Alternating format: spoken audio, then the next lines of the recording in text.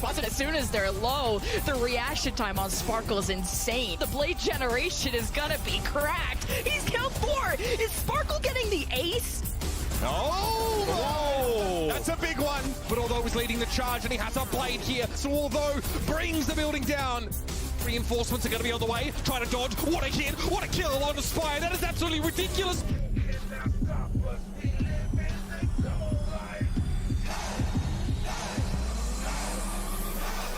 Blade for proper, nice deep lane. Look at him go! Like 5 kills, just like that in a blink of an eye, quick team kill.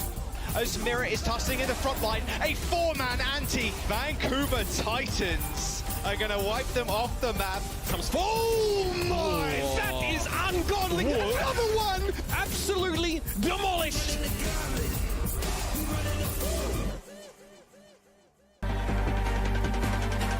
And we are back. Welcome back to the Summer Showdown, ladies and gentlemen. It's day 2, and I am back in the building, pucking alongside Custa and Reinforce. Gentlemen, ready to boop right into day 2 at the Summer Showdown. How we feeling, Custa? Oh, I'm ready for another day. Teams go home now, so everything's on the line. There's You're no ready more for teams to excuse. go home? Yeah, I'm ready for Send them Toronto to go home. home at their Yeah. own land. No, hopefully they win. Yeah, there's money on the line. There's some Overwatch League points that you need to get into the tournament at the end of the year. A whole lot to talk about here, but first, we got to open it up with a discussion of what went down on the other side of the planet last night, and that, of course, were our first 2 matches in our East region, with Guangzhou Charge looking to start their underdog story against the reigning Overwatch League champions, the Shanghai Dragons. Now, the Charge guys, they looked pretty solid during the qualifiers. Don't know if you could use that same word when you describe their play against the Dragons last night, because this was a one-sided affair. Jimmy! Yeah, Jimmy. Okay. No, I'll get to Jimmy in a moment. Yeah. But here's the thing: 4-2, the Guangzhou Charge. They've proven to be better than the rest, but not better than the Shanghai Dragons and the Seoul Dynasty. And that it was their problem in this match once again. They can play close to the Shanghai Dragons, but they really rely on just individual brilliance from Krong, Choice of One, or Jimmy to get them over the edge and get them some of these fight wins. But that's not a consistent strategy. And the Shanghai Dragons, on the back of Lip, who is just underappreciated at this point, which sounds ridiculous because he was the runner-up MVP last year, but he's so good, and we're just so used to talking about how good he is. You need to just sort of take a step back every now and then and really appreciate just what he does. This is the guy, right? This is the guy. Show me his face. He's just a different level. He's a 7'6" gaming warlord. I figured it. 250 pounds. I thought so. You would love Pure him. muscle. Yeah, pure muscle. He's absolutely incredible, and he really put the Guangzhou Charge on the back foot in this match. So the Charge just couldn't live up to the hype. We went over to Circuit Royale.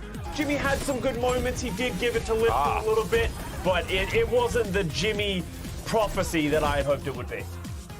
Custer, when you're looking at the Shanghai Dragon squad, who's the scariest? Is it Lip? Is it Who Are You? We've got highlights from Void on Junker Queen as well. It looked like everyone took turns popping off in this series. And we don't even have the 2020 MVP playing for this roster right now in Flutter as well. Honestly, that is the Dragons' scariest part. They have some of the best players in every single role, but if I was choosing the player to be afraid of, as I said, it has to be Lip. His flexibility, not just on the hit scan, his ability to play the Sombra, to play the Tracer, he is consistently putting up these top level performances. Yes, the Dragons have struggled so far this year. Lip has not. And if we look at Guangzhou Charge, of course, they're not done. This is double elimination on the East, just like it is here in the West. So what do we expect from our Blue squad? Can they rally? If so, tell me the story. It's Philadelphia Fusion. You never know what to expect. I'm sure Johnny will tell us about that one in just a second. But the Charge, theoretically, so far this stage, have been better than the Fusion. Okay. I would love for them to get this win because, as I said, Seoul and Shanghai might be on a different level, but they can absolutely beat Philadelphia Fusion, and I would love to see them get that success. I love living in a theoretical world. We'll see how it all plays out live in the East. Next up, we got to talk about Philadelphia Fusion, though, because this is a squad that Seoul Dynasty was matched up against. We knew how close they played against each other last week. Again, another 5-game set, Johnny. Another 5-game set between these two teams, and it was so entertaining, back and forth. Fusion, just when the fans counted them out, they gave them hope once more and disappointed. It's really, you love the Philadelphia Fusion. Amazing stuff here.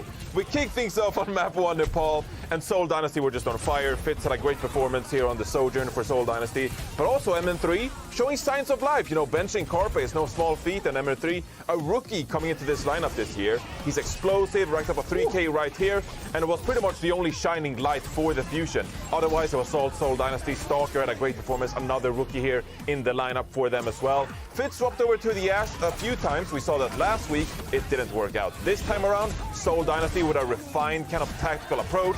The backline of Profit and Vindime did a great job supporting Fitz in that Ash role. And in many ways, the way Seoul Dynasty are approaching this game is a bit like Dallas Fuel. They like to take things slower. They like to be the one who uses that commanding shout second. And with this slow tactical approach, they're able to take down the Philadelphia Fusion, poke them down from afar. And before Fusion can even get there, well, they're already dead. Stalker here finding another first pick.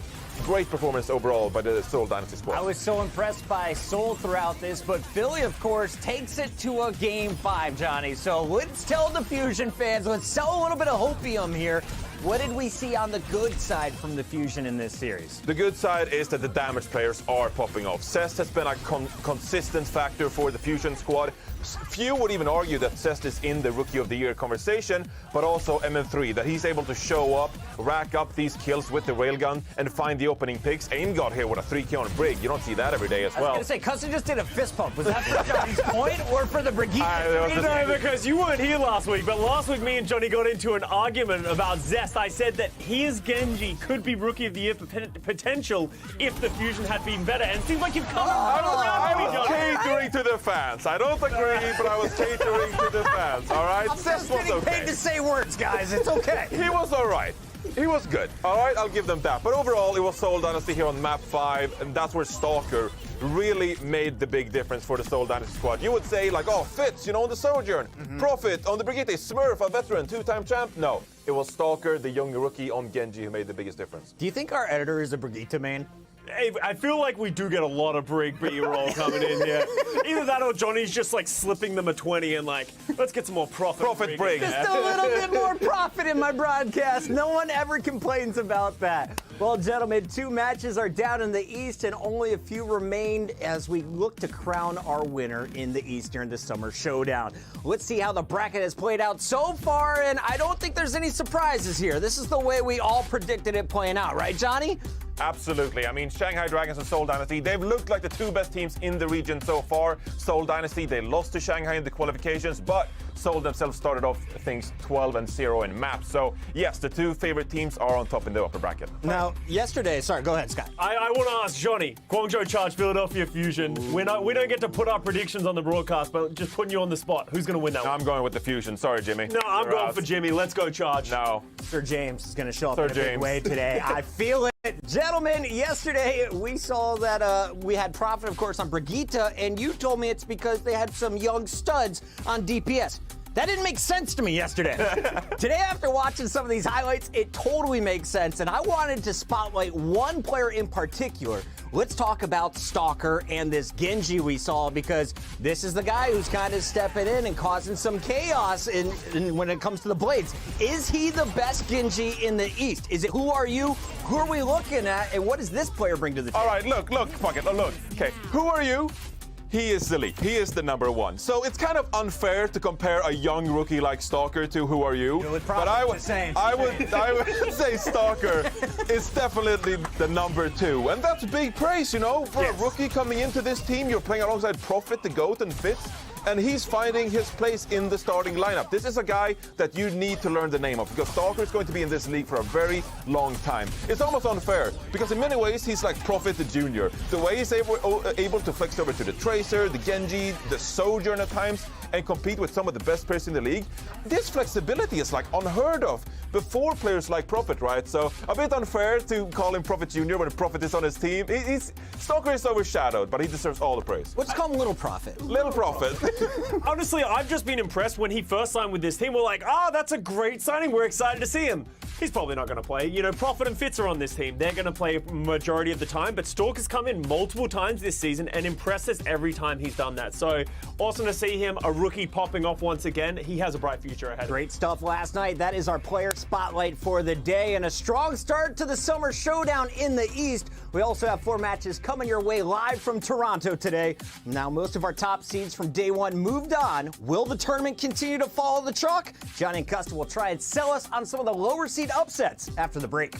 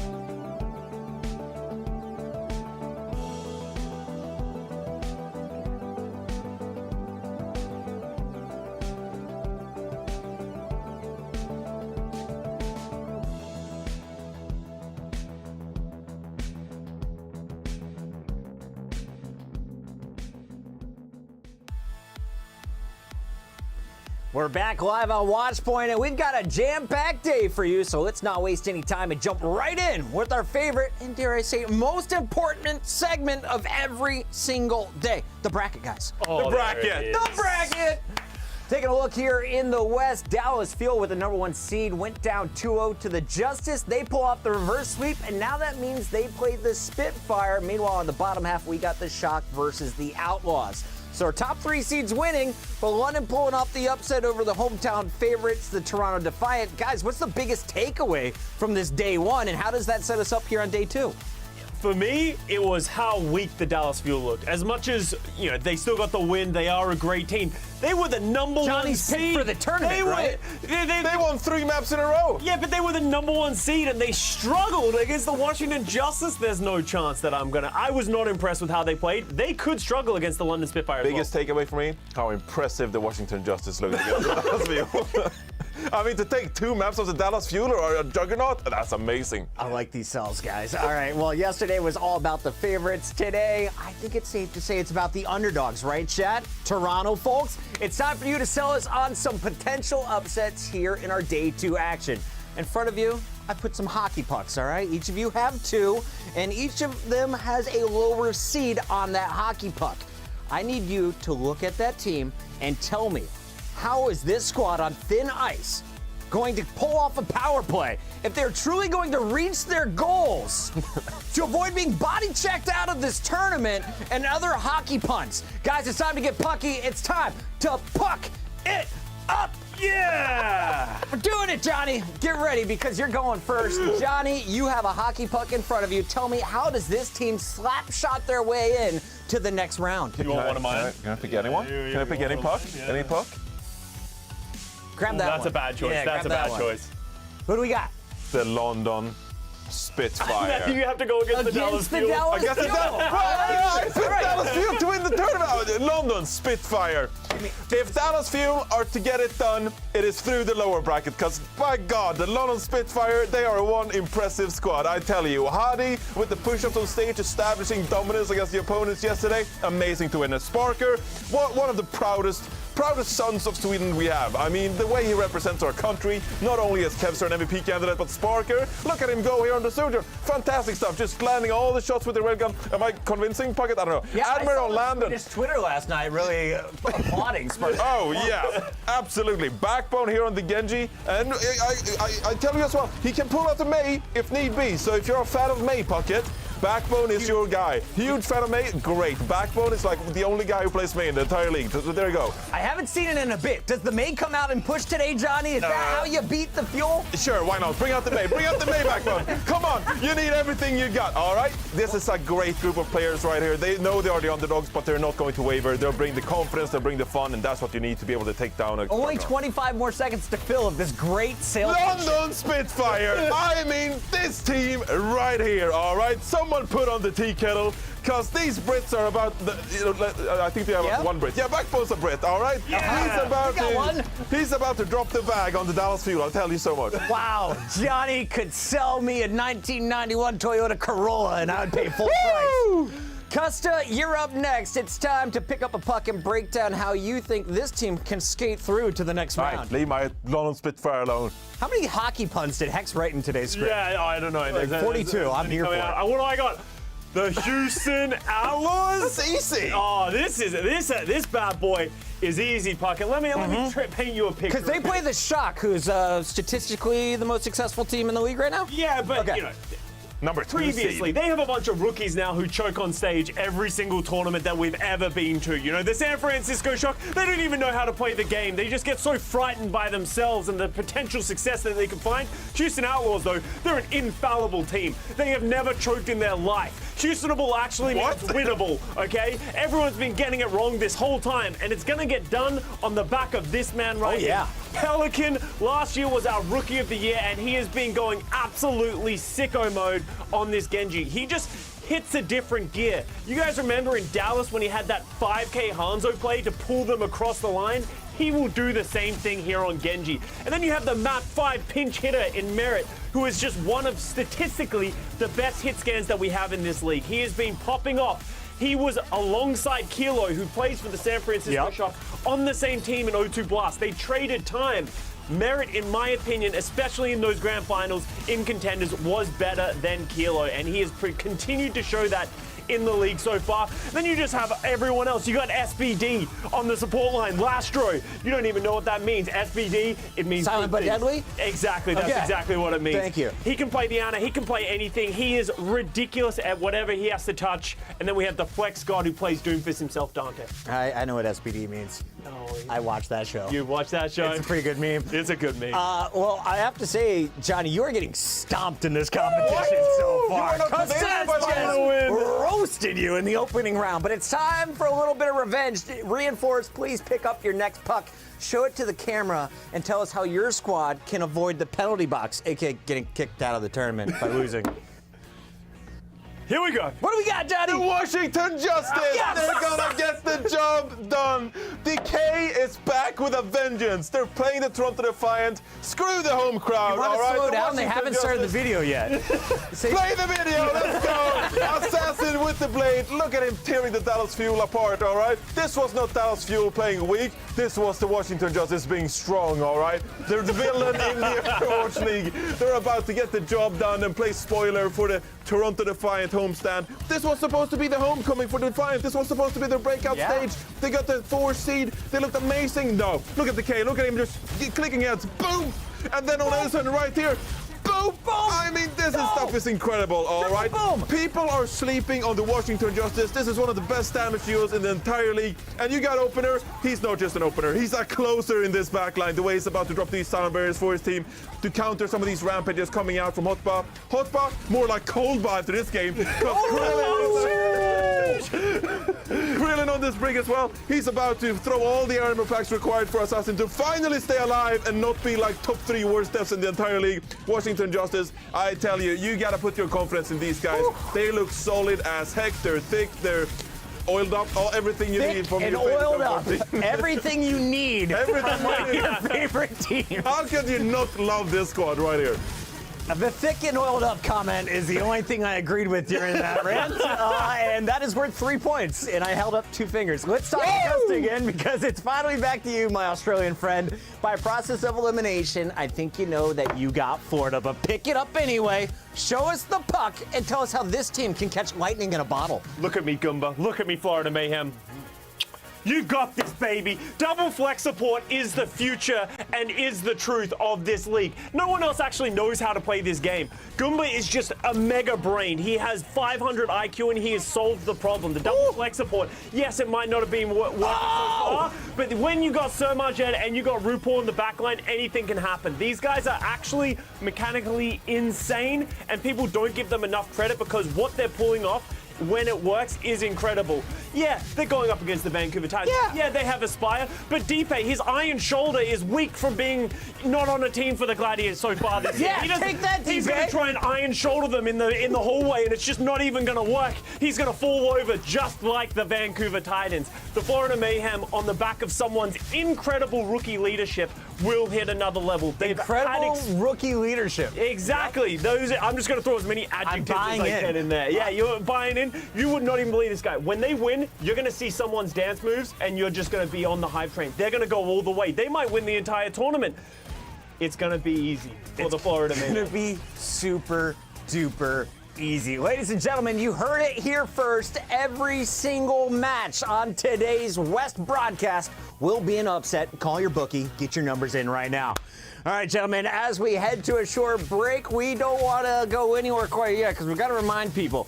We got a big matchup coming up here to kick off the day. London Spitfire versus Dallas Fuel. It's the first battle live in Toronto. We'll talk about it when we come back.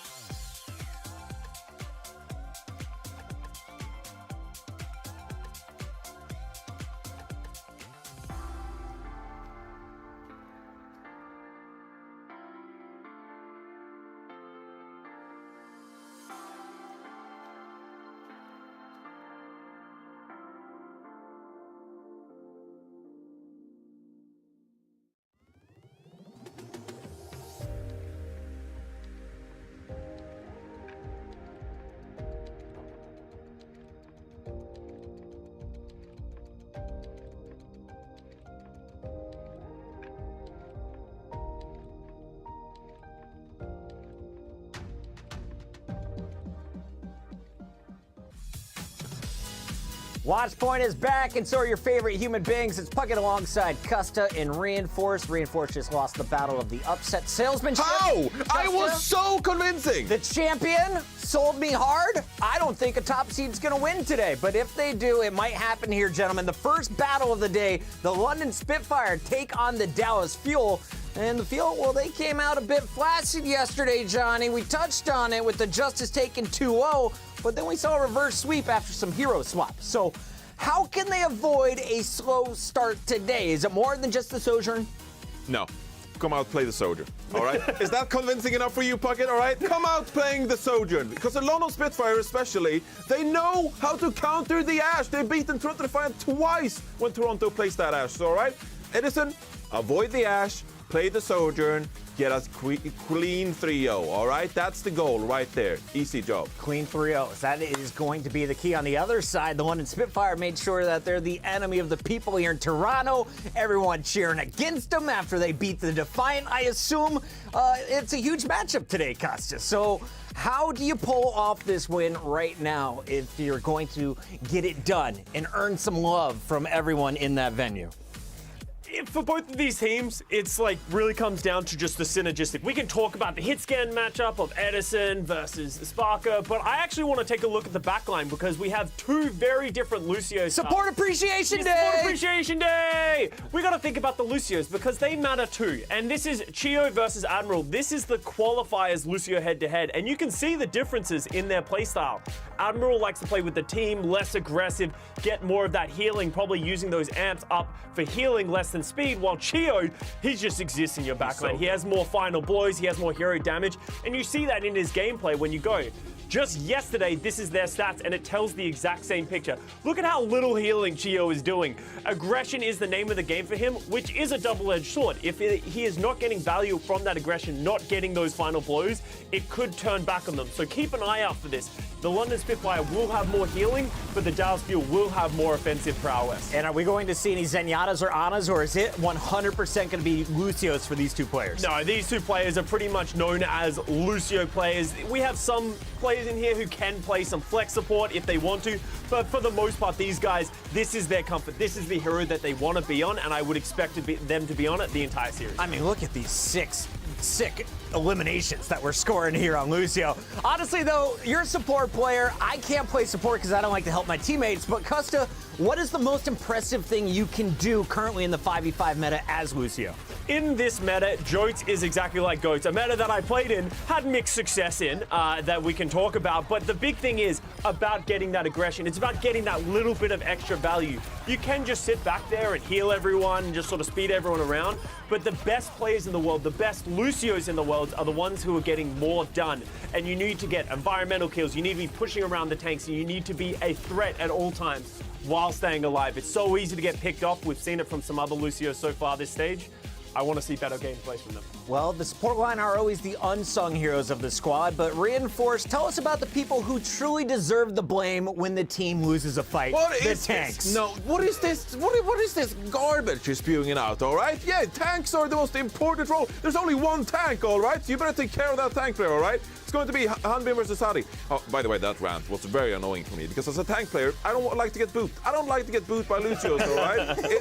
It's one thing to avoid if you're a tank player, but comparing these two tank players today, you got Hanbin, the best junker queen in the league. I'm just going to claim that, all right? Hanbin is the best junker queen. I'm not arguing with it. You can see yourself, the offensive stats, hero damage, final blows. He's on top over Hadi, but Hadi, he gets more use out of that Rampage, and Rampage is the best ultimate in the game right now. If you have a team that follows up on your Rampages, that's going to be a massive boon for your team. So I really do think that when these two players go head-to-head, yeah, Unbin, he might, swing some axes and, hit some daggers and, pull some players. Oh, that looks cool and all. But Hadi, he has the potential to really take a lap around Hanbin here. The way he synergizes with his team, the way he uses these Rampages, that's going to be a huge difference maker here. So if Hadi can come out with his team and he can get amped up, and I'm not talking about some Lucio speedrunners or anything, I'm talking about push-ups live on stage, that's going to get his team rallied, that's going to help them synergize with his ultimate usage, and that's going to be a big difference maker for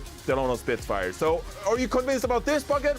I like Hanbin, right? I'm liking these clips. You gotta like Hadi, look at come this on! freak! Hottie the Body, ready to take the stage once again. Silence the folks in Toronto or make them cheer. They're neutral in this fight. That's mental warfare right there. You look across the stage and the other tank player is doing push-ups, you're going to get self-conscious. You're like, should I do push-ups? Do I need to be doing more? You need to do some You just push-ups. got to get in. Oh, come on. Gentlemen, I get it. You're losing the Takes argument. this, supports that, blah, blah, blah. Important matchups, but I got the real showdown we all need to look at. That, of course, is Sparkle versus Sparker. Let's take a look at this battle of the DPS, because when you compare these two, Whoa! the Ombre versus Nombre, man. Sparker versus Sparkle. We got a noun versus a verb. One of them has an E. Which one? Well, you can see it for yourself. 6 letters to 5, 2 numbers to 0. When it all comes down to the anagram, though, who do we give the edge to, Custa? Care Pliz, I don't think is a good one. It just doesn't really make sense. RK Raps is definitely. Raps. Sparker has the edge on this one. Honestly, I just love Sparker on the stage. His interview yesterday with Danny was so cute. He is ready to go up against the Fuel, and they are going to need him on this Spitfire. All jokes aside, gentlemen, we have some fantastic matches, and it's time to reveal our picks for today's match. Let's show it to the people. We're all going the same way, right? No surprises here, huh? All burning blue. We're shocking it up, and is that a Mayhem pick for Whoa, you? we're going with Washington? We all went with Washington? Oh, no. I don't know if you can see my pick on the left. Toronto, I got your back in this 6. Let's shut them up and make some noise as we celebrate. Ladies and gentlemen, that is the picks from our experts. Get your picks in right now. That's going to do it for Watchpoint. We got London, we got Dallas, all live from Toronto, and it's coming up here live on the Overwatch League. We'll be right back. You got this, Toronto. I'm running the gauntlet.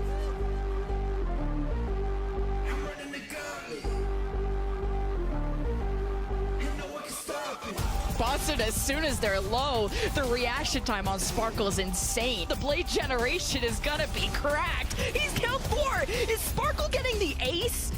Oh! That's a big one. But although he's leading the charge and he has a blade here, so although brings the building down, reinforcements are going to be on the way. Trying to dodge. What a hit! What a kill on the Spire! That is absolutely ridiculous.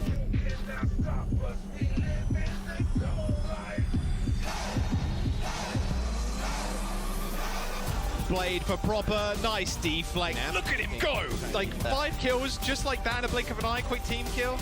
As Mirror is tossing in the front line, a 4-man anti. Vancouver Titans are gonna wipe them off the map. Comes full. Oh my! That is ungodly. Another one, absolutely demolished.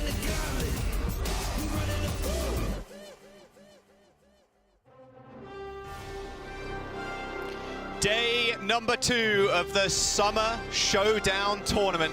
Rose, we're live in Toronto. Day number 1 was a banger. Maybe not for the hometown audience of Toronto. London took them down on their stage. We'll see if Toronto can fare a little bit better today. But game number 1, London Spitfire and the Dallas Fuel. It's going to be a good time. There's been a lot of close games already. Honestly, all of today's matches look so good on paper, and I cannot wait to see how the action plays out, especially because kicking off today, it's the Battle of the Blue here. Yeah. It's going to be great. Yeah, London Spitfire and the Dallas Fuel are taken to the stage first up. I just honestly can't believe we're in a position where we're doing a landing. It feels so nice. And we're in day number 2 already. This is going to go in the blink of an eye. I almost guarantee it. It's going to suck. I'm going to be real. But obviously, Grand Finals is also going to be pretty damn hype. So make sure you look forward to that. And the teams are fighting for a position there too. You want to come first. You want to get as many league points as possible. 2 teams and, well, 1 team, the Dallas Fuel, have proven their excellence in this meta. The London Spitfire, though, looking to take them down. I mean, I'm actually really surprised that Danny didn't predict the London Spitfire here. Where is your allegiance, Danny? What? No, well, no. I'll give you a little insight. In the green room a little bit earlier on, Danny did say he'd shave his head if London won. So. Okay, so he really doesn't want to predict London to win because he doesn't want to shave his head. Exactly. That's why he's on the Fuel side. A little bit of bias there, maybe. Maybe a little bit. Doesn't really want to lose all of his hair. Maybe Shaddy can actually do it if he wins. Well, yeah, he's got to Given get the chatty haircut. Exactly. Maybe some Yeah. press-ups on the stage and a little bit of a haircut. Yeah. I mean, look, London yesterday beat Toronto Defiant. Was it the push-ups? Not sure. They beat them on the home stage, which is kind of insane. They just weren't phased by all the boos, and obviously it is kind of nice. Chatty just brushed it off his shoulder like any good player did. Sparker actually did a good interview at the end there. A little bit nervous, but you know, playing on stage against and winning against a team that has a lot of fans in the audience. It's It's quite not scary. even that though, too. Toronto Defiant came into this tournament as one of the favorites as well because of Yeah. their performance that they put on in the qualifiers leading up to the Summer Showdown. So I think that was definitely something that London, you know, like they had a big battle yesterday, but they have an even bigger battle today. Oh yes, they do. I think it's about time we bring London onto the stage, so give a big round of applause to the London Spitfire.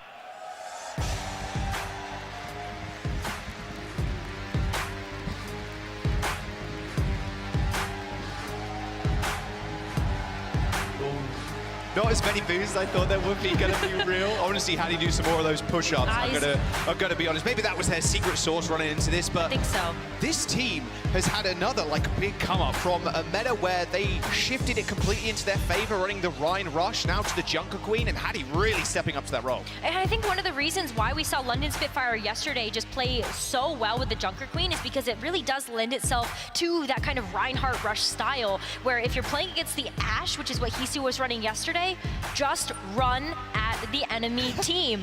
They're so good at pressing the W key. Yeah, pretty good. They're pretty good, damn good at that. We saw some Lucio stats earlier on too. Yep. The Chio versus Admiral head-to-head is going to be pretty damn interesting, that is for sure. Spark has also been pretty cracked on the Sojourn. Yeah, he has, absolutely. I think that when you look at how Dallas Fuel has been playing the game, they played a lot of the Ashe so far, but yesterday they did switch over to the Sojourn. But when you look at the Sojourn head-to-head between Sparker and Edison, that's where things get really tricky because Sparker does lead in almost every single stat. Actually, I lied, it's every single stat. Sparker's just ahead by a lot. Well, Dallas Fuel are going to make sure they remain ahead. Remember, they were undefeated coming into the tournament from the qualifiers, beating the San Francisco Shock, giving them their first loss of the year. Let's bring out Dallas onto the stage. Please give a warm welcome to the Dallas Fuel.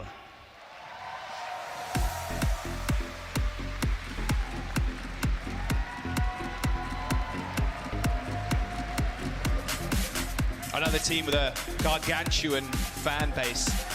A lot of people have been following these players since their time back in Korean contenders. Like, it was only a matter of time before Edison stepped up to the league, and it's been good to see him perform.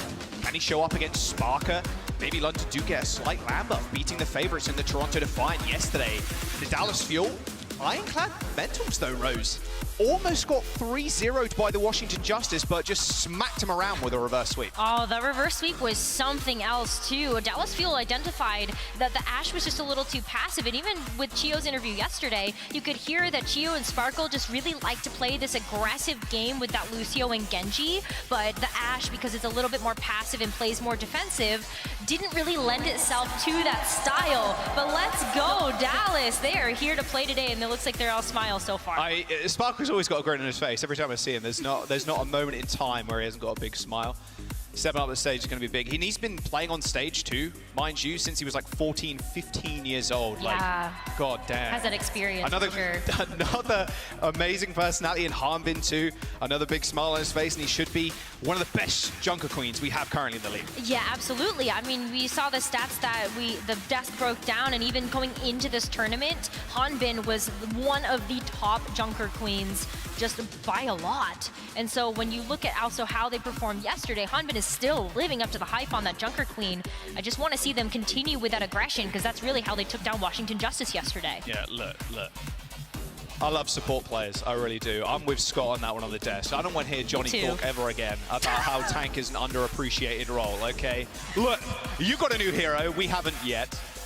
Hey, so support's just like, that's such a thankless role too. Yes, you know? it is, Johnny. Yeah, Thank Johnny. you.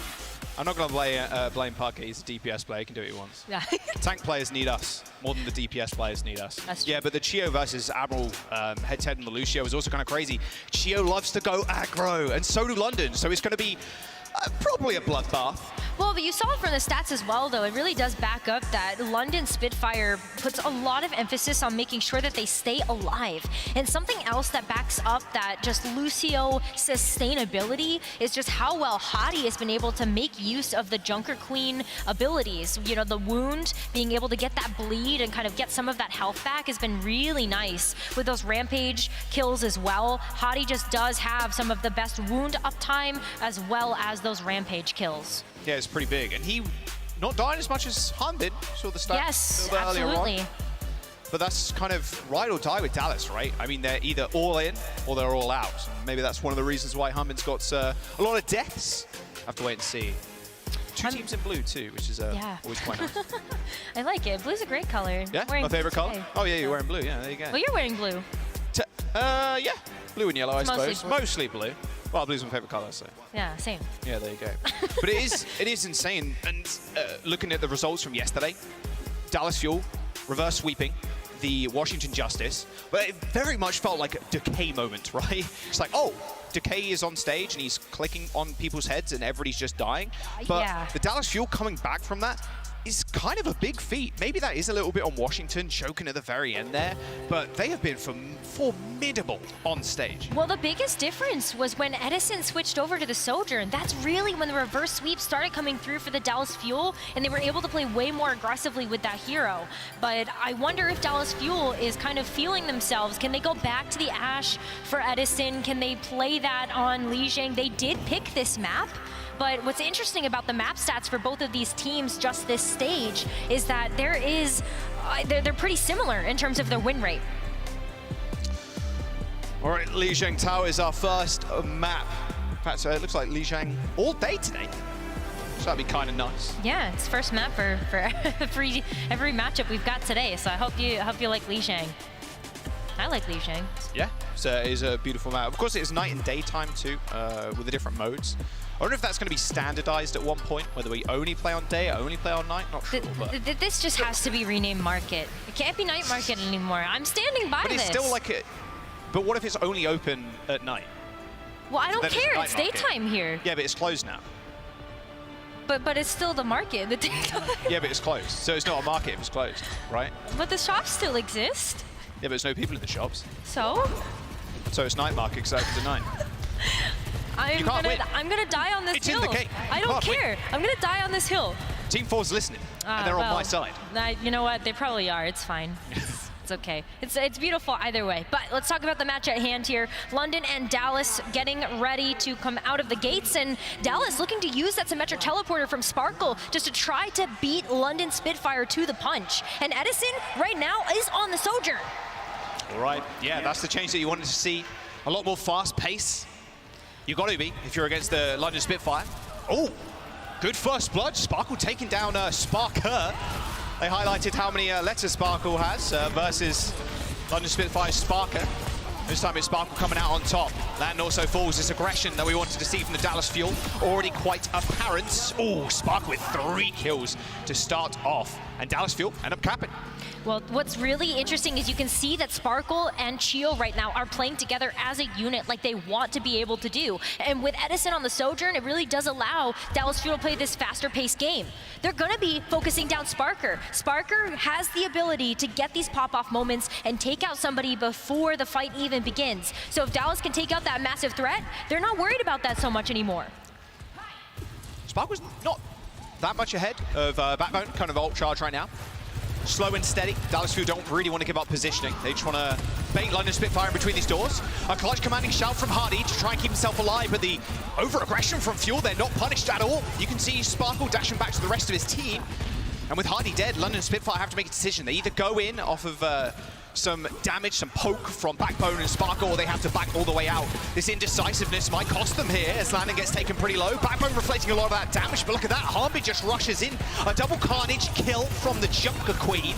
The Dallas Fuel do end up losing Sparkle, but look how he jumps back into the fight, instantly taken care of. as the Dallas Fuel just continue to control the point. I mean, Sparkle is just getting so many resources from the Dallas Fuel. Not only is Chio there with that healing, but also that speed boost, but Fielder is also saving a lot of those armor packs for Sparkle specifically. And now, just like that, Sparkle does have the Dragon Blade online. But, you know, is Admiral going to use the beat for this? Can Dallas Fuel really force Admiral? Can they just go in with it first? Backbone there. Early blade from Backbone, match the beat. And a rally from Fielder. There's a lot of overhealth, so London Spitfire have to back off. Sparkle almost gets taken down. There's the blade from Sparkle as Backbone gets eliminated. The beat did come out from the Spitfire, but it only hit 4. And Sparkle just waits that overhealth out and dives back in to get some additional damage. A nice little commanding shout to push the rest of the Dallas Fuel out. They want to make this last fight as Edison takes care of Admiral. He's going pretty low in the 1v1 versus Sparker, and he comes up the better. But it is a trade. Oh, and they can't touch! Oh, Backbone just caught on the lip of that window. He couldn't actually get onto the point and trigger OT. I mean, Dallas Fuel claim round 1. They do claim round 1. I mean, even if Backbone had gotten there, Dallas had picked off so many members of London Spitfire that Backbone probably didn't have the sustainability in order to actually bring that overtime into a round flip. But they get to go again. Let's see if we see any changes here, but I'm not expecting too many. Addison feels really comfortable on the Sojourn right now, and Sparkle as well. That Symmetric Teleporter really did help to make sure that Dallas Fuel could get the positioning that they wanted to in that first round, despite the fact that London Spitfire made it to the point first. Dallas just gonna go ahead and rush in. Teleporter also allows Hanbin to save that commanding shout for when they want to actually start engaging in the fight. TP strat, yep, way quicker. Not going to take a fight in server room though. It looks like they want to hold around the outside. It's a little bit better, mind you, if you put yourself in the shoes of Edison. There's a very small doorway you have to go through, so the right clicks might be easier to land. So Backbone's already got in. He goes for the dash kill onto Edison. There's a commanding shout to sustain him, as well as Sparker. This time London are on top. The Dallas Fuel make an executive decision to back out rather quickly.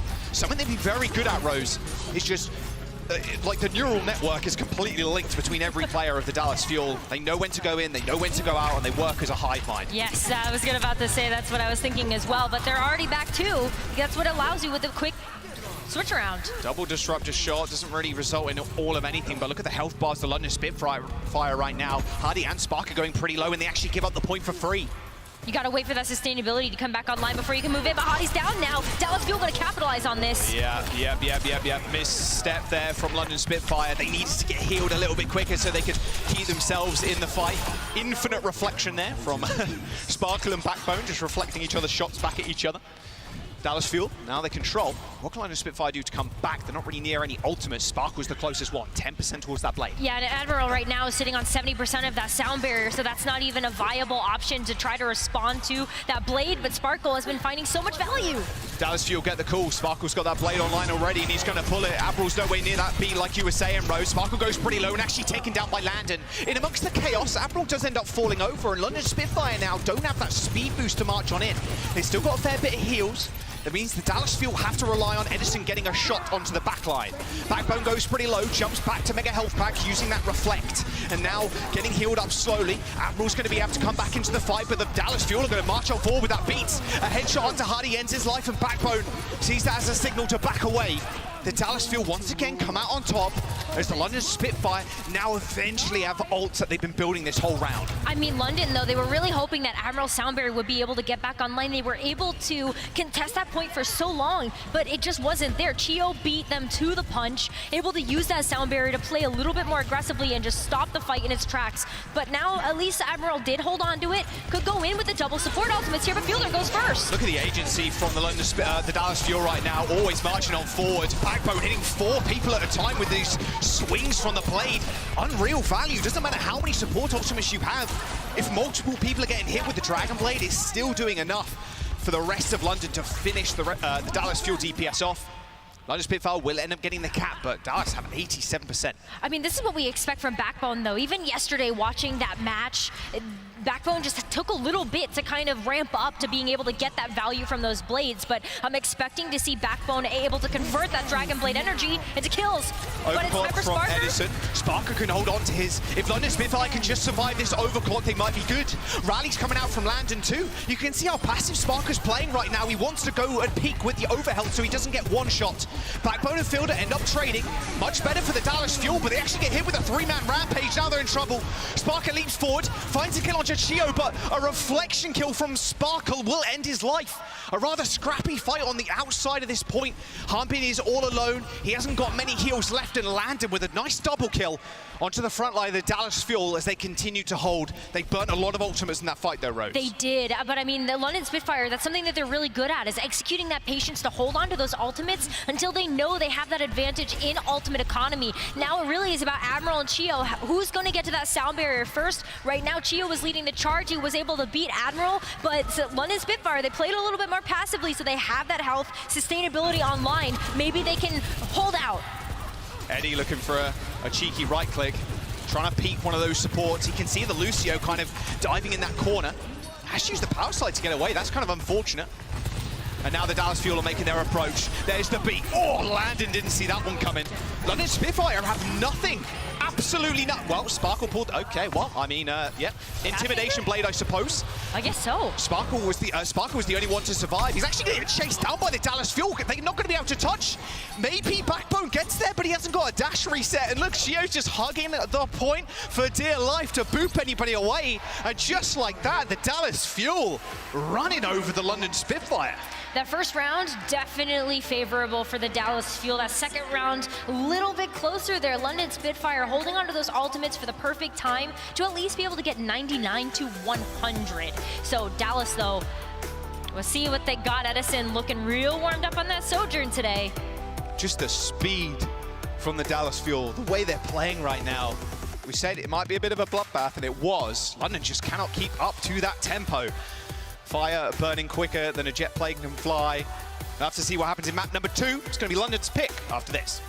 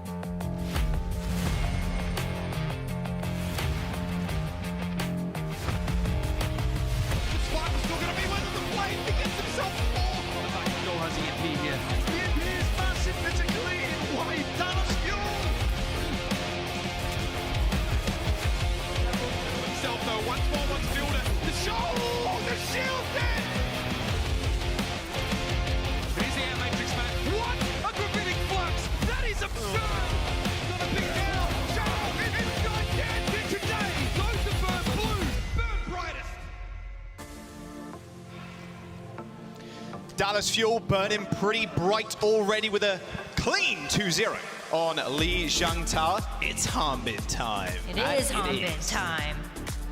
Pretty excited about how Hanbin has been playing too, because he's just been kind of tearing through the London Spitfire. Those rampages, they've been capitalized and followed up upon, and I think a lot of that has to do with how Sparkle has really been playing on the Genji just to follow up on those low rampage targets. Yeah, I mean, just the speed at which Hanbin is playing is kind of crazy. And that's what you want, right? You want to throw, I mean, Spitfire in this case, but the enemy team off kilter. You just want to play at your own kind of tempo. That's one of the reasons why London did so well against the Toronto Defiant. They knew that the Toronto were playing a little bit more passively because Hisu loves to play the Ashe, a little bit more a slow comp compared to the Sojourn, and they were able to play at their own speed. Can they shift up now to the speed of the field? Well, I think that's something that London Spitfire is so good at, is identifying those weaknesses or maybe those kind of vulnerability points of their opponents. But unfortunately, the vulnerability point I would have expected to see in this match would have been the Sojourn versus Sojourn. But Edison has been performing really well, has a lot of that damage under control, but also the way that Sparkle and Chio are focusing down Sparker has made it a little bit more difficult for him to actually get the value that we want to see on that Sojourn. Okay, map number 2. Gone to hybrid. Paraíso. Yeah, Jaws! Let's go! Right, no way. I'm telling you, it's the British accent. Doesn't do me any favors. No, you're doing great. Or at least now. on pronunciation, anyway. All right, this was Spitfire's pick, but Dallas Fuel actually get their choice of where they want to start, either attack or defense. So Dallas Fuel will start on the defense, and that has a lot to do with London Spitfire's win percentage on this map. It's 100.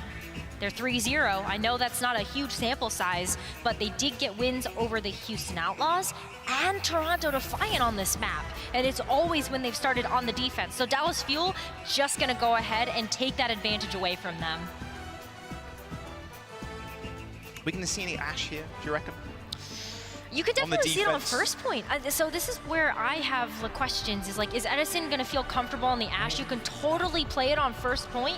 So I would kind of expect to see that. And a lot of why Ashe is so prominent on that first point is because you have all of these entryways that those dynamites, which Edison's gonna have, because he's on the Ashe right now on the defense, will be very valuable. He's gonna charge up that Bob so fast. You can even see, like, as we kind of fly through the map here, those choke points that London Spitfire will have to aggress through.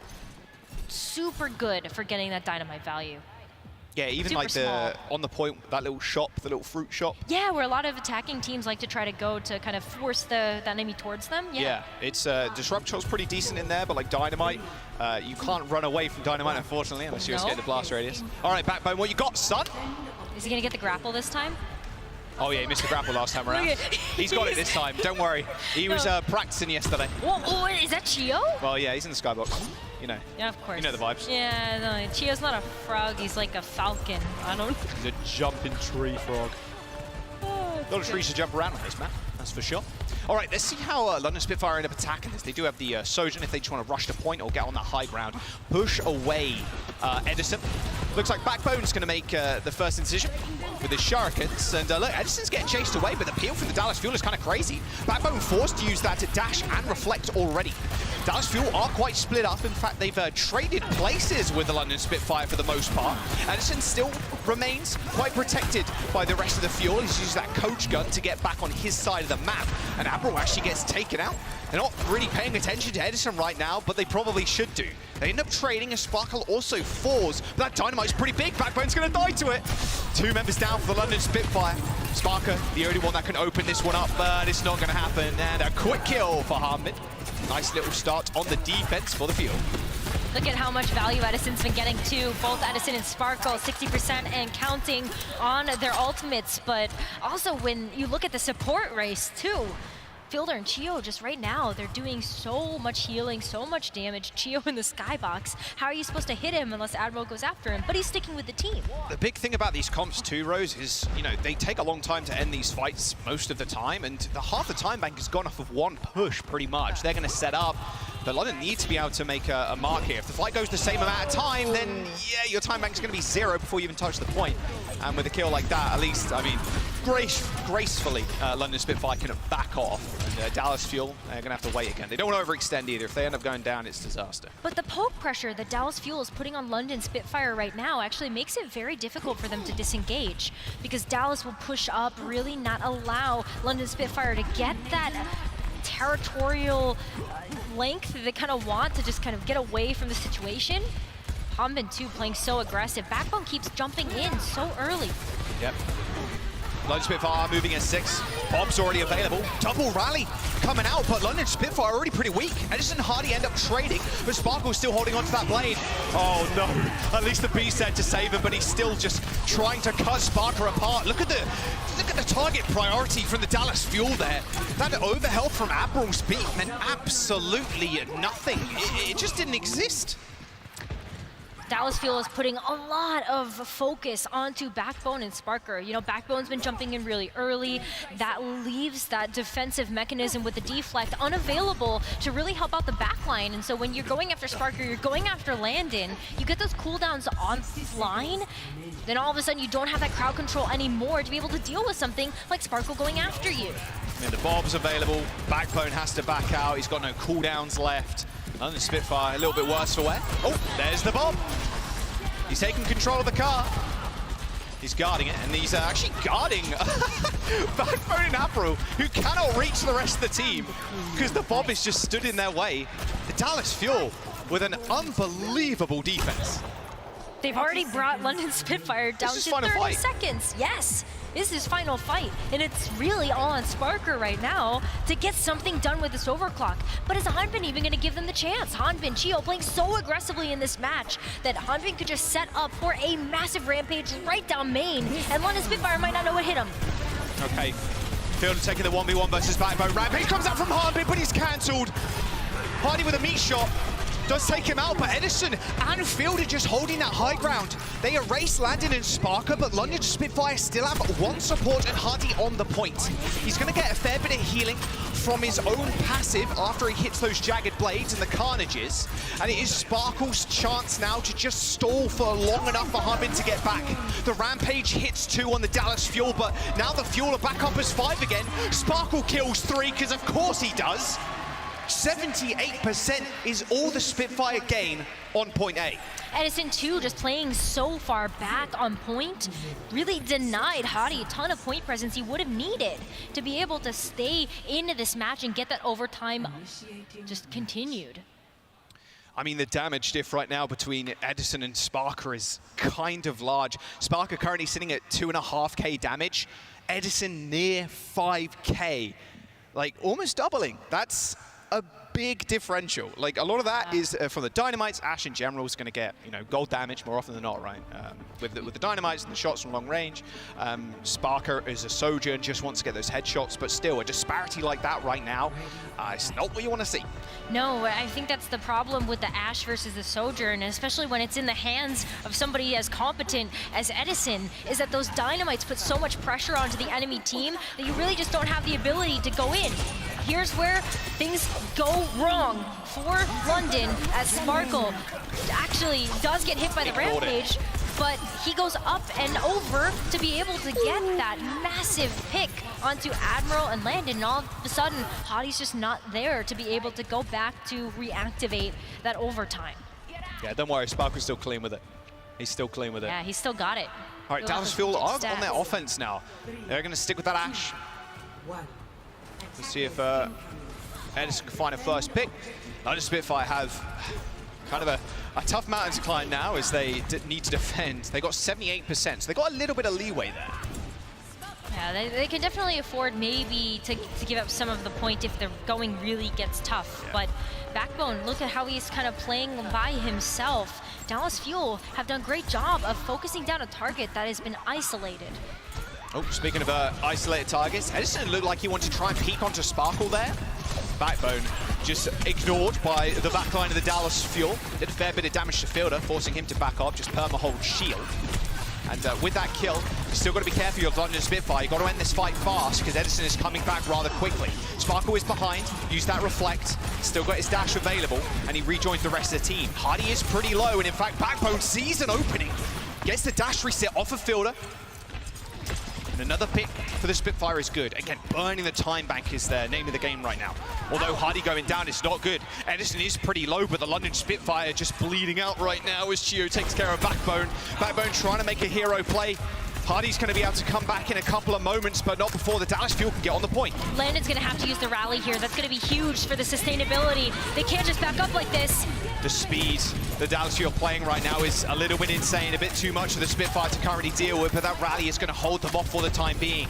No tick has been acquired by the Fuel yet, but they are holding on to that rally. They eventually use it, hoping Sparkle can get that blade to end this fight.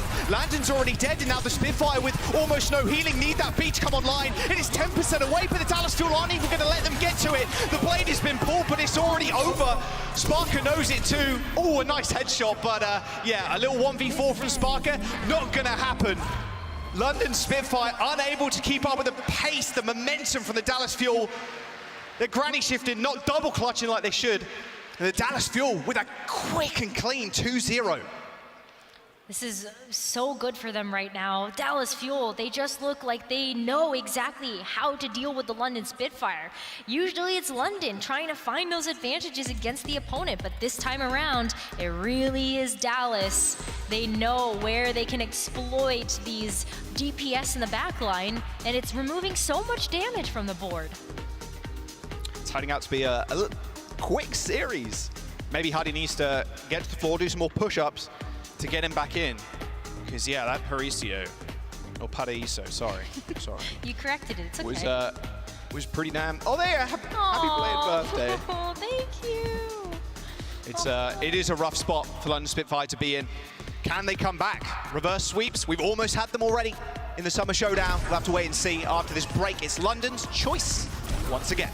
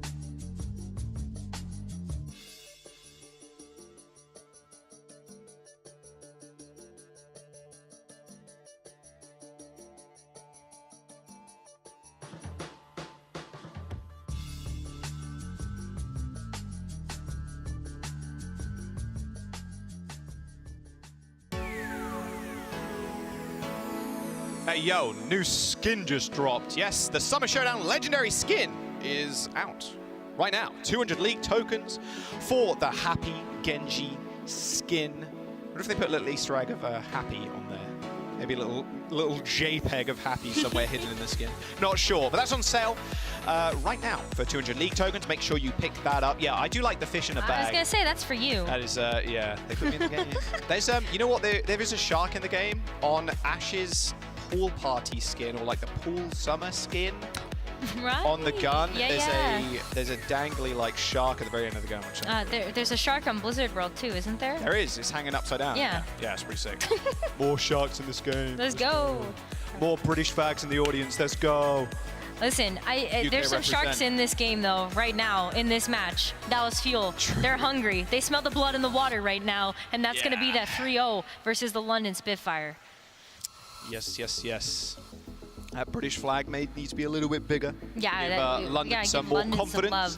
I mean, they are down 2-0, and it has been a couple of quick maps, but you know, you need that ironclad mental to be in with a chance to beat the Dallas Fuel right now.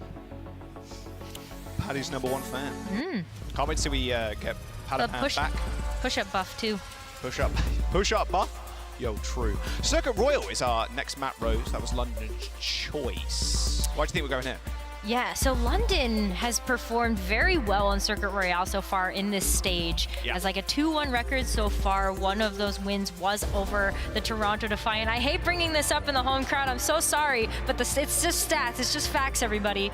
But yeah, Circuit, it's great hit scan map. Yeah. Sparker has found a lot of value, great picks, especially around the statue. When Sparker is able to get that high ground, you can see that he's able to, you know, get those really nice off angles and just make sure that he's getting the value. But Dallas, they have been denying that value, focusing down Sparker, sending Sparkle and Chio after that hit scan player, and just making sure he kind of can't play the game. It's been hard for him to get those overclocks online as quickly as he has been able to do in series previous. Not to mention, Dallas Fuel, this is where they started their reverse sweep yesterday over the Washington Justice.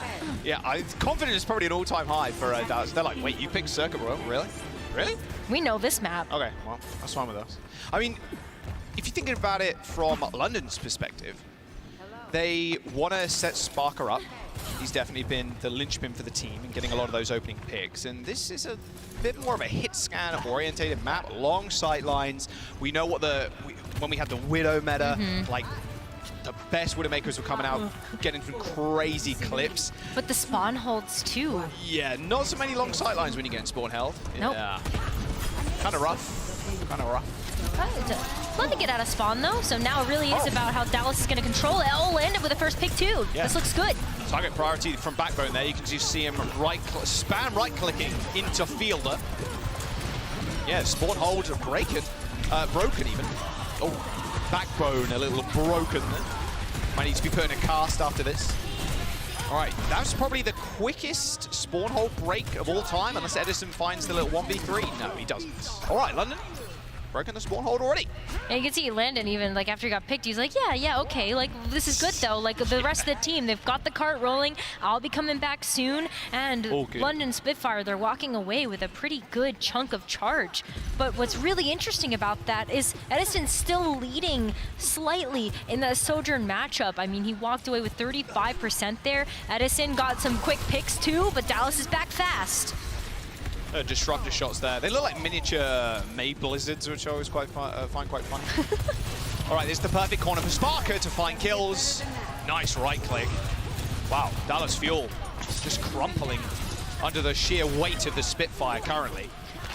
Well, this is the setup we wanted to see from London. They picked Circuit Royale so they could play to their strength of Sparker, being able to get those long sightlines, and he is absolutely delivering right now on this attack push. What a record pace right now to be able to capture that first point, and the aggression that London Spitfire is going with too. They're setting themselves up to be able to use this rally really early in these fights. Playing at their own tempo, another big pick onto Eddie. Dallas Fuel now down at DPS. You can see Backbone so close to the blade. London Spitfire can just hold all the way up to this point. Harbin's actually alone. Rally for the Dallas Fuel to try and get Harbin out of there. But that overhealth didn't build quick enough. Backbone is getting completely ignored by the Dallas Fuel. He's able to earn himself a free blade. Maybe the British flag in the audience helping them out just a little bit. Backbone with a nice double kill, okay. And look at the ultimates, they didn't need any of them to push up this hill. That's actually wild. Landon could hold on to that rally, and Fielder doesn't have it anymore. Okay, gotta watch this one more time because Backbone has been setting up some huge picks here for Sparker. Oh. You've got the deflect kill onto Edison, and then you're able to go after isolated kills like Hanbin. All right, there's the blade. London Spitfire trying to set a record right now. Sparker went up, died to Backbone's blade, and the Spitfire still have ults. I mean, you don't really want to use them as the Dallas Fuel getting extinguished. 5 minutes and 15 seconds in the time bank for Circuit Royale. Chio went down so early, he only got 5% ult charge in that last fight. So he's really behind right now on building up to that sound barrier. Admiral already has it, but you don't even need it anymore as a response to Sparkle's blade because that got taken off of the board. So now London Spitfire, they can keep playing this aggressive game. They can go actually fight by the pool if they want to, using that sound barrier way more aggressively to set up Sparker this time for success. I don't know what happened. He looked like he got body blocked there, but Sparker does make it out alive, but maybe not for long. Edison with a right click onto Hardy. Hardy's good rampage, but put him in a vulnerable position so Edison can take him out. Two members of the Fuel were anti, but they're healed up after Fielder and Chio just spam a couple of health packs. And now the Dallas Fuel regaining control of the map. The payload has been pushed a fair amount though, Rose.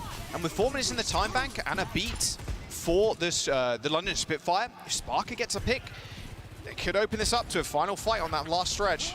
Really could. I mean, this point is very difficult to complete. But when you've got something like the beat, maybe you can get in and break this stronghold that Dallas will have right now. Nice disengage from the London Spitfire. That rally was used by the Fuel to try and conquer, but London just take it in their stride. Harbin's in a good position, Rose. He can use that rampage when they come through the doors. Look, he's trying to line up for it now. He spots a lot of people in their sights, and a whip shot has already been used. If Admiral is patient, maybe he can get a boot. Carnage kill, Carnage hit, in fact. Hits a couple of people, a nice little boot, but he still manages to get Landon and Hardy.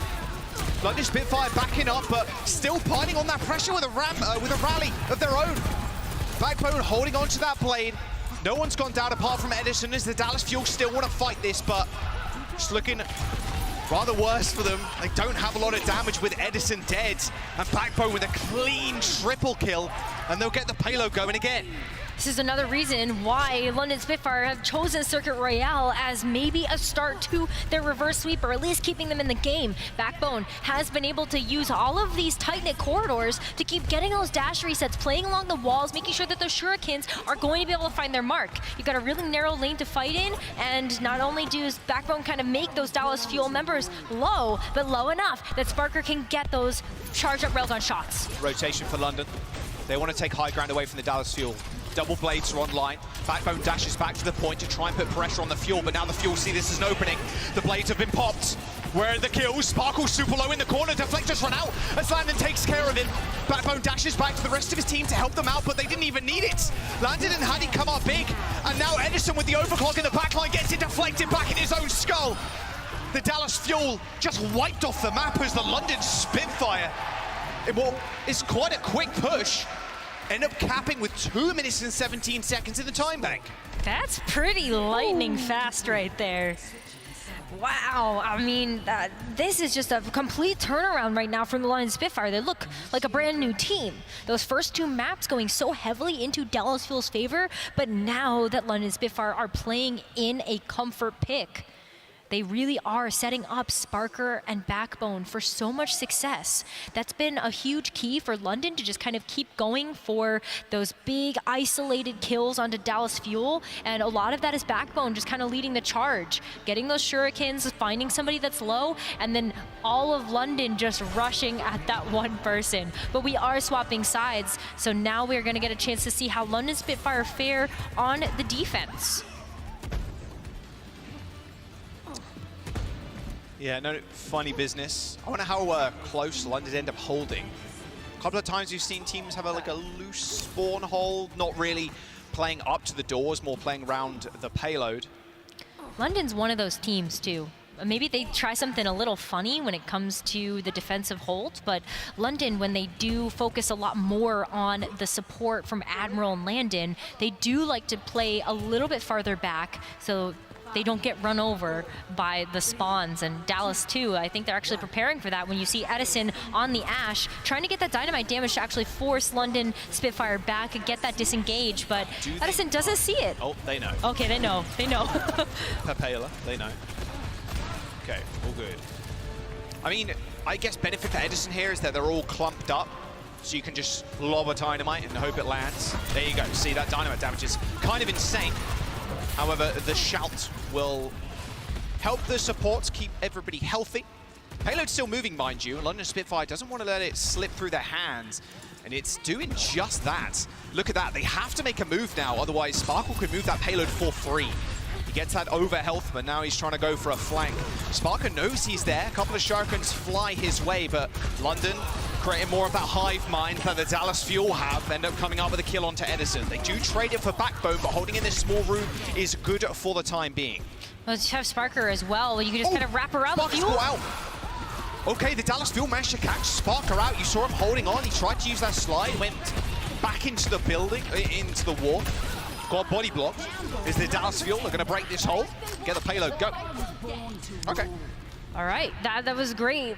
Just map understanding and awareness from Dallas Fuel. They recognized how London Spitfire wanted to play this game. They denied that high ground advantage that London had held onto for a while, and then Edison was able to find way more value with the Ashe. You're not having to shoot upwards into the staircase or on top or play skeet shooting there with your dynamites either. So way more value. So Edison and Sparkle, they're still going to be trying to find these picks. Ooh. Edison almost clears up Paddy there. His dynamite's going to be pretty big. Everybody holding this corner from the London Spitfire. This Bob could be quite influential too. There's another dynamite. Hits what, like 3 or 4 people there?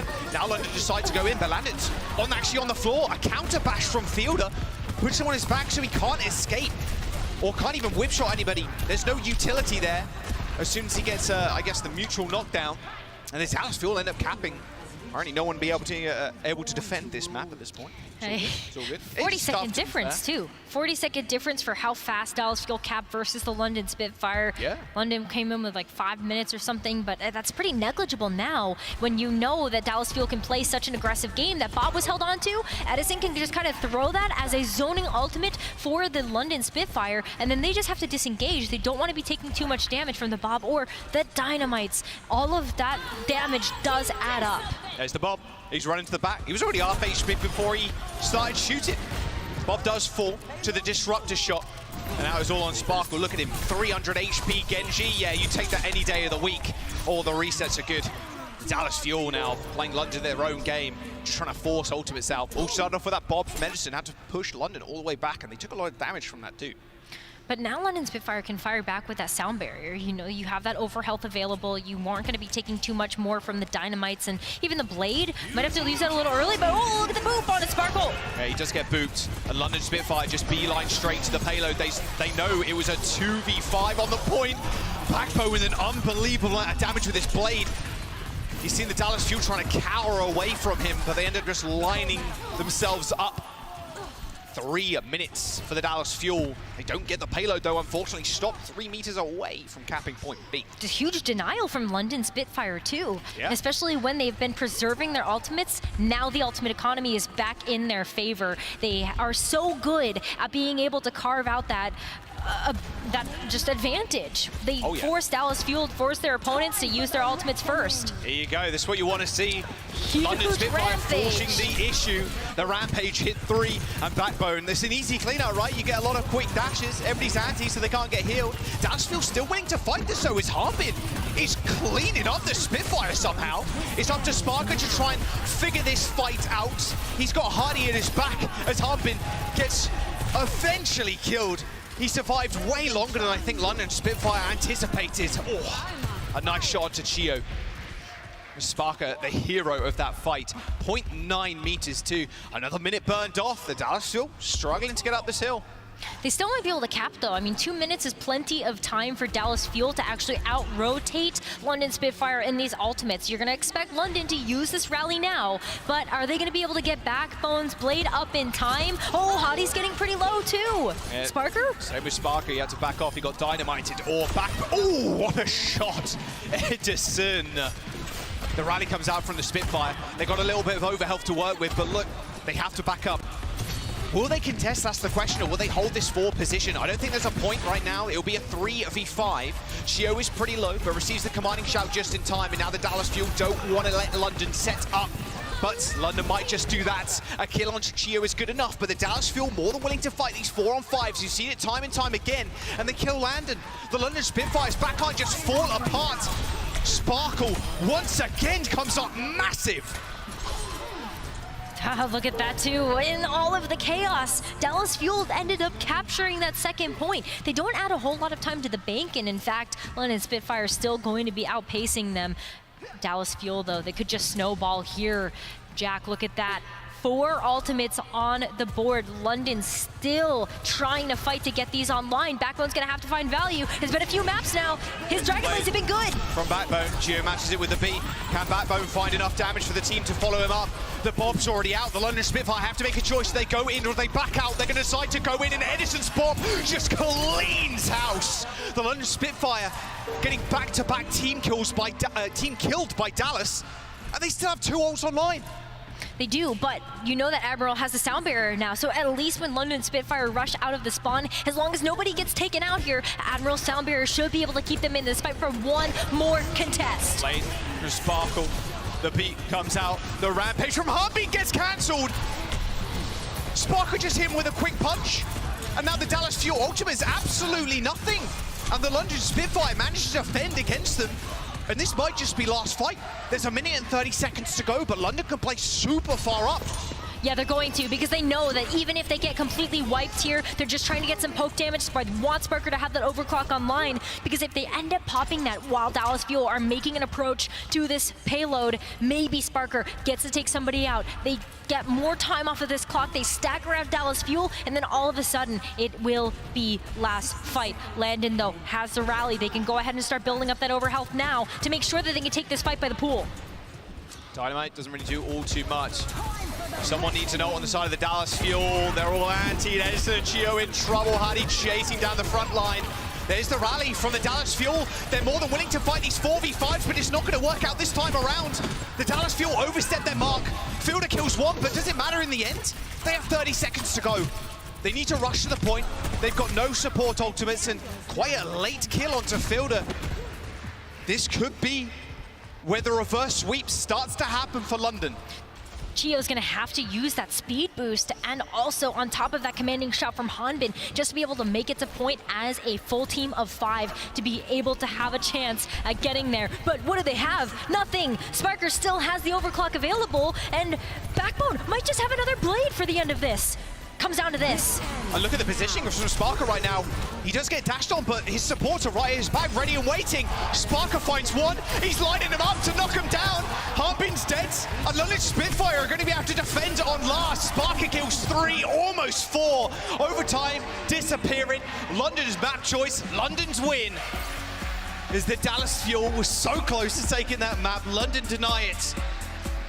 Reverse sweep on the cards. Maybe. London aren't out of this yet. Hey, it was a start to a reverse sweep for Dallas Fuel yesterday when they were able to get a win on circuit, but this time it's going the way of the Spitfire. So maybe that's a good omen to get us to at least a map number 5. Maybe they're getting in Dallas Fuel's head a little bit. Remember, Dallas came into this tournament from the qualifiers undefeated. Can they keep that streak alive? They only need 1 more map.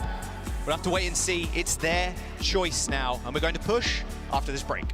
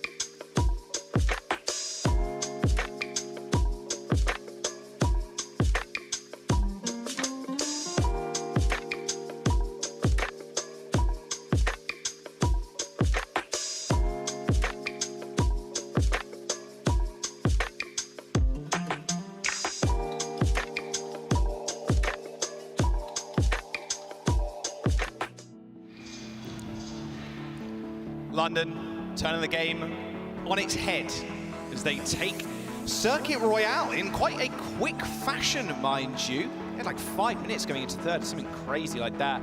I mean, the Fuel at the start of the series also kind of speed running, but you know, London Spitfire determined to hit those gold splits. You're 6-7, really? 6-7? Who? Seriously? Jeez, that is tall. Someone out of science says 6'7". I feel like Bob's that tall. Or maybe that's him. Maybe. I think so. I don't know. You Vancouver can Queen's cosplay really with Bob. That'd be kind of cool, little hat on.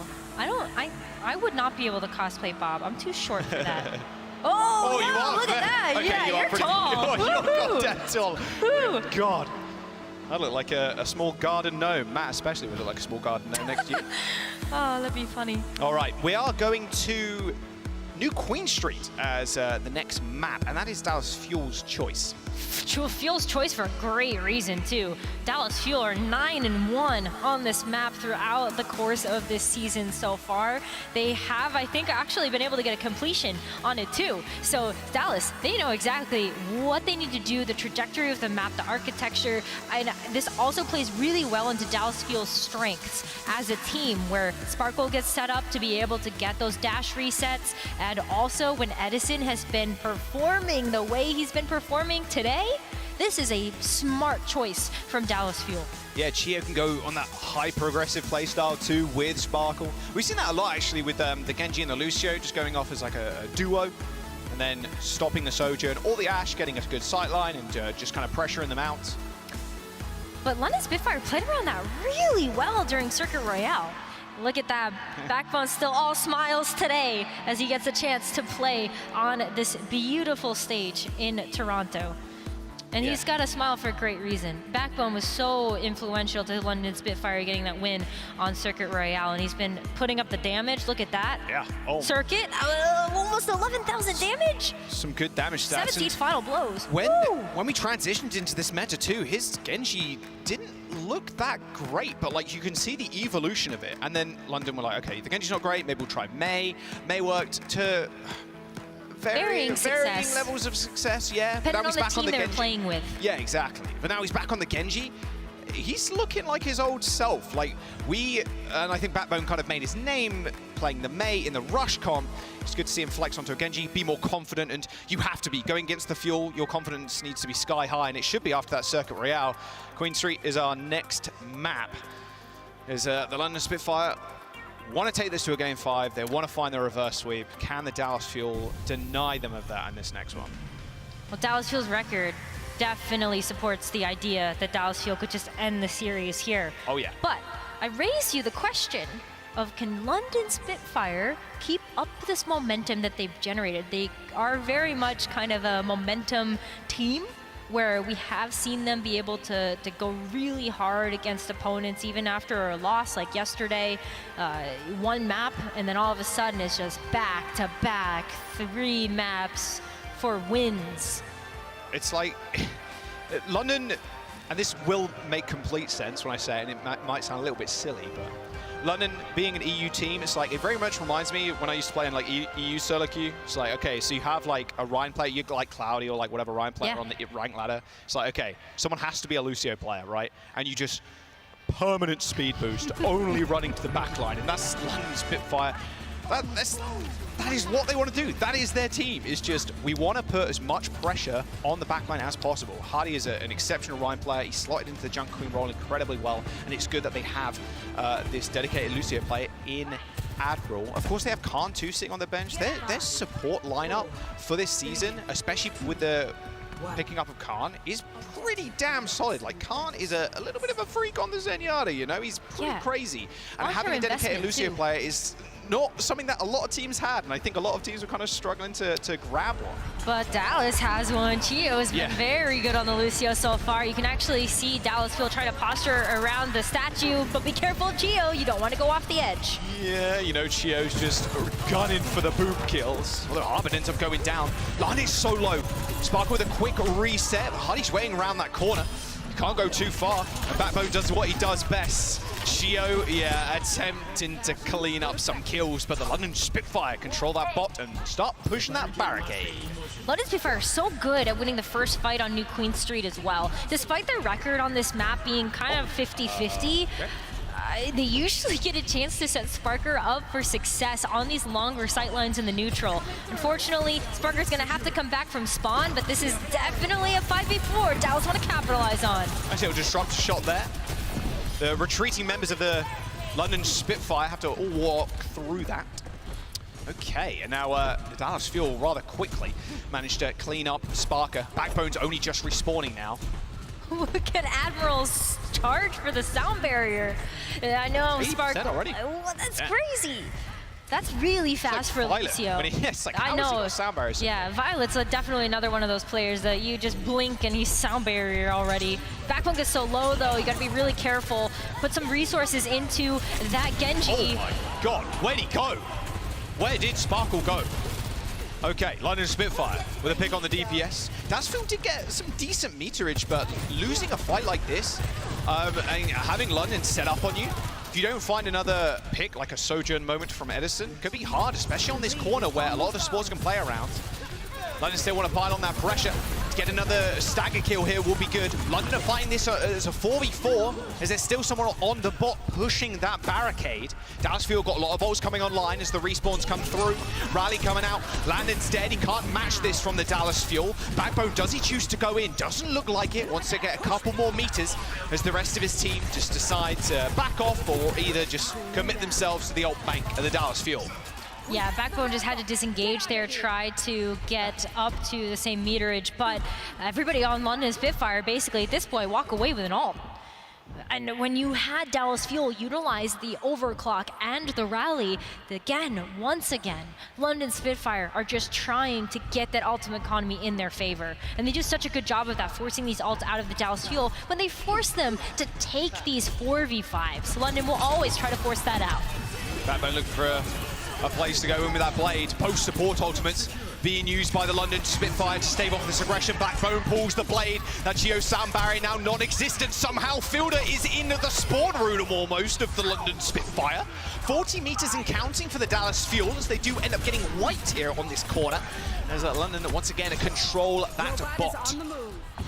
Bot's gonna move really quickly though as well. Look at London Spitfire just protecting that push bot. Sparker too, when this bot rounds the corner, can just go crazy with the overclock. He's even just gonna actually push up now because he's got such strong sightlines with these straightaways, but he's gonna start getting a little bit of space. Look at what Dasfield are trying to do. They're trying to split up the London Spitfire right now. An unbelievable rampage from Harbin hits both Landon and Sparker. They do end up trading as Dallas Fuel support line ends up going down and Harbin gets pulled away from the mega health pack on what was an amazing rampage from the Junker Queen on the Dallas Fuel side of things. The London Spitfire just ignore it completely, and Backbone does what he's the best, and this series has really been a testament to how much his Genji has improved. Absolutely, he just takes a little bit to warm up sometimes, you know, gotta get the confidence rolling, but just like that, London, they're gonna be able to match that meterage. Sparkle's super low. He has a dash, but no deflect.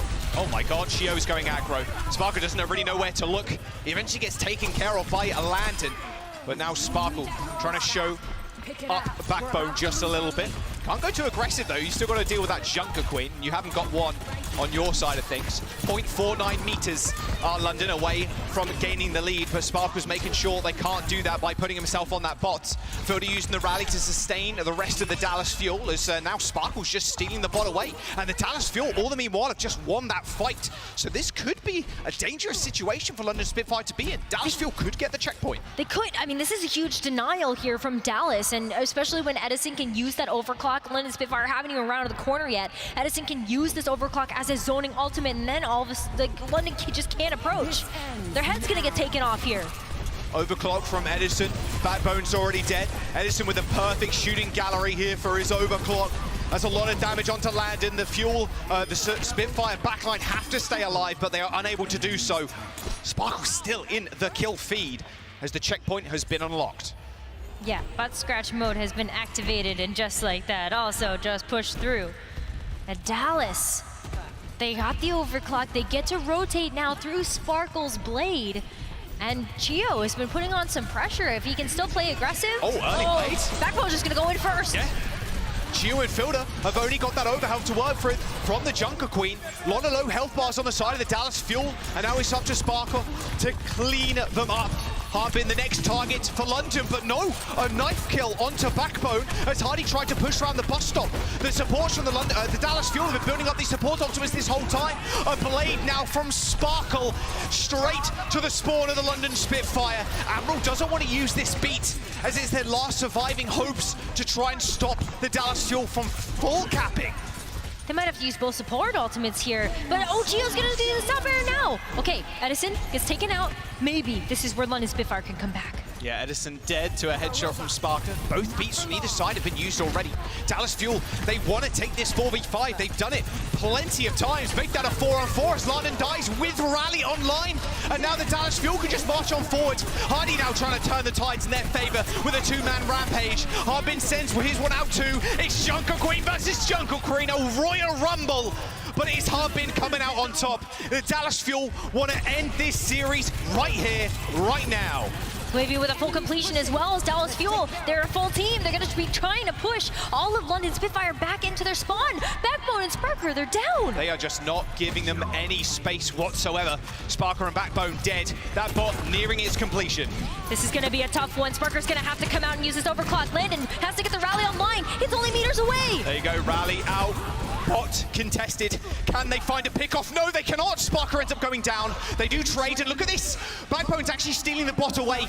Dallas Fuel overcommitting to the spawn doors, and they get wiped. But 121 meters with 2.5 minutes to go.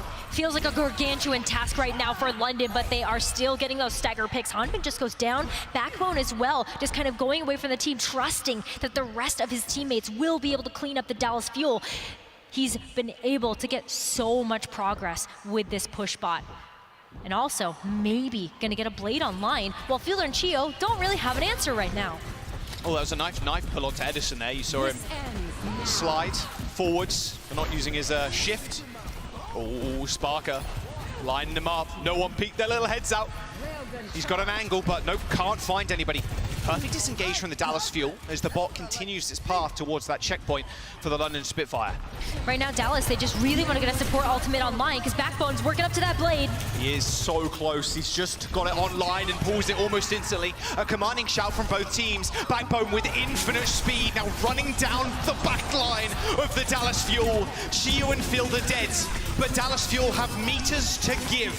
With 1 minute and 20 seconds to go, a gargantuan meterage bank, I don't know what to call it, 121 meters to 55 plus now. Double DPS ult for the Fuel as they come back. In fact, double DPS, full slate of ultimates. Yeah, that's just 5 ults right there. Dallas, though, they've got to come back strong. Look at how London Spitfire need to give them a little bit of space as that bot gets moving again. But they have to play perfectly here, Jaws. They can't drop anybody. Edison on his little perch. There's a perfect collat lining straight up for him. The damage is insane, but Edison steps too far forward. The London Spitfire all antied. Admiral comes out with a peep, but it's not enough. Sparkle just swinging away and takes care of the rest of the London Spitfire. Admiral and Spark are having to back up. There's 40 seconds to go. London want to keep themselves in this series. Nobody can get staggered here because that would be absolutely detrimental for the London Spitfire. They have to give up some space. They got to fight in the neutral, but that's where they play best. But with 30 seconds remaining, London, they have to be able to get some big value here. Rally from Fielder. A nice rampage from Hardy, but that overheld too much for them to choose through. 20 seconds to go. The bot is being contested by Admiral, but that's just about it. The Dallas Fuel just now need to wait 10 more seconds, and the series is theirs. Can anybody from London Spitfire get back in time?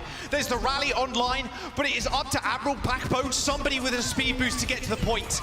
Edison goes pretty low, same with Sparkle, but there is the commanding shout to top their health bars up. London do manage to get back to the point as the Dallas Fuel end up backing off. You know, they have to because the rally is activated right now. Landon has given so much overhealth to the team of the London Spitfire, but it's going to start expiring very quickly. London, they've got to get one of these DPS ultimates online right now as they continue their homage to that final checkpoint. And overtime as well will tick down super quick. You can't get off the payload now if you're London Spitfire trying to keep it the series. London's already dead. Sparkle in the backline. Sparkle's going to have to do something, but no. Sparkle takes him down. Hardy, the last damage dealer really for London on that point. The Dallas Fuel's health bars are waiting, but Field are topping him up, finding the frags. The Dallas Fuel have done it. A 3-1 in the series as they continue their undefeated run in the Summer Showdown. Such a valiant effort from the London Spitfire, but man, Dallas, they're just playing on a whole nother level today. The Sojourn matchup, so good for Edison, and then Sparkle, that Genji, wow, so clean. Sparkle versus Sparker at the very end. The plays from Sparkle looked so good, and the Dallas Fuel, look, they almost got wiped by the Washington Justice yesterday, but they hit them with the reverse sweep. They went down on their map pick on Circuit Royale. Oh, no, sorry, they end up taking London on Circuit Royale, and then going down at a very, very, very close game, or close map. Push was all theirs. 121 meters is ridiculous from the Fuel. They look unstoppable in this meta.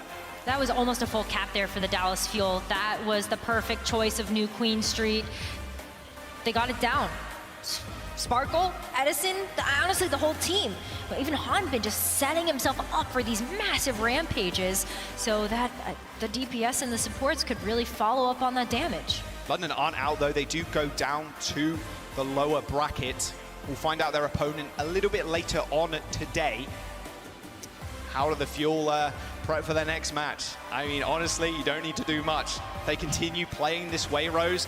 You could see them in the finals quite easily. Who can trip them up? It was Decay yesterday, being quite frustrating, right, on doing what Decay does best. But the Dallas Fuel right now, their understanding of the meta and how aggressive and the tempo setting is just unmatched by any other team. It's been so good to watch the Dallas Fuel just kind of keep up that pressure and the aggression. But they've got to keep doing it again. Looks like we've got some special words, I think, from Edison with Danny on the stage. Let's hear what he's got to say. Thank you very much. What is up, everybody? Danny Lim here for the post-match interview. I'm joined by Edison from Dallas Fuel. Edison, congratulations on the win. Before we get into the post-match interview, I just want to ask you, how are you feeling right now? How does it feel to be on land, you know, like in front of people, in front of the crowd? 자, 일단 좀 이번 인터뷰를 시작하기 전에 맛배기로 이렇게 오랜만에 이렇게 사람들 앞에서 경기를 펼치게 되셨는데 좀 어떠신가요? 일단은 그래도 확실히 온라인보다는 오프라인 대회이기 때문에 확실히 좀 더 긴장이 되는 것 같고 그리고 이제 함성 소리 같은 걸 들을 수 있어서 되게 기분이 업됩니다. 네. Right, definitely because this is offline event compared to when we play online. There's, you know, I do feel a little bit nervous, but I do get the energy, and whenever the crowd gives me all the cheers, it definitely feels a lot better. I just want to quickly follow up on that. Do you feel like because you are, I guess, in front of the crowd, like you said, you were nervous. Did that affect your gameplay at all from today's match and maybe yesterday's match against Washington Justice? 방금 어떻게 오프라인 경기이기 때문에 조금 긴장을 하신다고 하셨잖아요. 그게 이제 오늘 경기나 또 아니면 또 어제 경기에 좀 더 영향을 미쳤다고 생각을 하시나요? 어제는 좀 긴장하기도 했지만은 그냥 저희 팀이 그냥 저도 그렇고 확실히 긴장을 해서 그런지 실수를 되게 많이 했었고 그리고 이제 어느 정도 게임을 한 뒤에 긴장이 풀리고 나서 이제 팀원들이랑 소통을 잘 해서 게임을 잘 풀어 나갈 수 있었던 것 같습니다. 네. I do think that, yes, nerve was definitely one of the factors, but another thing is because of those nerves, because all of our teammates, and myself included, were nervous, we made a lot of mistakes in yesterday's match. But after we got over that nerves, we were able to communicate better, and that's how we were sort of carrying on that game. Now, talking about yesterday's match, and also today, I guess you are sort of special because as a hit scan player, you get to choose between Sojourn or Ashe. Were there any sort of adjustments that you made coming into today after playing Washington Justice yesterday? 이제 다음 질문은 이제 우리 에디슨 선수가 이제 아무래도 히트 스캔 플레이어이다 플레이어이기 때문에 이제 애쉬도 아니면 또 이제 소전 두 개에다 좀 이렇게 기용을 하시는데 어제 워싱턴 경기와의 이제 싸움이 끝난 다음에 오늘 좀 어떻게 좀 뭐 변한 게 있었나요? 변한 거라고 하면은 원래 애쉬를 쓰는 맵이 좀 많았었는데 그 맵을 이제 좀 더 소전으로 쓰는 맵을 선택하기로 좀 바꾸기로 했었고 그런 부분 이제 애쉬보다는 소전을 좀 더 기용할 수도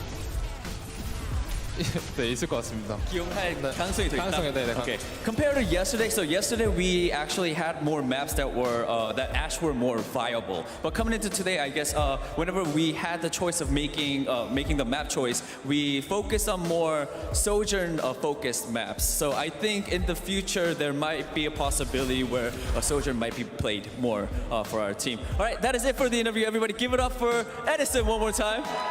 Thank you very much. With that being said, let's send things back to our casters, Joss and Nekra. Who's the player of the match? Wow, good question, Danny. It's like you read the run of show. It's perfect. It's perfect. Wow. That's crazy. You know, Edison, doing really well. Like you said, there were some maps that they prefer playing Ash on, some they're playing Sojourn on. At the end of the day, they won, like a 3-1. Oh, yeah. And the winner of this game too, you can't see it, but Matt and Mitch are just trying to distract me right now, dancing off camera. Yeah, that's So pretty sick. stupid. Love that from my colleagues. Very epic.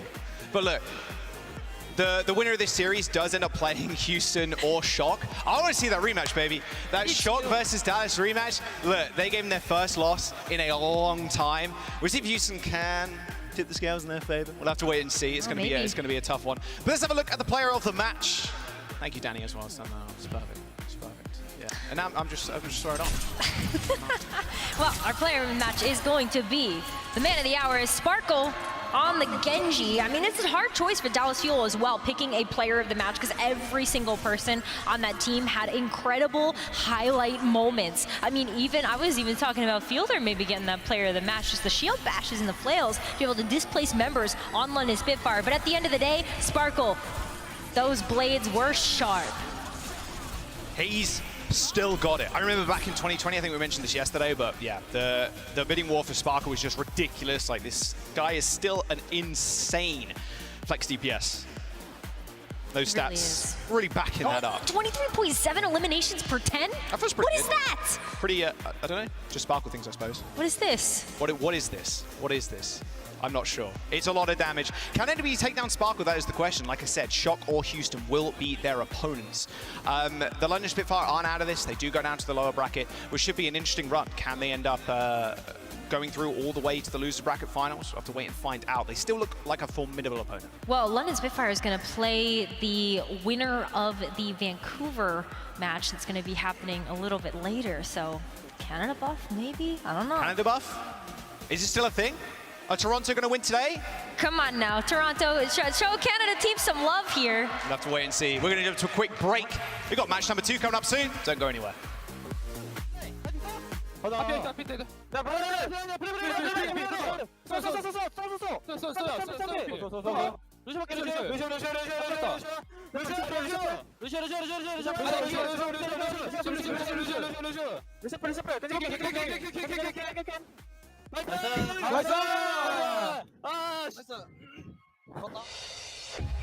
The Overwatch League is brought to you by Upper Deck, the official trading card of the Overwatch League.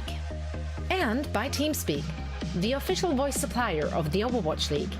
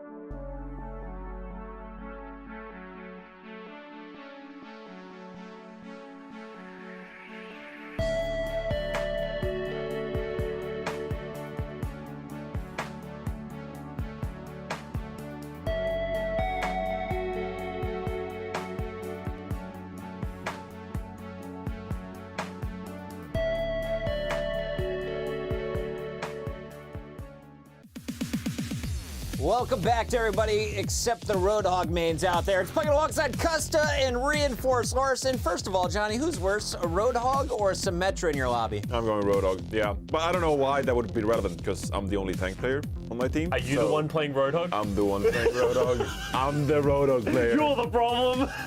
My guy. We got to talk about this London versus Dallas battle. Of course, we're in the upper bracket, and Dallas is powering through. They have not dropped a match this stage, and we're looking at a 3-0 potential until London showed a little bit of life. Break down these highlights here, Custa, because Dallas is still in it, much to your chagrin. Yeah, the maple syrup is looking more and more menacing as the days go on, and Dallas Fuel looks better and better. And as you said, Dallas Fuel were in almost complete control of this entire series other than that Circa Royale. They came out strong here on this Lijiang Tower, just showing their hive mind coordination. It was good to see Edison come out on the Soja, not starting on the Ashe that was very slow. Then we went over to Paraiso, and he was like, actually, I can play Ashe. And this was just a complete shutout against the Spitfire. Their understanding of how to navigate around the map to play to their own advantages and just isolate players is world class. And it is the reason they are the #1 seed and have not lost a match in this meta so far. And the player that really stood out in this one, that really needed to step up in this tournament, has been Sparkle. His Genji has been lights out. We've always hyped up so many of these Genji players. Who are you on the Shanghai Dragons? But Sparkle is coming back into his previous form. Johnny, I will say, we did see life from the Spitfire on that map number 3. Sparker on the attack with 25 eliminations, 0 deaths. Everything was great. And then all of a sudden, the Fuel comes right back in game 4, and you told me they never lose push. They're so good at push. What is the difference here for the Fuel throughout this series? Because they looked like they had some ups, a moment of down, and they're right back to the top again. I mean, the way they just approach this game mode is phenomenal. They just control the Bob, or not the Bob, but the bots. They control the Bobs too, because they play the Ashe. But you saw this several times, like on Spitfire, they would win fights. But Dallas Fuel, they know, well, if you win the fight, you still have to control the objective, right? So we're not going to let you take control of that bot.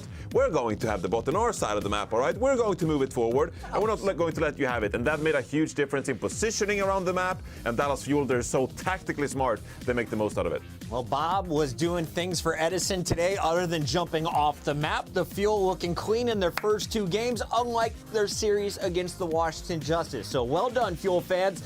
As for your opponent, well, the Spitfire, they still have a lot to play, guys, and it's going to happen in the lower bracket. Let's take a look at how it's breaking down here in the West. Up next, we got the Shock versus Outlaws to find out who plays Dallas Fuel. But in that lower bracket, we now are starting to see a bit of a stacked series in front of us. 2 series to go today, 2 more tomorrow, with the Spitfire waiting for the winner of the Titans or the Mayhem. Is that good news for Justice Defiant, or were you hoping maybe for Spitfire in that round too? I mean, it'd be so nice to see Spitfire go head-to-head against Defiant for the 3rd time running in 2 weeks. Stop it, they're already dead, Johnny! Yeah, but yeah, it'd be a nice change of pace run on Spitfire. They've had a really grueling schedule so far. I think they're happy playing either Vancouver or Florida. All right, we got Houston coming up. They're taking the stage. They, of course, are going to be featuring one of their star DPS players. I know he made a lot of noise last year, but on the other side, we got the San Francisco Shock. And you guys can't stop talking about proper. Let's talk head-to-heads here, Johnny. Tell me how you see these 2 Genjis facing off. We forgot to mention to you, Bucket, but we're contractually obligated to mention proper in every single show. Profit. Yeah. Proper Profit and Pelican. There you go. The 3-piece. The 3-piece, yeah. I'm here for the piece. This is going to be a sensational Genji head-to-head. Not only do you have Pelican, who's last year's Rookie of the Year, but you have Proper, who's the leading candidate for this year's Rookie of the Year. This is them as Genji yesterday in their matches, and you can see Proper, I mean, his numbers are just out of this world. Notoriously, his hero damage per 10 minutes is just absurd. And this is a stat he's almost known for when it comes to the Genji. You always look towards the Dragon Blades, dashing around, slicing and dicing. The way Proper makes use of the Shurikens makes a huge difference. Not only does he charge his Dragon Blade faster than other Genjis, but in the neutral matchup, he pokes weaknesses into the enemy team and he capitalizes on top of it. But Pelican is the star player for Houston Outlaws. I'm looking forward to see these 2 Genjis battle it out. I'm looking at Proper right there, and I'm seeing 4 eliminations per blade.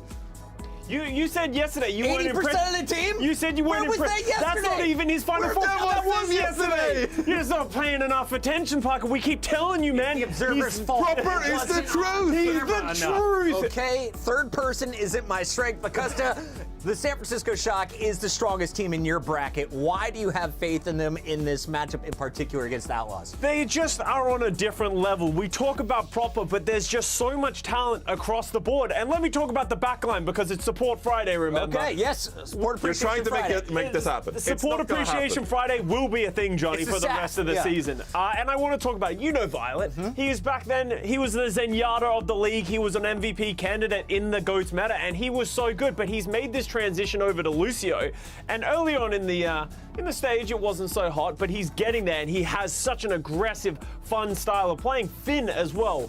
The big crux for them, in my opinion, is having that level of aggression that we're known for, but they need to stay alive. How hot is that Lucio right now? The Lucio so hot right now. So hot. It is statistically the most damage so far in this stage on that Lucio. He's a mechanical warlord. We all know what to expect, but he has been punished in the past. Him and Finn just need to tighten up a little bit. Don't get punished for some of their mistakes, some of their aggression, and they will be able to just easily, in my opinion, roll over the Outlaws. Well, Custa, I made you sell me on Houston earlier. I'll let you sit with the Shock this time around. Johnny, real quick, though, before the break, I believe in Houston. They showed me enough Doomfist yesterday to prove they are the best team in this tournament. But for all the haters out there, how do you sell the Houston win? What do they need to avoid? So Costa's gonna hate this. I know I predicted the San Francisco Shock today, but I actually have a bit of a Houston Outlaws upset in my bracket that I submitted to this tournament. Oh, okay. Houston Outlaws, I have that much faith in them that I got a 3-2 upset in my bracket. Not my Preds. My bracket, though, is a 3-2 upset. So the Houston Outlaws, their damage duo is sensational, and I love what I'm seeing from them. But, when it comes to playing on stage, when it comes to playing the tournaments, the Houston Outlaws, they haven't placed top 3 in a tournament since 2018 Stage 1. That was the very first stage of the Overwatch League. They haven't been top 3 since. I genuinely believe that they have the talent to pursue that top 3 spot in this tournament, but you gotta show up on stage. You gotta strengthen those nerves. Do you strengthen nerves? I don't know. We gotta steal those nerves and not choke this one out. I know the common phrase is Houstonable. I know they get reverse swept time and time again by the York Excelsior this stage, for example. Not this time around, all right? Come out on stage, confident in your game, have fun, and you're gonna get the upset winner. If you have fun, you're getting the upset. It's as simple as that. Just steal your nerves during the break. Crack some jokes. Back. It's plenty more Overwatch League. The Summer Showdown continues live from Toronto. How dare you?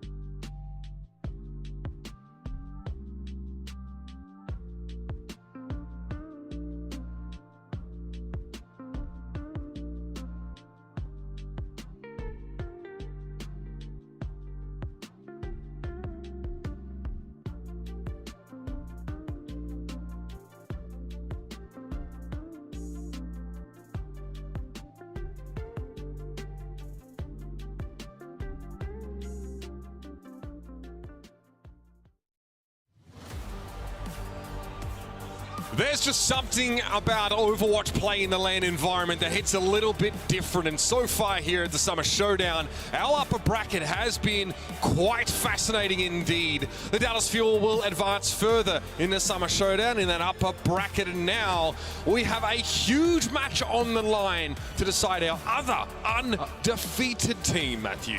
And I think this one is going to be way closer, I think, than the last one. And I think Dallas, that was a pretty close game against the London Spitfire at times. But the Outlaws, they've looked pretty good. Better than I think some people would have expected. I think, like, kind of agreeing with Johnny, I think, like, the Outlaws, like, upset pick's not a crazy one here. But the Shock, they've been so strong throughout the Summer Showdown. Really only that slip up against the Dallas Fuel. It's tough to figure, what another team could do and beat them, but maybe the Outlaws can do it today. There's an extra dose of volatility that seems to get injected into these matches, right? Dallas look much less squeaky clean, and we saw San Francisco have a really close matchup yesterday at times against that Titans team, who seem to have risen to the occasion. I guess the one question mark for us is that I feel like Houston had a fairly smooth go of it yesterday, going up against a Mayhem squad without Sir Majed present. Felt like they were able to get over them a little easier here, but there are no easy games from here on out for that Outlaws squad. No, but I think I've liked what the Outlaws have done throughout this tournament. I think Pelican has played really well. Merit can play the Sojourn or the Ashe at a really high level. And Dante on the Jungle Queen, it's just, can they rise to the occasion? They joke like it's Houstonable, right? Like, this one is definitely winnable. It's whether they can kind of deal with it's odd to say, but like, they're one of the teams that deals with like the most pressure just from their fan base. Yes. I mean, if they're tweeting me mean things, I'm sure the players after the loss, they're getting some mean things too.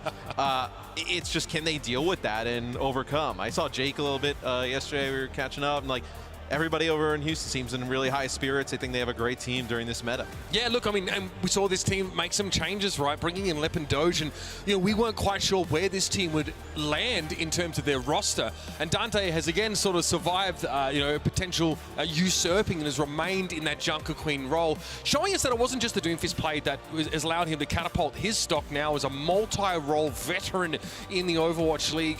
And Merit continuously gets this sort of these compliments as being a very calculated, very smart player. The Outlaws have the pieces to make things work here. Well, we know how versatile of a player Dante was, even on the damage dealers, right? And then now, as the tank role has changed a little bit here in Overwatch 2, with only one tank, and the tanks being more aggressive, brawly, like larger damage dealers to some extent, he slid into that role quite nicely. And it's probably one that like maybe he expected to fill like a little bit of that time, right? But now, I mean, he's been like their go-to in that role the entire season. Kind of wondered like what this Outlaws team would have even looked like without, him picking up with some of that tank role the entire season. They'd be in a really tough spot.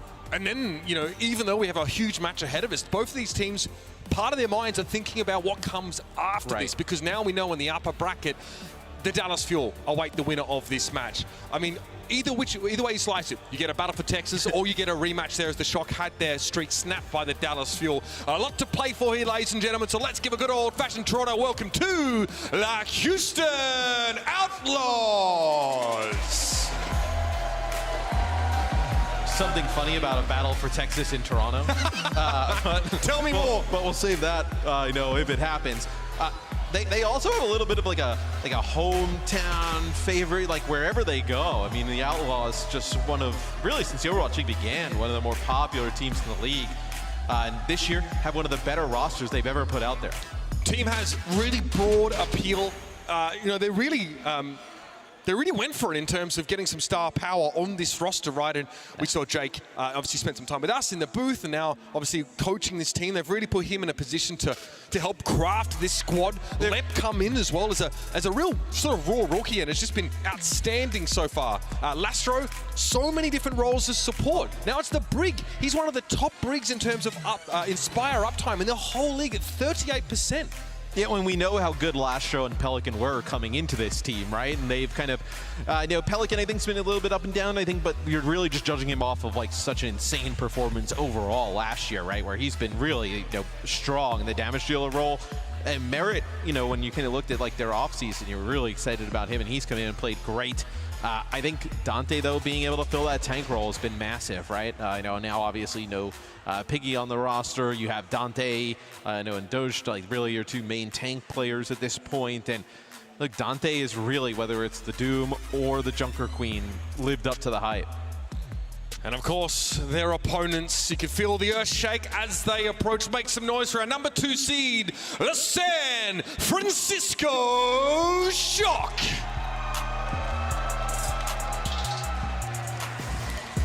We got the Kaluge fam zone down there. I see everybody going high. Absolutely. So it turns out, obviously, Kaluge 6'2", tall, but it's really just the contrast in height that makes him look so towering here. I was going to say, me and Kaluge are about the same height. On a good day. With a box or two. But no, I mean, he's been so good throughout the season. Like, when you really kind of think about it, like the Shock, like super retires, right? You're like, who's going to play tank for this team? Like, where do you go? You bring in Kaluge, and he is just slid in, and I think they've been getting better over time. I actually think they've been getting more used to playing together, more comfortable. And you just look at this roster. I mean, it is just like an all-star team put together.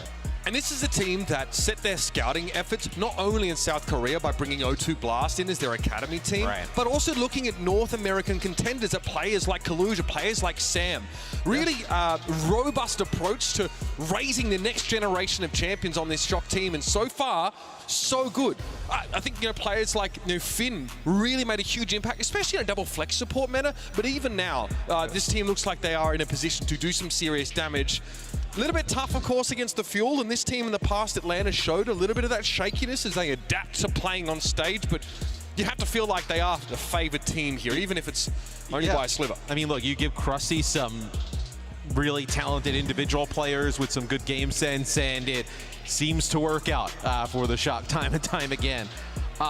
So how do you see, like, the Outlaws, if you're going to win this series? What way do you have to have that happen? I think you need a fantastic game out of Merritt, specifically. Yep. We saw some of those proper stats. You cannot let that happen again today. He does that, pretty consistently against a lot of teams, but you can start to slow him down a little bit. I definitely think it throws things off. I also think, like, Violet's been so aggressive on the Lucio, and we've seen, like, him the other day we were watching the game on Toronto. He ends up building like a beat like so fast. He had like 80%, like right off the rip, like to 40 or something like that. Yeah, like putting down so much damage and being so aggressive. You've got to be able to punish those two players in tandem. And in a coaching sense, this is a battle of student versus master. Junkbuck versus Krusty, both obviously used to be on that San Francisco team. Junkbuck sort of now forging his own path, has brought his team to the number 3 seed against the San Francisco team. So there's always so many layers to this kind of matchup. And both of those coaches have similar philosophies in terms of what they've tried to create, what kind of rosters they've tried to form. And their relationship, of course, with Talon, I think it was, over in that APAC region, has helped them bolster this roster. Lijiang Tower is the pick by San Francisco Shock. It is a first to 3, ladies and gentlemen, with loser selecting the next map. I don't think you're going to see either team, veer off of, either of the popular compositions, right? Whether it's the Ash or the Sojourn.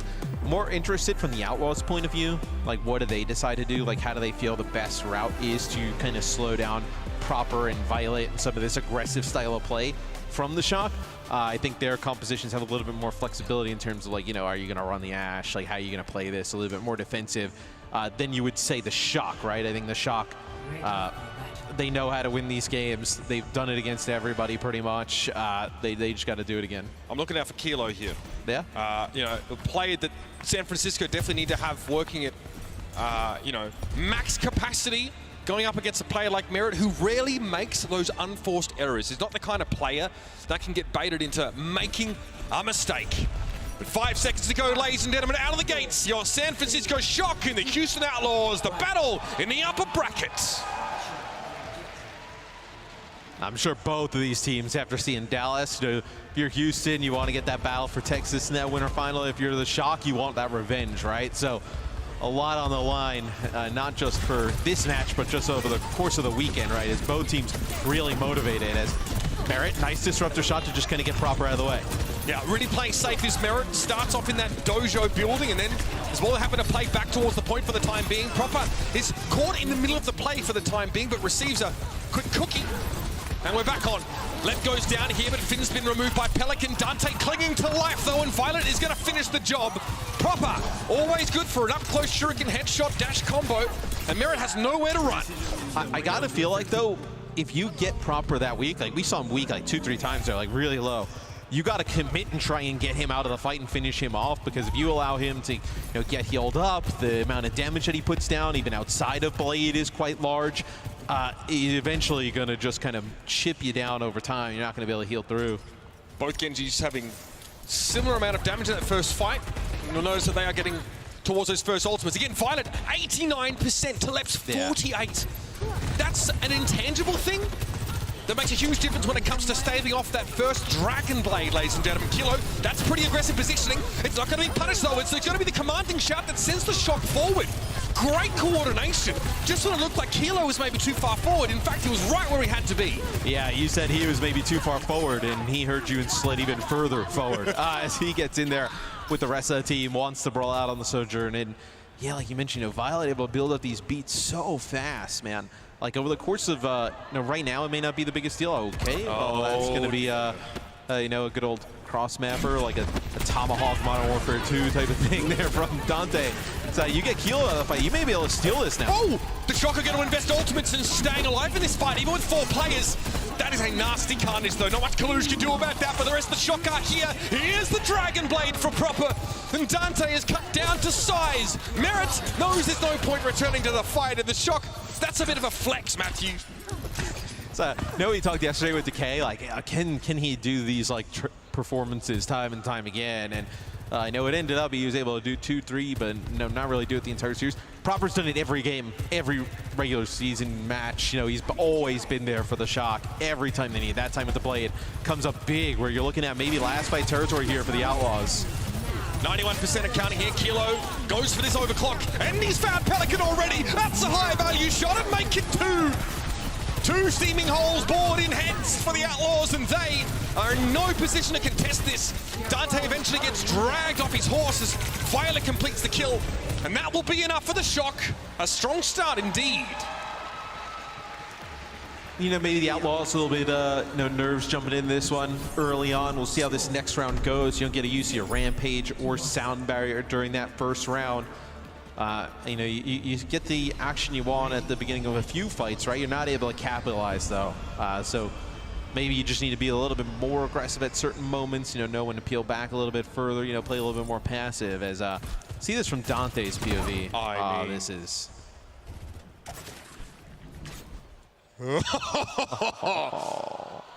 Sleeping with the holographic fishes. Are there? Oh, there are fishes right there. 6 years, Matt. 6 years we've been doing this. I don't spend too much time down there. Sorry. That's not true. I'm not like you. Oh my lord. Lucio roll out Mitch Leslie into the drink. Proper 6-1 after that first round, Matt. No surprises there, but my god, the impact being felt. A backbreaker. The Outlaws get that first pick, Matt, and they can't convert it into a fight win. That probably gets in their head. Pelican's very low, gets a heal pack there. Proper threatening the elimination. They just backed them up into this corner, though, already, it feels like. There's no packs left for Dante. At least 2 repair packs got used on Pelican there in the neutral. Dante gets burned to an absolute crisp. And the Shock are so aggressive, and they put down so much early damage. They force them back into that hallway. They don't have the healing resources, and it's just a matter of time. Just get kind of wilted down, and man, not looking good for the Outlaws here early on. Getting that free unanswered damage makes a big difference, right? The pressure you put on those backline, on the healers and their resources can manifest in a huge way later on in the fight. Merit, he's having a probe here. Nicely done. Body shot on Finn.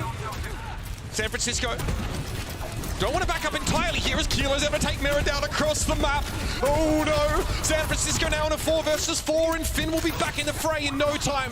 They'll maintain control of the point for the time being, although it seems like Kalush is disinclined to take too much poke damage at the moment.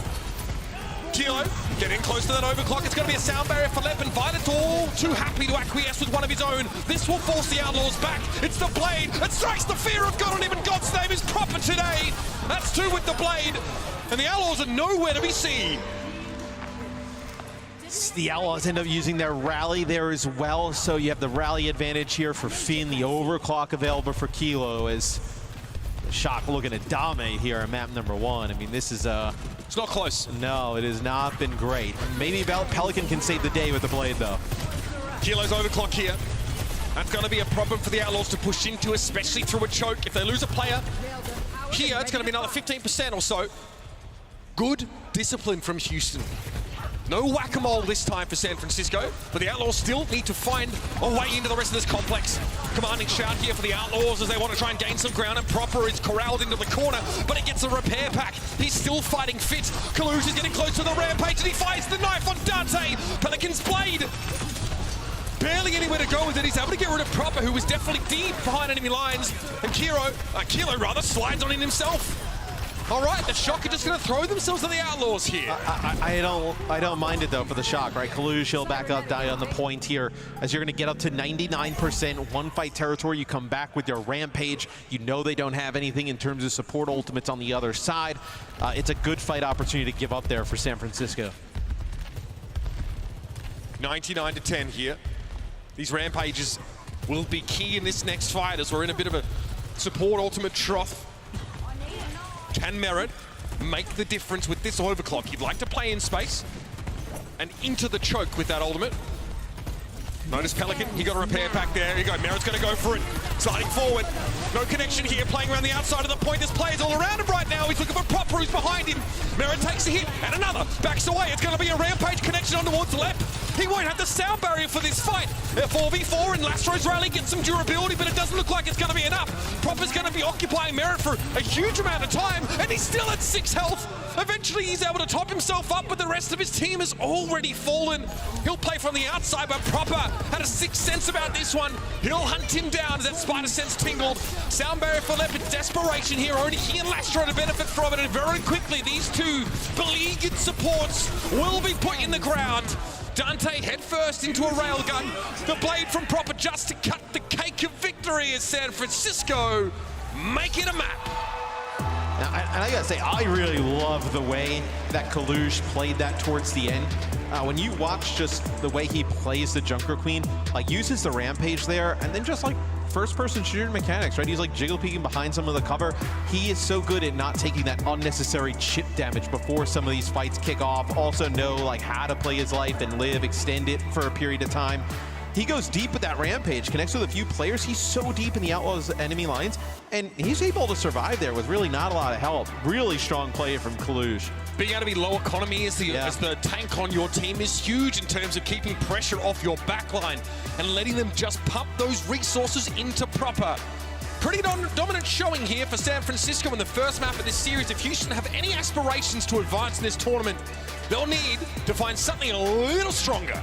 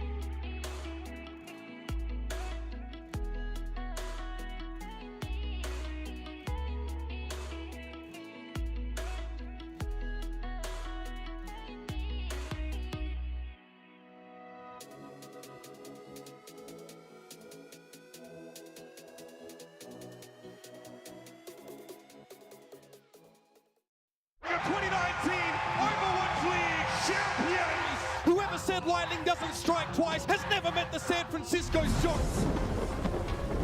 Just the depth of talent on their roster that can't be denied. Some of the most hardcore carry performances that I've ever seen. This is going to be a wild ride. Somehow Violet's going to come to the rescue, get a double kill. Kalu says, how about that one, Chief? See you later. Chio, dude, his aim is so crispy. Finn doesn't miss those. Holy cow. Sam straights the backline, insta-killing. Oh, Mikey! San Francisco, the greatest team in Overwatch. A very slow start on Lijiang Tower for the Houston Outlaws. And if I'm honest with you, everybody, it didn't get much better when we went over towards Control Center. San Francisco felt like they were very much in the driver's seat, Matthew, for most of that map. Finn, obviously crucial in that brig position, but I have to say we saw Chio make a very strong case for himself in that second round, a lot of the time coming in with these huge overclocks to secure things. This team is, again, they're right where they need to be right now. But again, still waiting on that Dallas rematch on the other side of this. A bit of positivity here for the Outlaws. You get to pick your next map, right? That was a San Francisco shock pick. They obviously came in, dominated it. You bring us to Hollywood. That'll be the next map in the set here for Houston. Maybe you think creating these longer sightlines gives Merit an opportunity to live more, you know, maybe kind of stop Proper and Violet's aggression a little bit, like, or stunt it just by the way the map is laid out and designed. A lot's got to go your way. Ah, yes. Ah, yes. True. Some things never die. that one will go on forever. Yep. Much like Lastro himself, whichever role he has been required to move into, he does it with alacrity now on the Brigitte, and like we mentioned before, has had really good impact. But again, it's going to take a little bit more than Lastro to have a SBD performance. What does that even mean? Figure it out. Sure. Yeah, I mean, there was, look, I think you can almost just throw away map 1 for the Outlaws. Like, that was just ugly, you know, not really kind of representative of like how you play throughout or how you want to play or want to play this series, right? You can just chuck that one in the bin. Like, say, hey, look, the series starts here, our map selection, we win this, we get to 1-1. You know, you're gonna go to escort and kind of like with the maps in there, maybe you get a Circle Royal, you get over to push, like there's a path, right? It all starts here though. Yeah. Wouldn't that be nice if, you know, things that you don't like in life you can just ignore, pretend they don't exist? I mean, I've been trying with you for how many years we've been doing this now? 5? They still keep pumping my voice into your ears, baby. I swear they keep pumping it even louder. I keep trying to turn it down. They keep amping it up. Or maybe you're just getting louder over time. I'm not stuck in here with you, Matt. You're stuck in here with me. Just like all these people in Toronto. Stuck in here with you. Is that so bad? I didn't think so. How many of your family members are down there? Okay, buddy. Slow thine roll. All right, Cisco on the defense. Kilo is going to be on the Ash. It'll be an Ash on both sides of the field here, so to speak. And I think it's interesting, right? Like, Ash is really good on this map, even like prior to this type of meta. Like, the sightlines just really favor Ash. And I think you're going to see, like, as you see right now, both teams playing a little bit more passive because nobody wants to take that big ticking dynamite damage. Collusion Proper are hoping to funnel the Outlaws into the choke. Yeah. Set up a pincer and not get a lot of value out of Kilo's dynamites. Okay, so the Outlaws are very split right now. I think Merit is on an island away from them here. So the question remains whether he can actually get involved. See, Kilo is keeping him at bay, and Proper's already managed to get left. Now that mobility for the Outlaws has been compromised. Yeah, and the Outlaws, I mean, this is just so odd, right? They've just done a lap around the point. It's, you actually get a kill here for a Pelican on the Finn, so maybe with the commanding shout gives everybody a little bit more health. You can actually stay alive. Oh, you're kidding! All right, Proper, okay, picking his door off the ground. Nicely done by Merit. That's 2 quick headshots. He gets back in the fight and he makes his presence felt. 3 final blows. Merit 0 deaths with 40% of his team's damage after that first fight. So you see you get Merit on the Ash, right? You're able to pick a few players off. Over half his damage is from Dynamites. Yeah, I mean, it's massive, right? When everybody wants to play so close together with this type of composition, because that's how you get the most effect out of the Lucio and the Brigitte, right? In terms of the Inspire. Everybody needs to be kind of close together so you can get really big value out of those Dynamites, where you see Merit, who's been very good on the Ash when you've seen it thus far.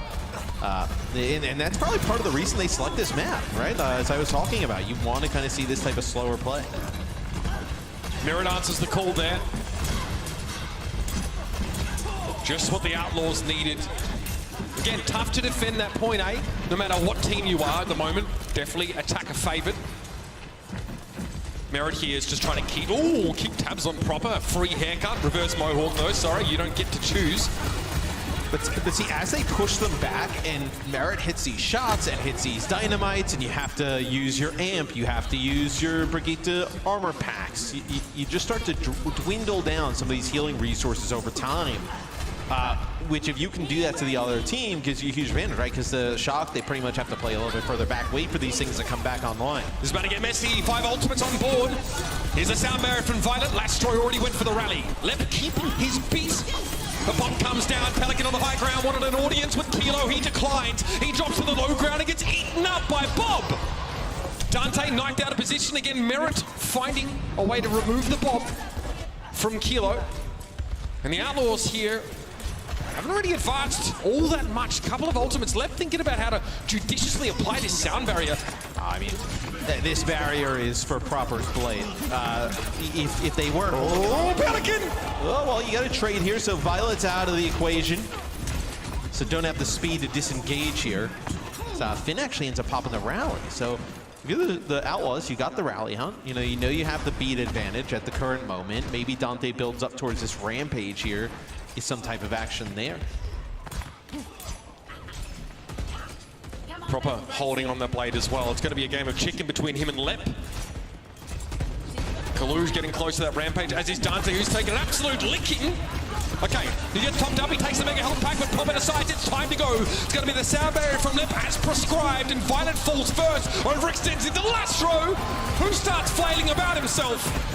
2 key kills from the Brigand again. Merit cleaning house. He's 5-0 on the Ash right now, and the Outlaws are well and truly on the way. Yeah, and it was a great sound barrier there from Lep, and then also a really good rampage from Dante. Chad, do you try and challenge us again if you're the Shock? Proper comes out the door. They may try and fight. Checkpoint achieved already for the Outlaws here, so the Shock would be ill-advised to spend too deeply here. Can't even put a spawn camp together. Dante gonna tear them limb from limb here. Bisecting Finn. Oh man, this is great for the Outlaws. Obviously, they didn't have much to use, if anything, but they don't let the Shock build up towards some ultimates. They're going to get this cart probably around the first and second corner and kind of like down to that home stretch because they come out and fight this. So really good for the Outlaws thus far. The Outlaws droving this cart like a herd of cattle. Making some good time on Hollywood. Pelican hoping for a vantage point. Can he spot Kilo out? He doesn't want to be caught in midair in front of the Shock. He knows he gets shot out the sky like a clay pigeon. That was the rampage from Kalu's. 3 players connected with the Lastro's rally. Is enough to keep them up.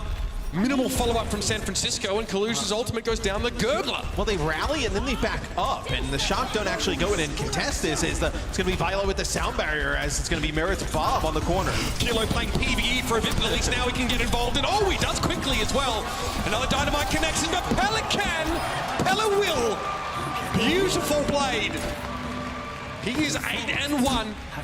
This card is careening towards an early finish. Yes, but what do you have to get this card over the line? You're going to have Bob come out here for the Shock. You're also going to have a rally, so it's going to be really difficult for the Outlaws to win this. They're going to need an early pickoff. Maybe like Proper gets on to contest, you're able to get rid of him early. The Outlaws feeling the same way here as they kind of back up, hoping to bait something out of the cul-de-sac, which is difficult to push into on a good day even. Thank you. Kilo has Bob up his sleeves. Dynamite connect here, trying to punish.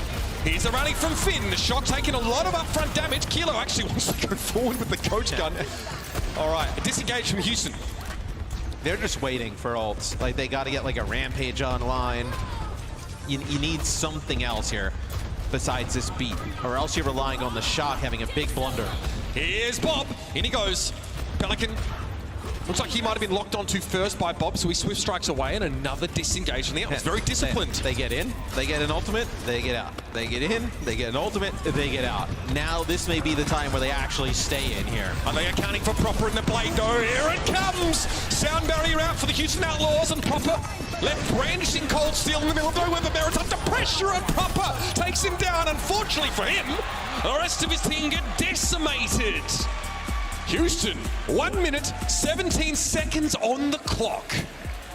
That is a fantastic bounce back there for the Outlaws after how they looked on Lijiang Tower to take it to a map here where you can start to see like how they can use the map picks potentially to really swing this in their favor. See how they look on defense though here with the Ashe in play. Credit to Lep. Yeah. A big part of why Houston are able to disengage like that after drawing ultimates out and not losing any plays to them 2 or 3 times in a row is because that Lucio call is coming in at just the right time. Very well done, very disciplined play from the Houston Outlaws to force the San Francisco Shock to spend where they did not want to. The newest addition here for the Outlaws, a big part of that.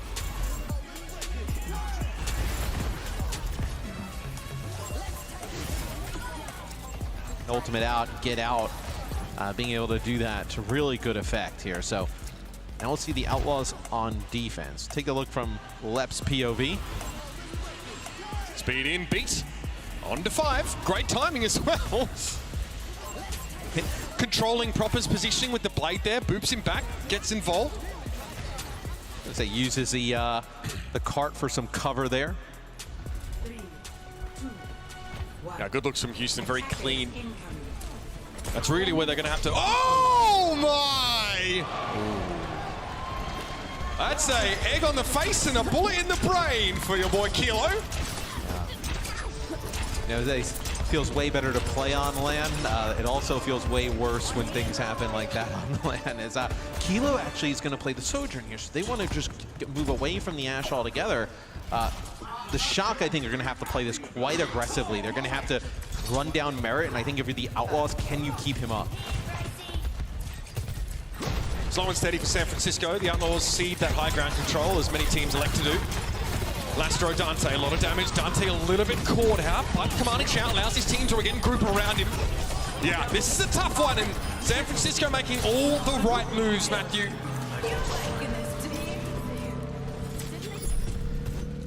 They will be able to take the first checkpoint. They get in, they play aggressively. And now we'll see here, Mitch. I think this is probably the worry if you're playing the Sojourn. We can take a look. Oh, look at this from Pelican. Let's even see this happen. I think what you're going to have to worry about here, if you're the Shock, how do you access this high ground and play these long sight lines against the Ashe? This is where I think you have a big advantage for the Outlaws. Typically, we see a lot of teams just give up that point A, right? It's this part of the map that teams really start to stall out. For how long can the Outlaws force the Shock to play from that disadvantageous position with poor sightlines? That's the question. Merit opts to drop off the high ground here. Nice little angle, big dynamite connect. Proper's already gone down. Pelican winning out in the neutral. And the chase is on. Now you get aggressive, right? You push them back, you take the high ground, you get an advantage, you jump down, you just destroy. Now you see that the Outlaws, they pushed up. We've seen teams take this position as well, kind of play here in this courtyard. Make it costly, right? You can start to bleed this clock. The clock pretty healthy for the Shock at this moment, but force them to use ultimates here. You know, get ultimates out. You're still like 2-3 fights away from being able to actually even take that second checkpoint. Oh dear, okay, nice little deflex there from Pelican, thinking about the blade, but attracted the attention of the Brig of Finn, opting to give a bit of ground. Again, disengaged, this time not nearly as clean. Dante gets caught out as the Shock surge ahead. Pelican again is fighting a retreat, Proper nipping at his heels here. The Outlaws, it's not a clean disengage, it's more like an utter rat for the battlefield. No, and I mean, you're going to come back into this next fight. You do have an advantage in terms of support ultimates, but it's going to be dicey. I feel like now that you have the high ground here, going to be able to just make it very difficult for the Outlaws, because now Kilo can land this disruptor shot from the high ground. You have the overclock available. So he's actually on the low ground now, probably trying to bait out like a dash and then get up there. This is the fight that decides if the shot can actually break through the Outlaws here. Okay, Kilo. Pelican is so low. Where the ultimate's here for the Houston Outlaws. Okay, Runny comes out, but Pelican's already gone down here. Kilo up on top of the jail, hoping to incarcerate the Outlaws here. Proper going in, thinking about it. Kaluge, Rampage, it's good. Oh, the Outlaws absolutely rolled. Absolutely rolled. The Outlaws end up holding on to their sound barrier throughout that fight. The opportunity not really lined up as looks like he's gonna make it out with his life barely, and that's huge. You're gonna be able to come back. Maybe you play aggressive if you're the Outlaws. Do you use like, you know, beat plus blade, right? You're gonna get their blade out by doing that. You think you win that fight. You try and just rampage here. A few options for the Outlaws to swing the momentum back. A lot of pressure on San Francisco's healing there. Violet, Finn took a lot of damage. Kaluge has also seen some better days. Probably would love to find his way around. Dante controlling that point of ingress very effectively. Proper needs to get closer before he wants to commit that Dragon Blade. The Outlaws need to make use of some of these ultimates soon enough, ladies and gentlemen. Otherwise, it's got to get away from them. Pelican's down. It's a rail gun to the body. Dante wants to try and get towards Kaluge. And oh man, the Rampage isn't followed up on. The Shocker's still at full strength as they start to round the bend. And Dante's caught out of position. The rally's here from Finn. Oh, the Outlaws are starting to capitulate. Yeah, when you think, you know, things didn't look good there with the Rampage, no follow-up. Maybe you're giving yourself some time to regroup. Right there, not being able to save Dante with the beat. That's brutal here for Houston, as now they're just getting bullied. Oh no, Lastro maybe down to deflect damage there if I'm not mistaken, and the blade to make things even worse for Proper. Dante gets filleted. Oh, you're kidding, Proper. Unholy performance. Proper at 12-5 after that round, and San Francisco very quickly show they've got a game of their own. Man, that's tough for Houston, because you think you have the momentum, you think you have it figured out, and the Shock just bully you back to your spawn there. I know a few opportunities there for the Outlaws, like, you know, maybe you would have loved to play that second fight in the second checkpoint right before B a little bit differently. Maybe you would have liked, I know, a way to replay that first corner, right, where you use Rampage, you don't have the beat to save. You do beat, but you don't save Dante with it. You just want those two moments back there. Maybe that's kind of like the way you keep morale up on the Outlaw side of things, and kind of like look at that as, you know, not really a terrible loss. As it'll be the Shock with a better time bank, so they'll be on defense first. Kilo obviously making a switch to Sojourn after that rough moment for him there. Yeah, Dante's really weak right here in front of. Oh, I see. He's out of line of sight. That's tough stuff, especially when there's no like barriers to block that. So he's legitimately very not SBD. I knew you'd catch on. Yeah, I'm a quick learner, you know. See the Shock. They actually just they're not going to run the Ash on defense either. They're going to have Kilo play the Sojourn again. I think it just works better with their play style. He's 5-8 though. Pretty quiet stuff from him. It's definitely been a matter of Proper stringing together multiple team fights worth of hard carrying. But San Francisco, they'll take it whichever way it comes here. The Outlaws obviously under a minute to make the push on to this point. San Francisco can simplify the calculus greatly if they get a stop here. No mean feat though. Let's just be clear about that. Kilo trying to stay Pelican off. He a little unaware right now of the Sojourn's presence. Kilo remaining somewhat invisible, but Proper, and he combined on the kill with Lampin. It's again Proper getting final blow credit. But Kilo is able to command the high ground. He needs to deal with Merit though, and it's dangerous. Dante went down though in the meantime. Proper's being topped up here hastily by Violet. They want to send him forward as quick as possible. The Cyber Ninja sortie is cut short by Pelican. Proper with the eye roll there. Couldn't get back to full HP, and Pelican stepping up. I mean, we talk about obviously how good Proper is a lot. Pelican, like last year, and you see big moments this year, can still rise to that level as he'll get the cart moving. That's actually huge for the Outlaws, just in terms of like win scenario when they move over to defense, which we'll hit on as soon as we see where this ends. As the Outlaw is going to have to try and get them off of this high ground somehow, some way. No ults here. Good old-fashioned gentleman's Overwatch, I guess. Pelicans 15-5, Proper 15-6. They are neck and neck in Genji turns, but Pelican gets ahead. Finn's going to fall down. Proper's trying to just sit there and throw these shurikens, but eventually he's going to be discovered, and Pelican is running away with it! Kilo's trying to get away. Proper's able to find the one elimination, but that's not going to be enough on the Outlaws. They've been coming around the mountain here, Matthew, and they've got ahead of steam. I mean, this is... it's Proper against Pelican here. Everybody else feels like an NPC at times. They're just dashed through, taking players out. Yeah, I mean, it is quite the show from that guy playing the tree in the high school play, you know? Now you have a blade for both of them. Soundbar, a huge rally advantage here for the Outlaws, though. Pelican to the skies like the North Star, draws the blade. Not able to get much done there yet. Violet goes for that sound barrier, and Proper trying to dance on top of Pelican.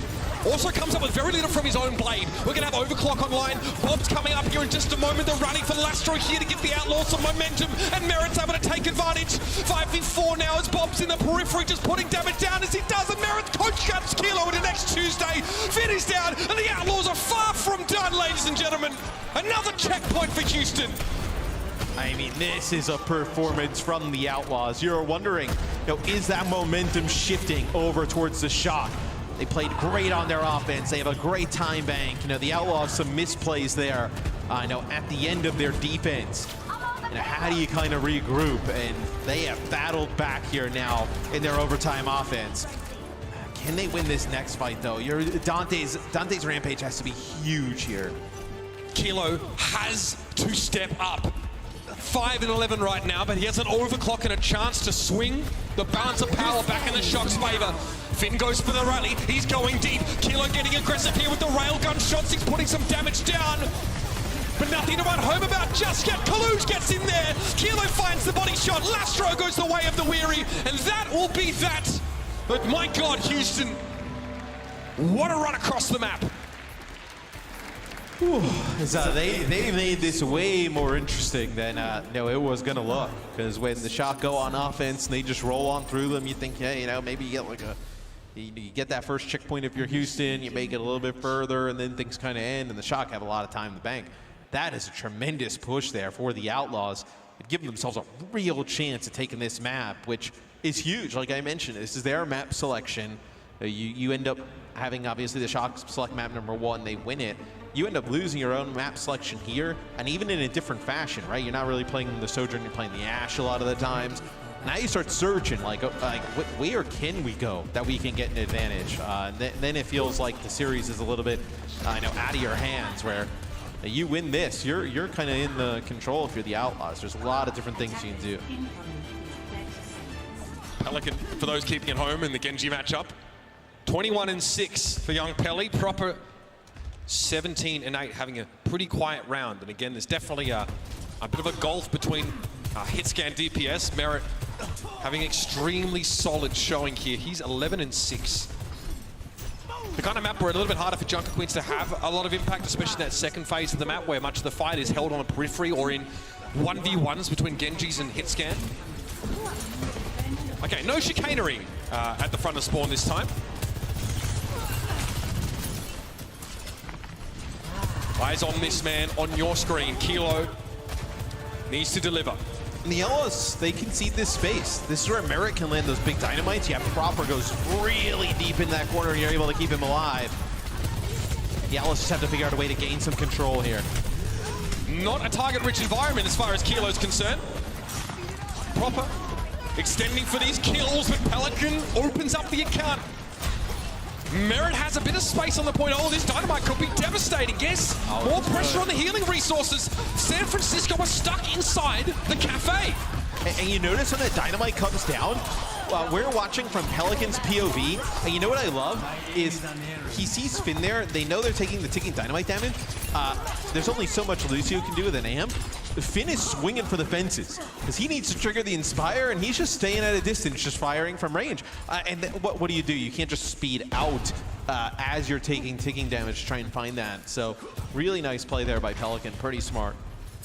And look at how far further he is towards that blade. Oh, yeah. That's going to come out before Violet can get a sound barrier. If the Outlaws choose to go, it's unlikely as defenders here they want to make the first move. San Francisco, though, have to show something. They need to put something on the table. Here's the blade. Pelican doesn't want to wait anymore, but Violet does go for the beat. They've managed to section off one of these shock players here. It's proper a little bit behind enemy lines. He's able to get back to his team. Now you just kind of hold here for the Outlaws. You can get both of these support ults online and you can take the point back. It's about the rally. It's going to be a commanding shot here for Dante. Left with a beat. That's a huge advantage here for the Outlaws if they can make it work. It merits getting them down vicariously via Bob, and Pelican gets in for 2. Not a darn thing the shock can do about it.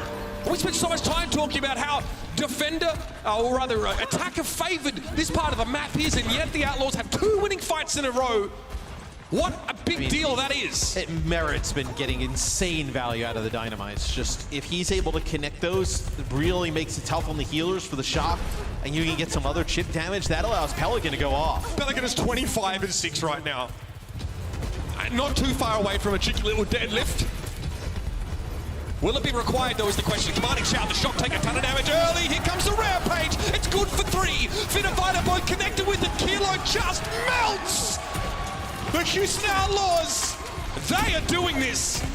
Now Pelican trying to hunt down proper here. Is everybody running him down? Man, Outlaws look tremendous here. In map number 2, they battle back to take it. Pelican is insane. 28 of a possible 61 final blows. Not quite a deadlift, but near enough. We spent so much time, Johnny says we're contractually obligated to talk about proper every time the shot comes up, but the Outlaws here have made their case. They put Pelican forward and said, no. Our little rookie of the year, he's still a big deal. Now we have a game, ladies and gentlemen. Stick around. We'll be back, of course, with map number 3. San Francisco pick as this series is tied up.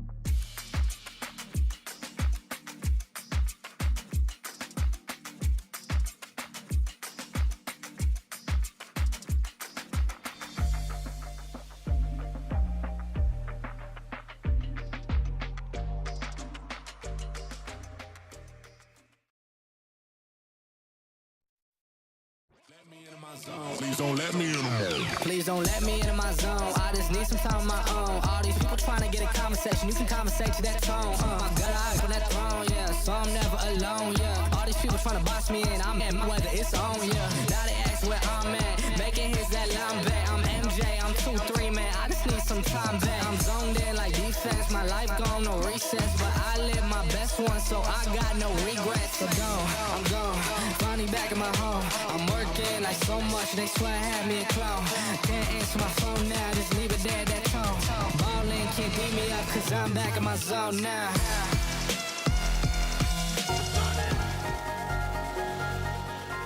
One of the most dynastic teams in Korean contenders, especially last year, was O2 Blast. 3 of their 3 DPS players from that era are in the server right now. Kilo, Proper, and Merit. All 3 of them rotated through. A lot of the time it was Proper and Merit. Kilo feeling left behind a little bit here as well, Matt. It was a very rough Hollywood outing for him. Yeah, we were just talking during the break about how rough Kilo's map was there, map number 2. In the Shock, obviously, after a loss, we'll get a map selection. They go to Circle Royale, which is interesting because Merit on the Ash is very effective. You can do that here again.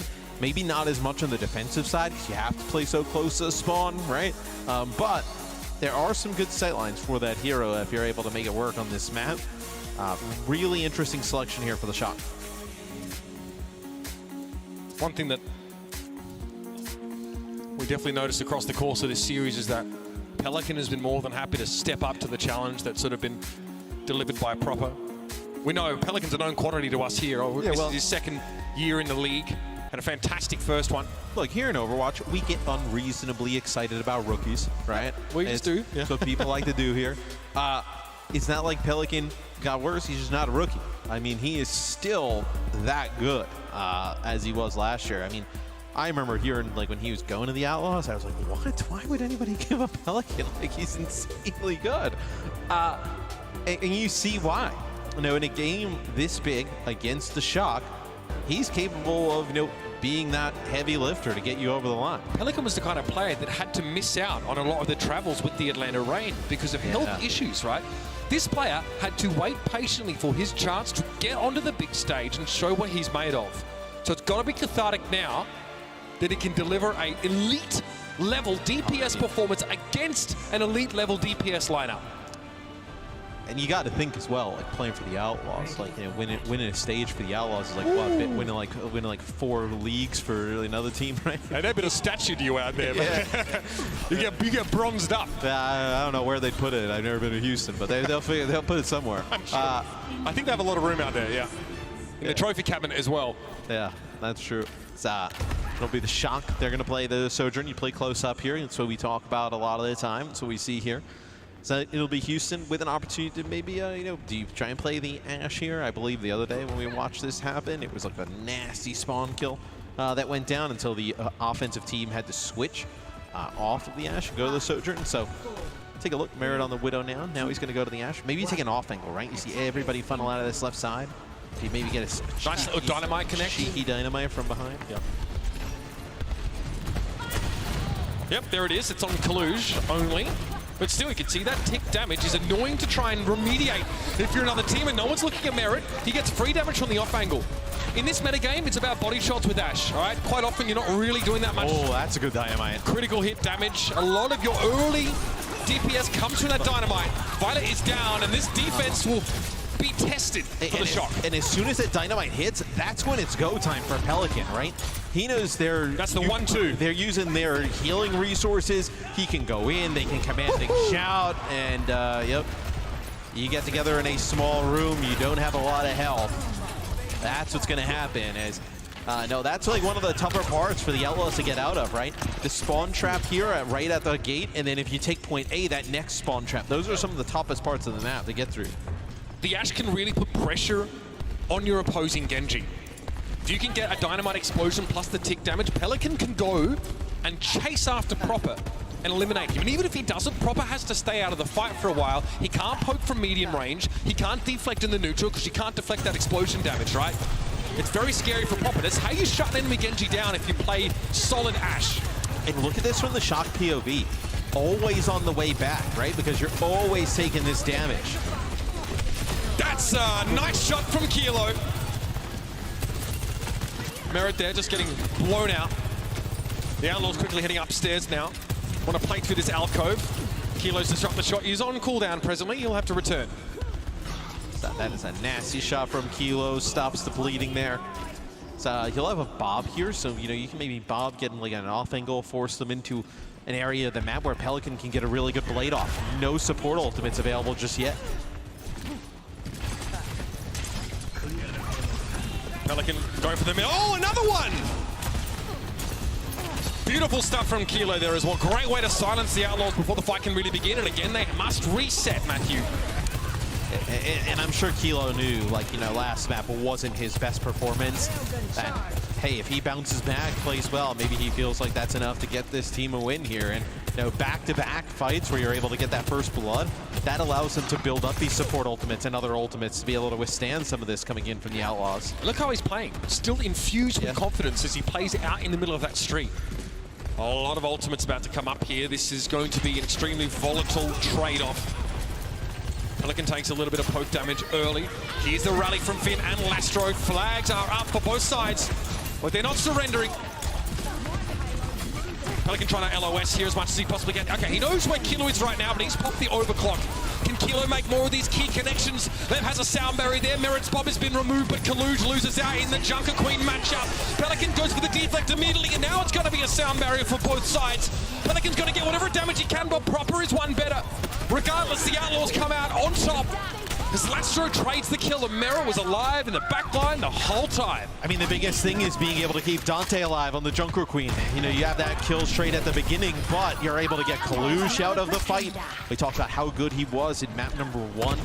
Being able to get him out of the way allows the Outlaws to take that, checkpoint A, and now start to make this trek uphill. Very good time so far for Houston, despite Kilo ending 2 fights before they began.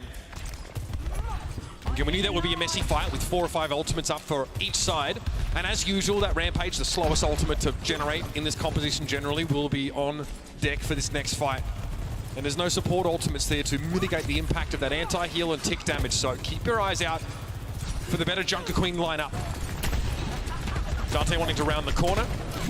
Knife not quite connecting with Finn. But this card is being allowed to ponderously advance. Yeah, I think just trying to line up this Rampage. When does this happen? Here we go! Oh my goodness, like ships in the night, but it's the Outlaws that have 5 of their players afflicted by that anti-heal. Still, it ends up just being a straight trade. 4 versus 4. The Outlaws disinclined, though, to get too aggressive off the back of that. They reset for a time, and now we're looking at support ultimates coming around. Bob is on deck once more. It's hard to play that position without your Junker Queen. Is Kalush still up here for the shock? Is you have the Bob, how do you decide to use this? Do you want to use it in an off angle, maybe over there to the right, and then force people to the left? Where is the best position to make use out of this Bob? Merit doesn't exactly have the safest sight lines or the easiest ones right now. But he knows that once Bob gets out, it might give a little bit of space, but Dante needs to be healthy. Kilo's down. Pelican's able to make his way into the back line, and what a key elimination. It's got to be a sound barrier now for the shock, and they use it to get a player parity here at 4 versus 4. Pelican with a beat from left. Dante getting pressured, though, heavily in that front line, but look at the damage. Kalush comes in swinging with the axe. Dante in pieces. Pelican trying to avoid Finn, but nice job by the shock. They know they have that advantage. They play forward. You get a lot of value out of the brig. And man, when you lose Kilo early and all of those kills being exchanged, it's Proper and Kalush being able to play together. Great use out of the Junker Queen and the Genji to stave off the Outlaws from taking that point. Finn is building his ultimates twice as fast as Lastro right now. 1:28 plays 2:51. Big difference here in the brig matchup. Here comes the running from both sides, though, and Proper looking to shut the door on the Outlaws. 33 seconds left in the round, and there's a blade to be coming. You can be sure of that. This is that other nasty spawn camp I was talking about, trying to get out of. Pelican's down, no chance. He went for the blade. He got shut down. Valiant's able to remove Dante here. Proper doesn't need to draw cold steel. The Outlaws looking a little listless. Somebody's moving the back cap. Lep. Oh, so close. You'll pay the iron price for that one. I mean, he draws him back. The downside is he is now dead, and it looks like Pelican, nope, not going to be able to get a touch. He got overtime. 3 players here for the Outlaws seem to be left, and they can't even touch, really. Proper gets rid of Dante. And the Houston Outlaws are derailed. Not a bad push entirely for the Outlaws, right? They were able to get that A checkpoint after a little bit of a fight there, but maybe if you play the Ashe up in the high ground, you make it even harder. And then they get the cart, you know, just a little bit before that second checkpoint, so they do push it around like the upper echelon of the map, right? You know, getting uphill, so that's a little bit harder. See if they're able to hold on defense, though. Pretty tough for the Outlaws to push up that sort of middle part of the map. You saw that, you know, Merritt is playing these really sharp angles. You know, he's not able to peek out into the open. Is obviously a great risk of getting dragged in by a knife or being headshot by his opposite number. His killer was obviously on the Sojourn there, has that insta-kill potential. So the Outlaws now, pretty grim task ahead of them here. A little bit of Helm's Deep-esque defense might be required on this map.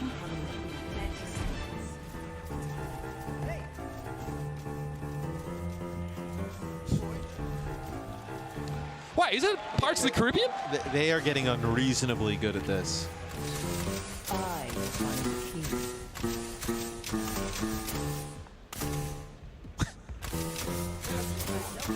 Yep, it is. Round of applause, everybody, for our maestro on the keys. So they do play the Ashe on defense. We'll see how they decide to make use out of it. You see Kilo kind of like poking from the spawn on the Sojourn there, trying to take the same type of approach.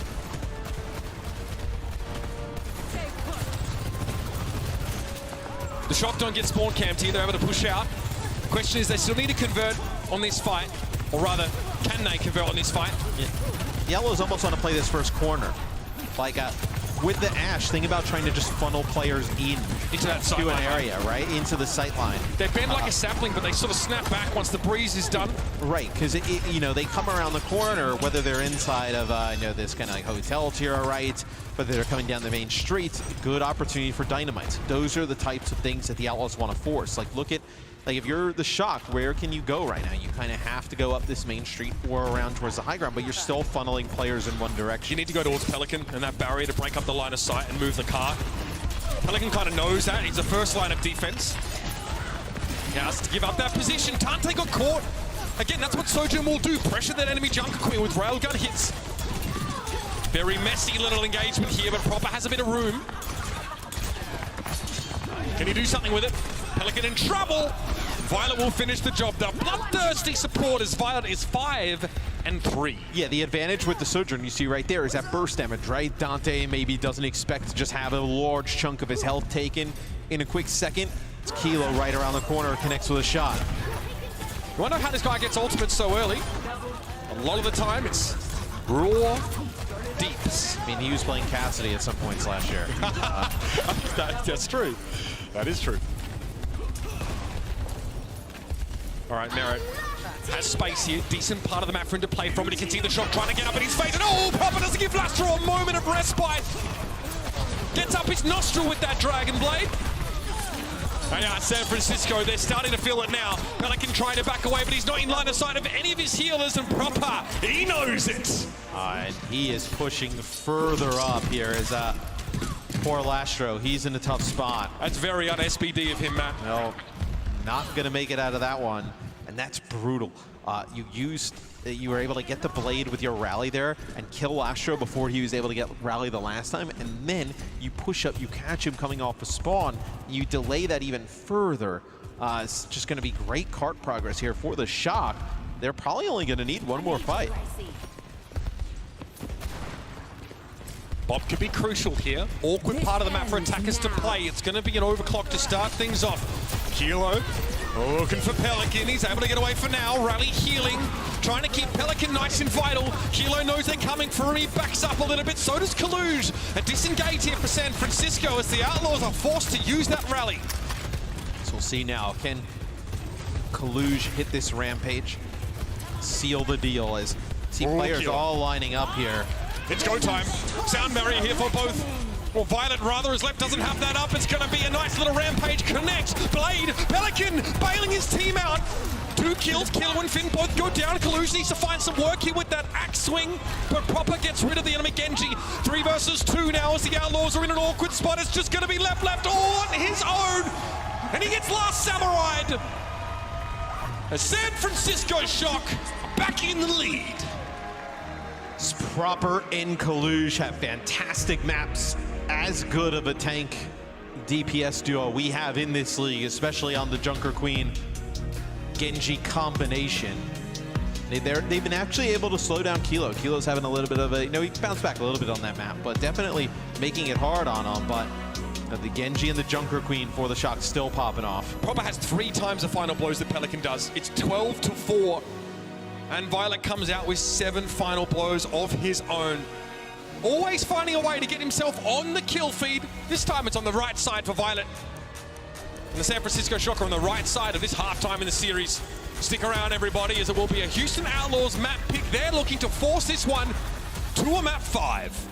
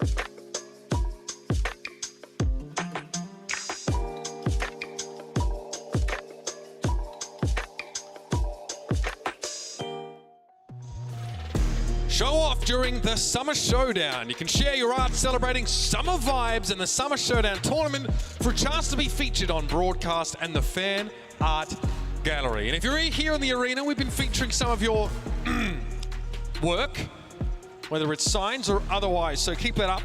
Great to see you all here, Toronto. You've been fantastic so far. Hopefully the home team can make you happier later in the day. But for now, we have the small matter of an Outlaws shock game to decide. And the Outlaws, they get to pick here for push, only out of the 2 maps in the pool for push, where they will go to New Queen Street. So this tells you probably going to see more of the Sojourn play. Merit goes on to that hero yet again. And we'll say, I mean, I think it's really, at this point, Kilo's really not had like a great series, been up and down, right? Where I think, you know, if you can at least, it's tough to say slow down, but like Collusion proper, just so good and consistent game in and game out. If you can, like, you know, catch them off, pick them off a little bit early, you know, put some extra chip damage on a Colluge, like make it hard, this looks like a winnable series for the Outlaws. It's not like the Shock just completely running away with it, as I think a lot of people would have expected. I feel like maybe the baby elephant in the room, so to speak, though, might have been sort of the difference in performance for Pelican between Hollywood and that previous map there. He's only able to find a couple of final blows. That's true. For the whole map. Yeah. Not able to have much of an impact. We sort of mentioned, 4 final blows, I think, to Proper's 12. I think a lot of that probably has to do with the fact that Finn is firing, or rather Kilo is firing on all cylinders there on the Sojourn with some fantastic shutdowns at the beginning of fights, but he's definitely a weapon that he's going to have to be honed and put to good use if the Outlaws hope to blow out the Shock here. We'll see. First fight here should be massive. It's pretty important on all push maps. I think just like some high ground, kind of, you know, jostling around that statue up there.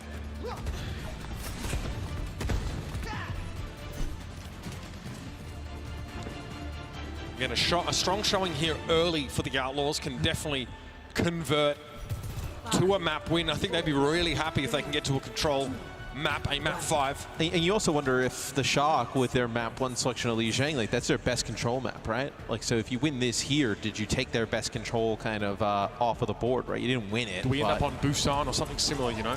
Right, or like in Nepal, like something that's like a little bit that would be funky. Yeah, a little bit funky, right? Here's your neutral, ladies and gentlemen. Oh, okay, Pelican, all right. He's living the platformer life right now. Merit, though, is taken down. Kilo's headshot should herald success for San Francisco now. The Outlaws seem unwilling to give any ground, and that is going to hurt them here as they all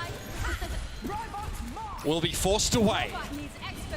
It's that early pick off there from Kilo. That's what you want to see if you're a Shock fan, right? Start to see him come alive, because I tell you what, when he's firing on all cylinders, and you got proper Collusion and, you know, the supports back there, they are, you know, you don't want to say impossible to beat because we've seen it, but they are tough. I mean, it is not a easy out for anybody. What's insane to me is that Proper's worst maps are still elite level performances by their numbers. And these best ones are astronomical.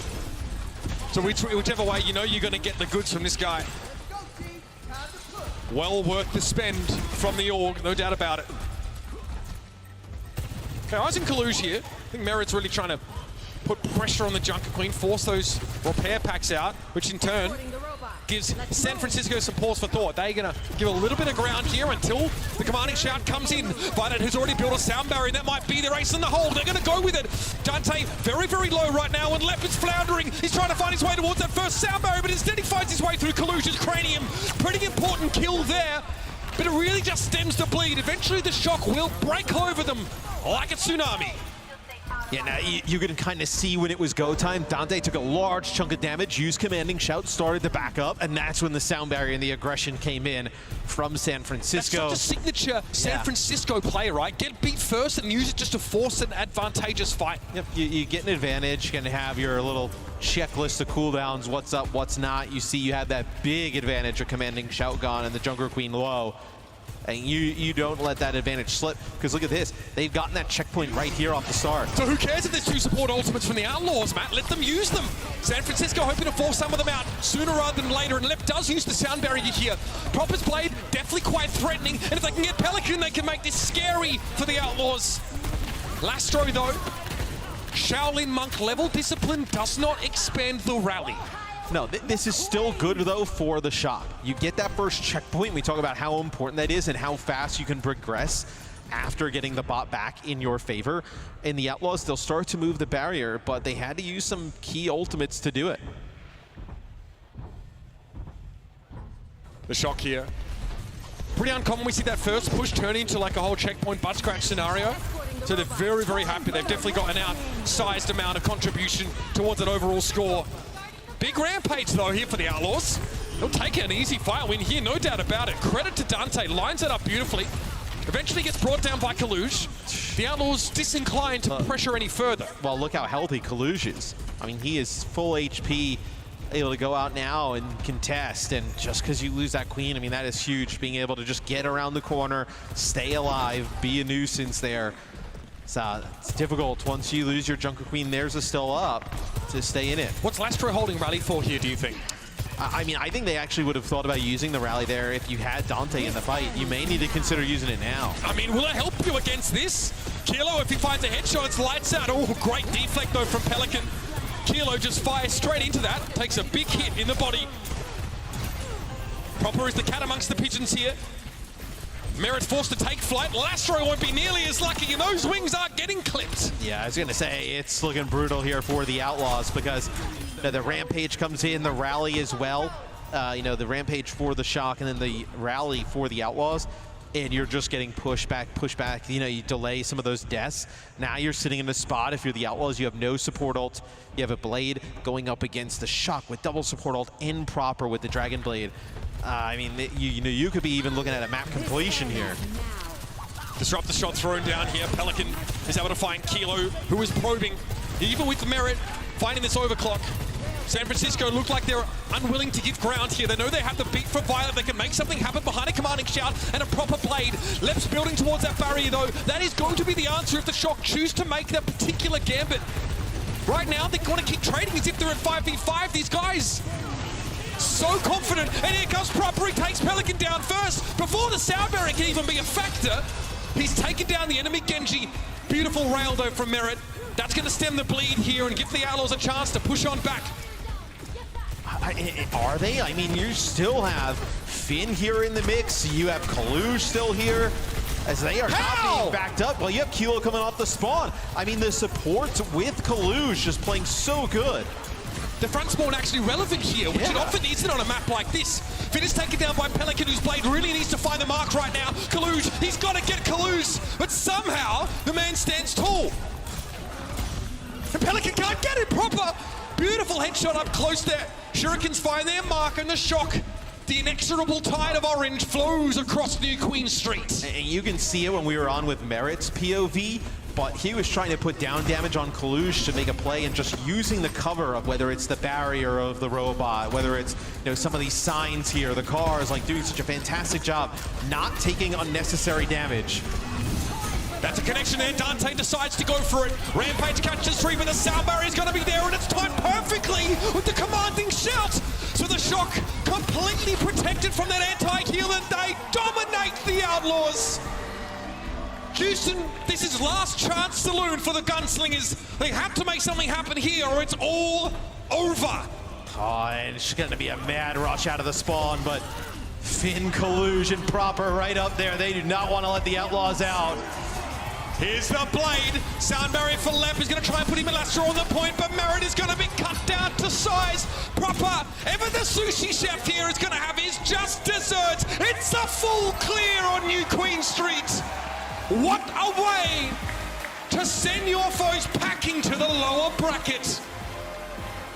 And it's really being able to get that checkpoint off the start, allowing you to kind of then, once you get the barrier going back in that direction and just progress that part of the map faster.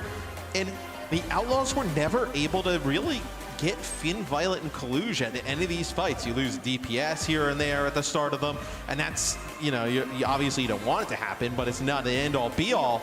And those three players, man, Kaluj, Finn, and Violet had a tremendous series being able to just stay alive, extend these fights. How is it that the Outlaws aren't able to convert on, you know, these player advantages? We talk about that front spawn actually having some value there, but they are getting first picks in some of these fights, and yet they're not able to advance.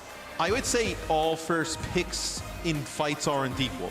You know, if you have Dante dropping first and you're trading it out for like Kilo, let's say, on the other side, like, that's still an advantage for the shop. Right. You know, even though they did not get that first pick, it's really just kind of looking at the landscape of like what heroes you have alive going into those fights where, you know, a few times we saw they were able to get Kilo, right? But all the healing resources still there, all the damage with proper still there, and you're not able to capitalize.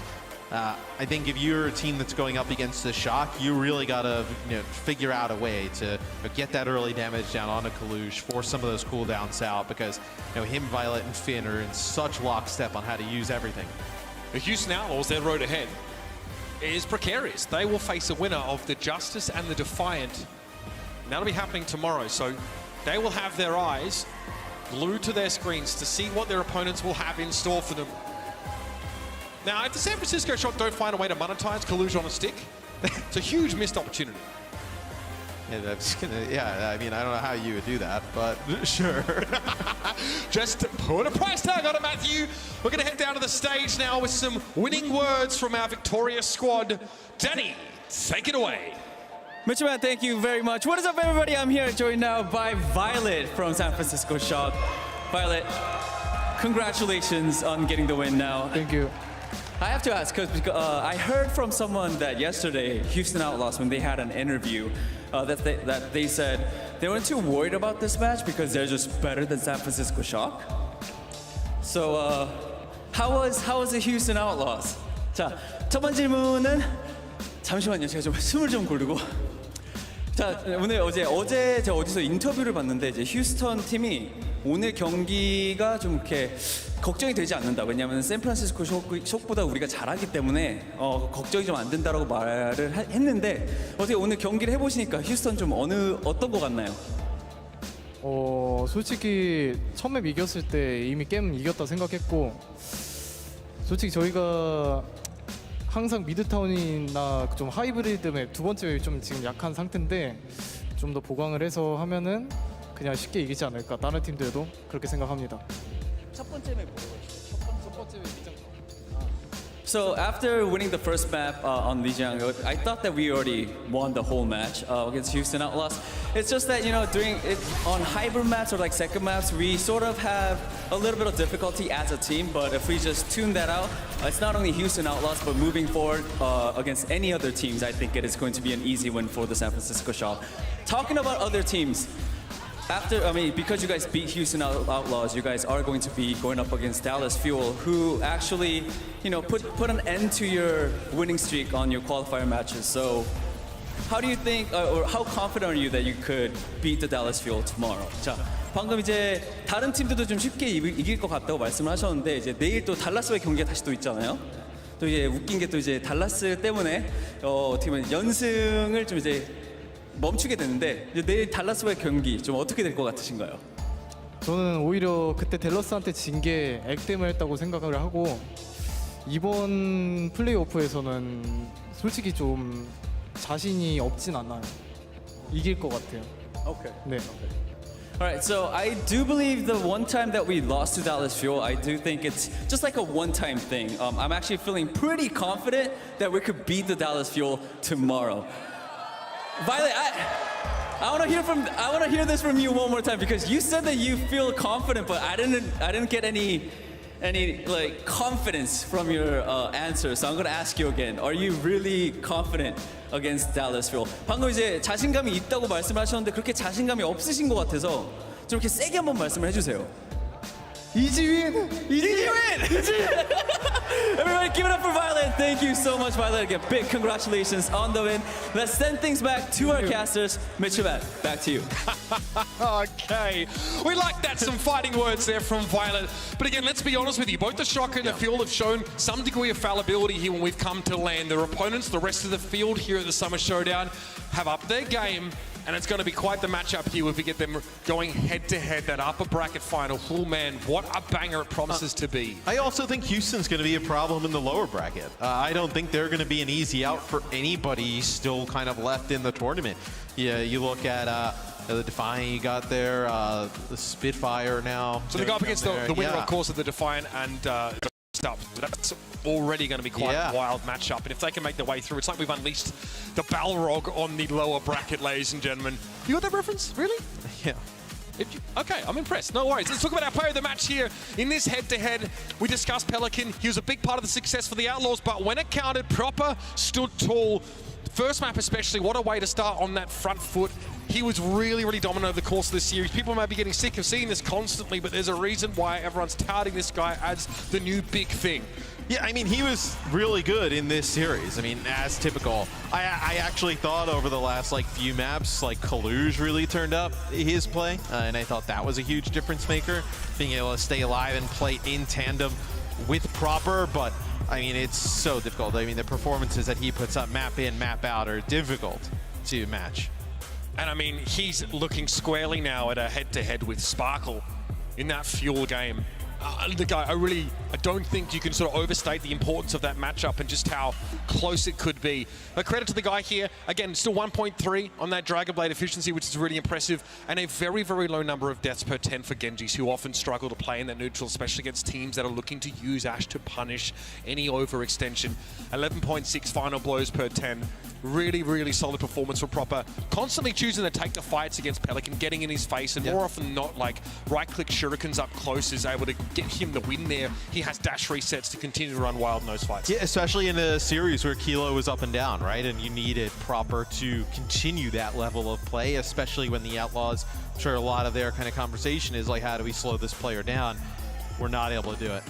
The stakes continue to get high here, ladies and gentlemen, at the Summer Showdown.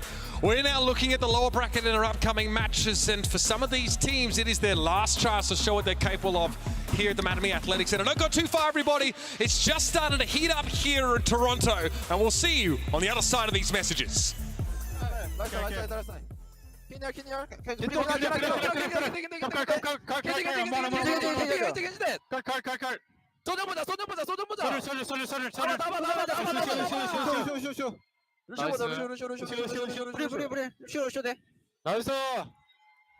fucking go. Yo, so good. The Overwatch League is brought to you by Upper Deck, the official trading card of the Overwatch League, and by TeamSpeak, the official voice supplier of the Overwatch League.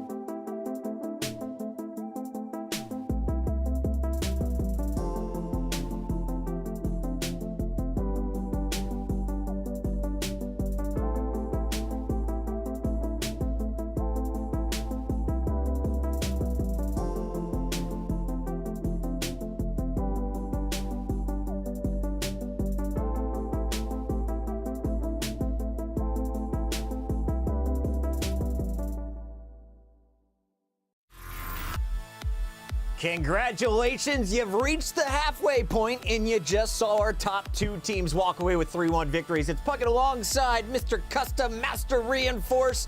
Fellas, I'm not a master here. Not yet. You're working on it. Top but 500. I was looking at your stats here, Custa, and I was saying maybe high diamond on the prediction end. You chose the Shock to win this whole tournament, though, and that could be the SR game you need to leapfrog Johnny. I'm coming for you, Johnny. I'm coming for you. You think you're so good with Dallas because you're number one seed? We're coming up. Shock's rising up.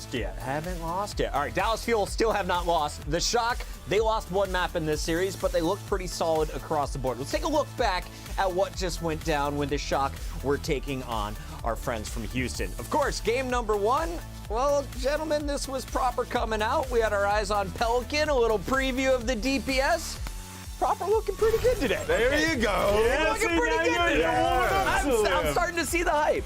As you should be. You know, this was a 3-1 victory for the Shock. It was competitive, but not competitive at the same time, if that makes any sense, because the Shock were dominant in their 3-map wins, but then the Houston Outlaws came back with a pretty dominant win on Hollywood. As much as the Shock finished, Pelican and Merit on this map were just on a completely different level. This is, you know, the anime protagonist Pelican look in his eyes on this map, and it's just impressive to see these guys go back and forth. And I think the Houston Outlaws, there's a lot of redeeming qualities to come from this match, but once again, the San Francisco Shock just proving that they are the better squad. Looking at the big picture here, Johnny, we talked about the Sojourn was needed to swap out for the Ashe. On Hollywood, it looks like Ashe may be a mainstay. Do you expect her to be seen throughout the night? So Hollywood is actually one of the best Ashe maps in the game, and because there's so many buildings, so many walls to play around, so you can really play the positional game here. Houston Outlaws, they tried to make it work here on Circuit Real to limited success. I mean, this was a very impressive hold from the San Francisco Shock.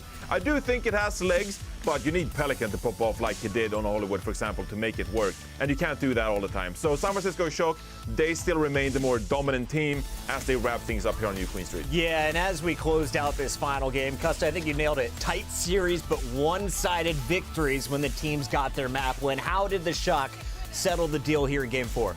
I think it just really comes down to the players just fundamentally playing really well as a unit. Their ultimate usage was very good. Players starting to come alive. Kilo having his moments. Kaluj, who we're going to highlight in just a second, really coming into his own on the Junker Queen. We actually have a stat card that we're going to put up here in just a second.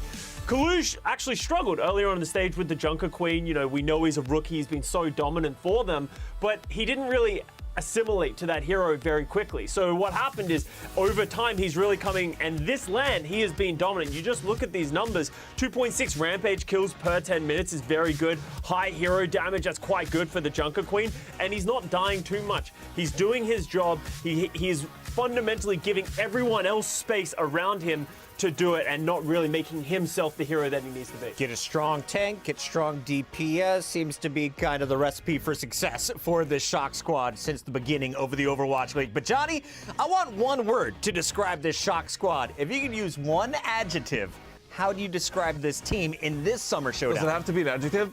Or adverb? Is explosive? Is that the explosive is good. I'm Swedish. I don't know what this is. Okay, now let's do the same thing for Houston. They're in the lower bracket. They're not out. But how would you describe the Outlaws moving forward? Not explosive. No, the Houston Outlaws still. I mean, I was gonna make a Pelican pun, like they're We're gonna cut them off there, ladies and gentlemen. Let's go to Hollywood, though, because if you are a Houston fan, there is some hope. And Cuss and I carved out a little example of it. Cuss, break this down. Yeah, so the Houston Outlaws fans, obviously you just lost to the Shock, but there were some really good moments. This is a play that the Shock actually did, and the Houston Outlaws played against it very well. The Shock, with their backs against the wall on this third-point defense, they popped the rally to go aggressive. Houston Outlaws just disengage. They do the same thing again in the next fight. We see Kilo drops the bomb. Look at how far away the Houston Outlaws run. They are respecting the opposition ultimates. They then take that, they wait that couple of seconds, they wait for the bomb to disappear, and then they re-engage with their ultimates. They now have the beat to counter the blade of proper. They are able to go aggressive, and the Shock no longer have the answers to the problems that the Houston Outlaws were bringing. So great fundamental macro play by the Outlaws. That's what you need to look at. It's not just Pelican, it's just not Merit popping off individually. As a whole, they are a good team, and I would expect them to make a good lower bracket run. They're playing the game the right way. Johnny, the chat feels bad for you, so here is our Beaver of Friendship. Please hold that while we take a look at the brackets, because here's where we're at in the tournament, Scott. We've got 2 teams remaining in the upper bracket. It's Johnny's team, the Dallas Fuel. Yeah! The San Francisco Shock. But our lower bracket is chock full of squads. 6 of our 8 teams are battling for their life in the losers bracket. Up next, we're going to see Titans versus Mayhem. And of course, at the end of the day, the hometown squad, the Toronto Defiant, taking on the Justice for their spot against the Outlaws tomorrow. We excited for tonight? Oh, yeah. We're about to see 2 teams go home, unfortunately, but it's Why awesome. are you so excited about that? No, because it means everything's on the line. At this point, you can't just be like, oh, well, we can make our lower bracket run like we're talking about the Houston Outlaws. You can't lose at this point, otherwise you're going home. That's true. I want to go home. I like it as well. Give me real quick thoughts here on this matchup. Florida, the 8th seed, the lowest seed coming in. Of course, on the other side, we have Vancouver, who didn't have a lot of success in their matchup yesterday. Who's got the edge here, Costa? Well, here's the thing. Florida Mayhem, we actually talked to Goomba last weekend and he said, when we qualified, our realistic expectations is to have fun. You know, he sort of said it's a bit of a holiday for us. They don't have that pressure on themselves to be able to step up. I have seen that Sir Majed is in the building, which is a big boon for them. They'll be able to play on land. They'll all be there in the moment. Maybe the double flex support can come up clutch against a Vancouver Titans that hasn't been perfect so far.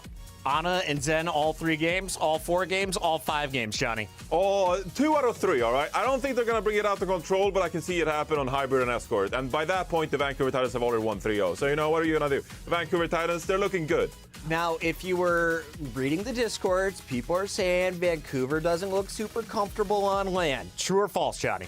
I mean, it's the first time for some of these guys playing on stage, actually, so that might become a factor. Here's what I think, all right? Vancouver Titans, they're a Canadian team, all right? So I know Toronto Defiant is not playing right now, crowd, but get on your feet and make some noise for the Vancouver Titans, all right? Get on the hype train. August 14th has happened. We're making a national holiday when they got their first win in the Overwatch League. Costa right here, he's made a train representing the Vancouver Titans hype train. We all need to get on it. We're on it. Please stand in a line, behave appropriately, get your tickets out. We're going to stamp them, and you're welcome aboard the Vancouver Titans hype train. Let's go. It doesn't look like a lot of seats on that thing, so get on quick. You got to get on quick. The supply is not very high. The Vancouver Titans lower bracket train is leaving the station. Everybody get in. I'm actually on this train. I think they can go really far because they play this match. They then can potentially go up against the London Spitfire, a team that they can play close with. August 14th train. Oh, God. 14th train might make it the distance. 8/14, remember that day. Maybe we'll add another one to the calendar after tonight. Ladies and gentlemen, quick commercial break. We come back. It's match number 3 of a 4-banger day. We'll be right back. No!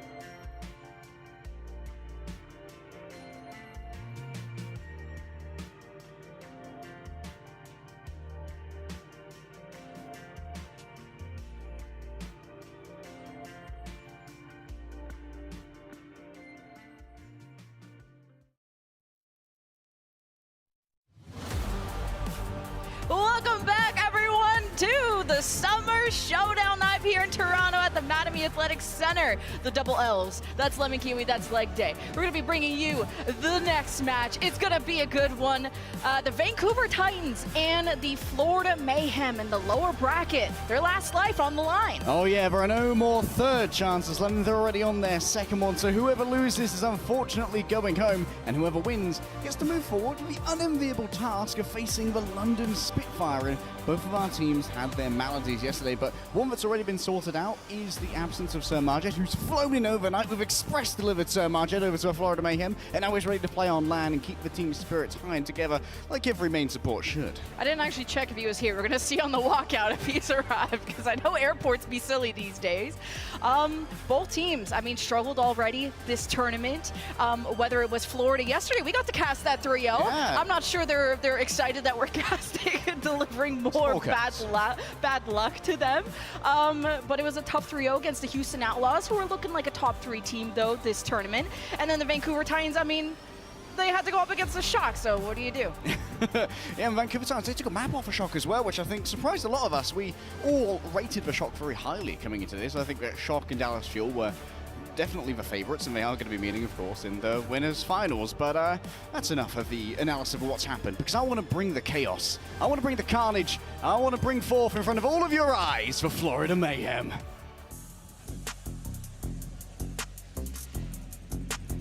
And no longer Overwatch 4v4. We have our 5th member here to go. Welcome everyone who's made it to Toronto.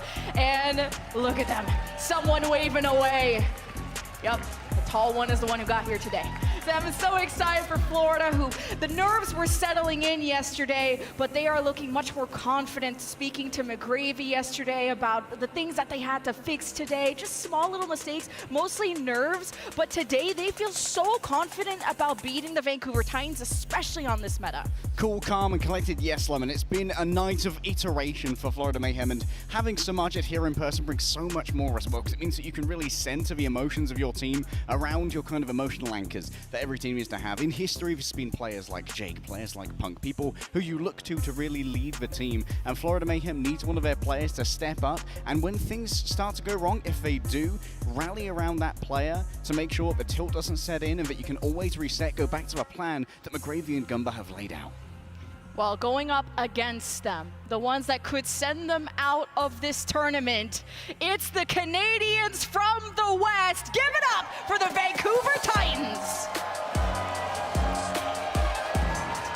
This is a team, Lemon, that defied expectations yesterday and played so well against the San Francisco Shock, a team that went absolutely lossless in the regular season for so long until they met their end at the hands of the Dallas Fuel.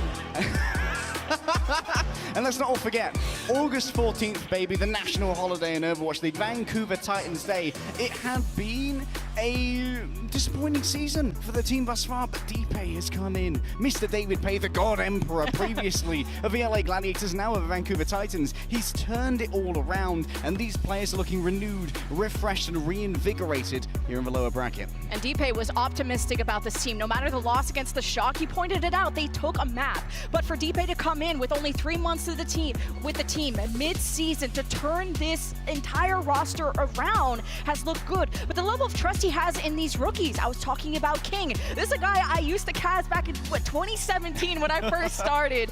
And he has grown up to be such a tremendous Genji player. And along with Mirror, Junker Queen mastermind, D-Pay is so confident in him and his Junker Queen skills because it fits his aggressive playstyle.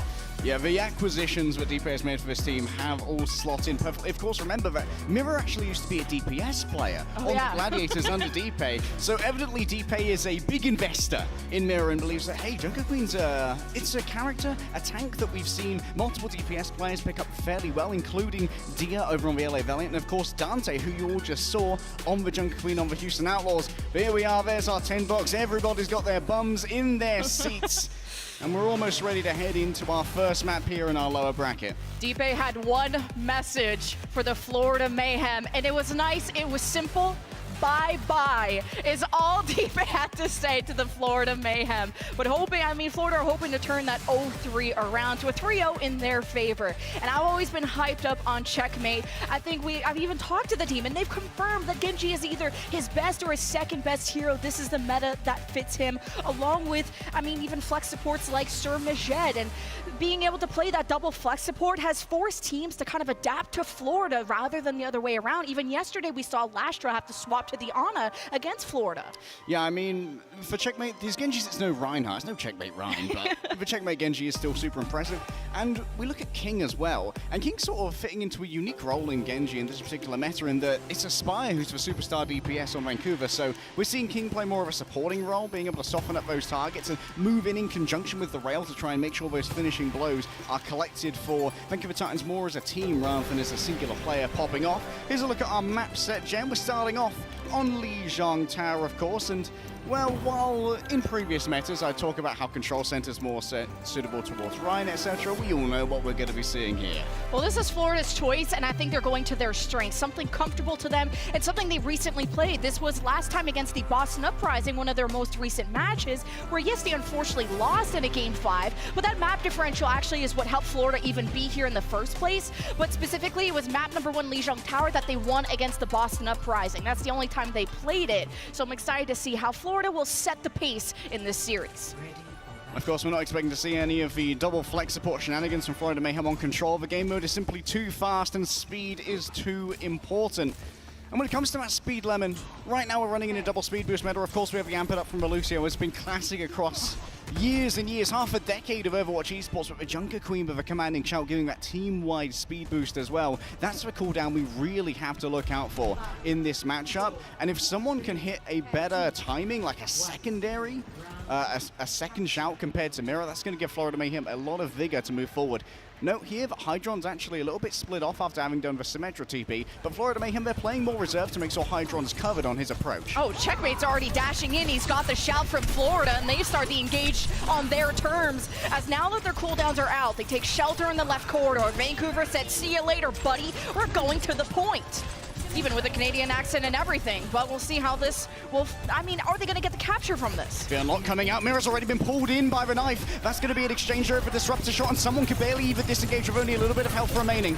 Yeah, Spire just needs to create some distance and not be accessible to someone like Checkmate, but Checkmate is low itself. So is someone. Vancouver just have to finish off these kills, and King is doing his darn best. But as Vancouver Titans leave the shelter of the point, they're getting cut down one by one. King is looking for the equalizer, and a pick on the RuPaul could assure of that. Vancouver have the point, and as long as this fight still goes on, they can extend the lead, but unfortunately they don't have the manpower to keep protecting it. Or someone hitting an early knife there on Tabira actually created a long deficit of healing for Vancouver Titans, but eventually was overwhelmed by a nicely placed headshot, I believe, from Hydron, with the rail getting the burst that was needed to get rid of those meteor targets. Vancouver already on the point here, but look at this. Hydron's under massive pressure. No way. The assassin assassinated.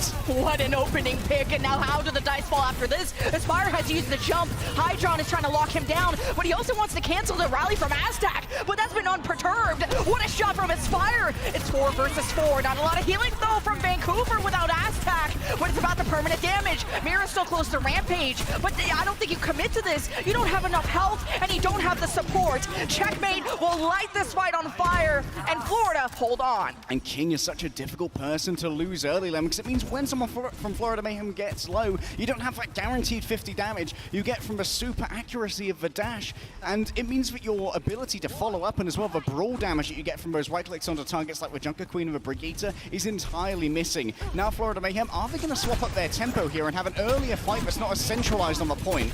It's a pretty big difference in kills too. Vancouver at 8 deaths, Florida only have 3. See how this upcoming ult fight will make a difference. Florida defending it, and they're actually saying they're playing hide and go seek so they don't take any accidental poke. And now Florida show their faces as Vancouver Titans enter the point. As a rampage from Mirror, it hits at least 3 of Florida, but the sound beer from Sir Majed buys them time. It's a 3K from Checkmate in the Blade to save this for Florida.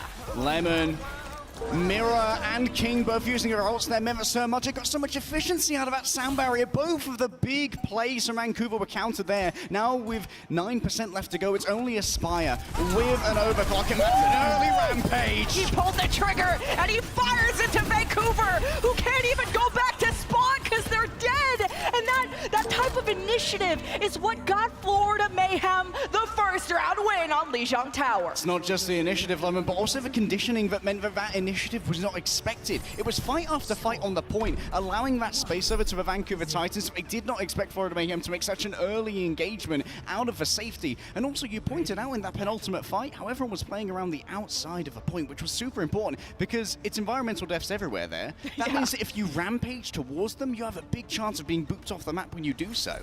That was good ult tracking for Florida, and also Surmajed dropped the barrier when Mirror had the rampage. So this is the 3K from Checkmate, going immediately having access to the supports, dash reset, the prioritization for going after Masa to Aztac. I think they took out Master during his beat cast as well. Yeah, that was a good point too. Wow. That was just the best possible fight there for Florida Mayhem. And that's an amazing start considering that their tournament run so far here in Toronto has not been amazing, but up against some native Canadians, it's all looking good. Farah, huh? Not anymore. Well, not anymore. That's enough of that, thank you. Just getting a little too close, and that's why it's so important to have that Mercy for the consistent healing. If someone just gets overwhelmed, the damage just too much from the side of Vancouver Titans, as they'll have the point first. And now for the first time, we're going to be seeing Vancouver Titans playing from a place of strength, where they can really control when and where the engagements happen. I imagine Florida Mayhem are going to try and want to move through White Room here, which you're seeing on the right-hand side of your screen at the moment, just rolling in towards this area, because going across the bridge is far too dangerous against the number of boops that this composition has. You have better shelter options also coming from White Room, and it's also difficult to attack with the Farah, so needing that first pick potential. Hydron going back to what he's best at along with Checkmate, so here's the point now for Florida actually trying to take back the point, as Vancouver keeping some kind of presence to not allow the flip. No ultimates yet. Surmajed is actually quite far ahead on the sound barriers, so that could be a tempo engage that Florida can work towards, but you don't even need it with Checkmate. It's applying that much pressure to your front line. Florida approached this from front to back and bulldozed the Vancouver Titans from the point. And now, once again, Florida Mayhem, they can try and control these engagements. Characteristically thus far, Florida Mayhem, on their defense, have been a much more passive team. They allow Vancouver Titans to take this space so they can look for people overextending and then punish them via either Hydron's accuracy or Checkmate going in with the right clicks like we saw onto Mirror in the fight previous. Ooh. However, for the moment, Vancouver Titans tight in their formation and no one overextending. Yeah, I think Aspire can keep this position because he's close to overclock, but if Florida keep hiding, then he needs to get some kind of sideline. He puts himself in access to Checkmate, who's close to Blade. Disruptor shot slows down Florida's disengage as Vancouver Titans look to flip the point, but Florida don't want to make it happen. They have to use the sound barrier and try to engage into them, but they have to layer this with RuPaul, but it wasn't enough to save someone. There's no take for Florida, and Aspire is lighting things up. 2 kills, looking for more, but Florida dead in the water as they just hope to extend the lead that they have as Vancouver Titans hope to take control. And Master critically now has an advantage on the sound barrier. Sir Marjet, he can't dance for long even with those happy feet and happy skates in the building. We saw Sir Marjet actually invest for sound barrier to try and deal with Aspire's overclock, knowing how low someone had gone because he was just taking a little bit too much poke, wasn't using the physical cover as much as he otherwise could. And now Vancouver Titans, maybe they'll be able to have an early or at least a more effective sound barrier because they're going up against so many win conditions from Florida Mayhem which can be countered by that ultimate. Master needs to be a little bit more patient with this and try not to use it on just for Rampage. Oh, someone and Mirror Rampage back and forth, but it's the blade from King that we're watching as Masa holds on to the barrier, thinks King is healthy enough and supported enough. 5 versus 4 for Vancouver. Checkmate thinks it's time for the blade. He wants to turn around this fight as Florida were down at the start. He's able to get a few trades without that main tank. Looks like Vancouver might fall, and so they do as Florida race back to flip.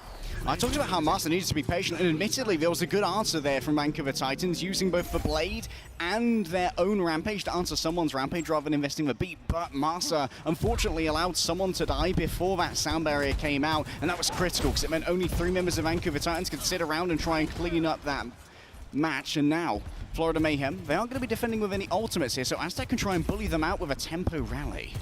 Yeah, that rally is close. It all depends. I think you want to maintain Mirror as much as possible. He's been taking a lot of pressure. Here's a rally from Aztec. Shout from Mirror. Florida start their disengage. They're not looking so healthy, and not so much now that RuPaul and Hydron fall. Vancouver clutching up at the last second will get the point right back. It's been flip after flip, and at 85% plus, Vancouver are one fight away from sending us to round 3. And that one fight for Florida Mayhem, it's going to involve a Tracer as Hydron moves on over here away from the Sojin. There won't be a disruptor shot, and that means Mirror can do so much more for free. He can overextend and not worry about being slowed down on that disengagement. Aspire with the overclock. Oh, Hydron. No way. I was about to say something real cool. Hydron was known for his Tracer, but not anymore because this is Aztec's field. And it's the Vancouver Titans homeland. 99% in overtime. Checkmate can't make the miracle happen. Vancouver turn it around, and we're going to round 3. The North remembers and the Spy remembers that he's in his own country now. The Vancouver Titans bringing it out in front of their home crowd, 1-1 on Lijiang Tower. I was hoping this was going to be a banger, Lemon, and I've got a feeling that it is going to be. Obviously, there's going to be no major compositional changes coming in here towards Control Center, but what you are going to want to look out for is how our teams position in the pre-fight to secure to try and take the pseudo high ground of the server room versus the better availability of physical cover that's on the point, including those curved computer screens. Those can be so good for allowing your Brigitte to peek out, throw out an armor pack, and then go back into relative safety, where it becomes much more dangerous for a Genji to dash in on them because you can't get the long-range support you want from your Sojourn. There's an interesting DPS matchup. Aspire is outdamaging Hydron by about 2.6k, but Checkmate is outdamaging King by about 2k. So it's a really back and forth. I mean, Aztec already falls over. How does Florida already have access to your backline like this? Checkmate is really putting on a deadlift for Florida. And that's all about speed, tempo, and ferocity. Aztec might even have used the shield bash on the rollout there and not able to use it to move away. Either way, Aztec's kiting ability there was not good enough to save him from a clutch of Checkmate, who walks away with a huge ult premium compared to King. Admittedly, for Vancouver Titans, that wasn't a very long fight for them at all. And now Florida Mayhem, they're not going to play up against the chokes here. They don't want to risk getting flanked upon by King, and instead they're going to move towards these same areas where previously Aztec was caught out. Yeah, and I mean, just Aztec dying early also means just double the ult charge for RuPaul, just that survivability important. And the rally tempo engage in the cards in the next fight. What a shot from Hydron! And the way he creates the distance away from everyone else, he's just been untouched by King. And now that Florida with the 5v4, they're looking to clay 4. But Vancouver run for the hills. Aspire versus Hydron in terms of a history as well is a super cool matchup here, Lemon. These two were both the hit scan DPS of American Tornado at different points in their careers, and that kind of became a real dynasty of North American contenders players. We saw Kaluj and Reiner also came from that roster, and at the moment Hydron seems to be drawing pretty even with Aspire, and I think that Hydron's been a little bit less rated. Checkmate coming in now, ready with the blade, but Master, if he can get just a few more little squeaks of healing out, we'll be able to counter it. Checkmate's been playing so aggro, and King is trying to keep him in check, put him in the corner where he belongs. The RuPaul rally first. Checkmate doesn't even need it. He cuts Mirror by the ankles, chases down Masa, but the barrier has already been delivered. But death received to the Vancouver Titans as Florida take back-to-back fights. The barrier was not only too late, Lemon, it was mispositioned as well. Only 2 members of Vancouver Titans could get it. Maybe there would be a third if he wasn't dead before it struck the ground, and now Masa has nothing to try and counter someone with this rampage. If they play aggressively here from Florida Mayhem and catch Vancouver Titans in a choke where they can get a 5-man anti from that rampage, it could be curtains for the home team. Hydron is putting on a performance, 26-5. What can he not do? Someone has to make sure he keeps control of server. He has the rampage, but how much and how deep does he even want to go? It's the King Blade, and the rampage pierces the backline of the Vancouver Titans. Aztec tries to rally the team together, give them the heals. A King disengages with the rest of his team, and Hydron pummels the front line with additional DPS ults from Florida, who are just one fight away from taking the round. But as Florida disengaged, they actually gave up the objective to Vancouver, who don't have the people to keep this going. Yes, the point may have been flipped, but unfortunately it's the inevitable that's being delayed here, Lemon. Once more, the point will exchange hands, overtime back in session. Mirror can move on forward to the rampage and try and start off a fresh fight. Oh, this has to be everything. Mirror and Aspire have to get the kills, but Aspire cut down from his overclock, and Mirror's Rampage doing nothing. Florida, though, not looking so healthy. Someone in checkmate need to be finished off. Vancouver chasing down the kills. The focus fire, not enough to take down Hydron. And without Aztec, as he was following the charge, falls, and Vancouver fall. Florida take map 1. That was such an intelligent rampage there from someone, splitting the Vancouver Titans. And actually, Vancouver Titans, when it came to that disengagement, they were a little bit more messy. We saw Mirror back off towards the Mega, but the rally of Aztec was over on the point, trying to get that flip. Florida Mayhem identified that they could give over the objective, and in the end, it would not matter because they could pick off these individual targets like a pack of hunting wolves. Hydron and checkmate look disgusting. The first map win for Florida at this tournament. A total of 65 elims between those two DPS from Florida alone. They have turned up in the biggest of ways. So excited. We're going to throw you guys to a break, and when we get back, Vancouver Titans have the choice of map.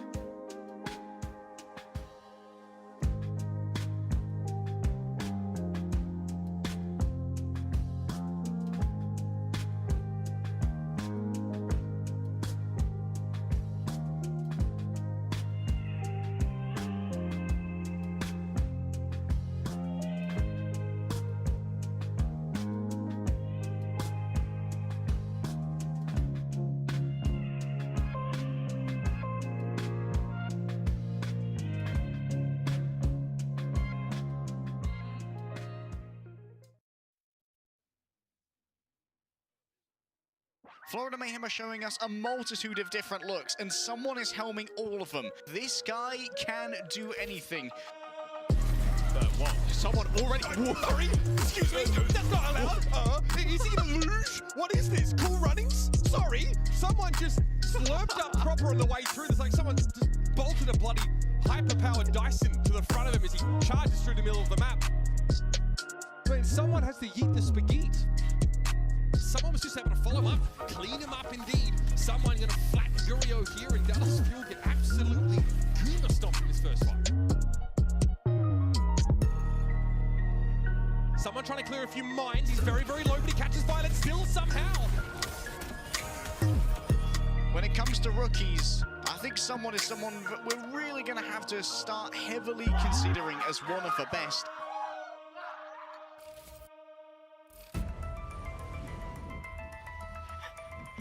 Someone is so funny, and he's truly making a name for himself, not only in the league but for his team, really turning around his performance from yesterday. And you see him on the cams, he's always talking. He brings that energy and that leadership, and I think no matter how much they're losing or winning, someone is consistent, someone you can depend on.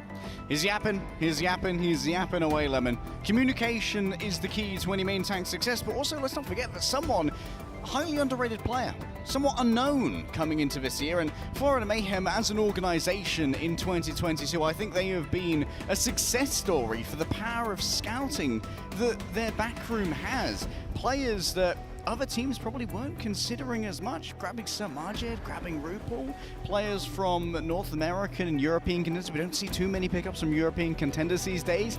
Gumber and McGravy, they were doing an excellent job of finding this talent and managing to integrate it into a fairly successful roster, because we can't forget that Florida Mayhem, as low ranked as they were, they're like, what, 7-7, 8-8 or something in the regular season? They are pulling up that 0.50, which is well above where a lot of people thought they were going to lie. Our next map has been chosen. Vancouver Titans had the choice. They send us to Paraizu. I had it right on the break. They're actually undefeated on this map in this stage. They full held Toronto Defiant. I'm sorry, guys. And Paris Eternal, they won this against in the qualifiers. So this is, again, Vancouver playing to their strengths. Welcome to the beautiful sunny streets of Paraizu. Florida Mayhem, they have a lovely tropical color.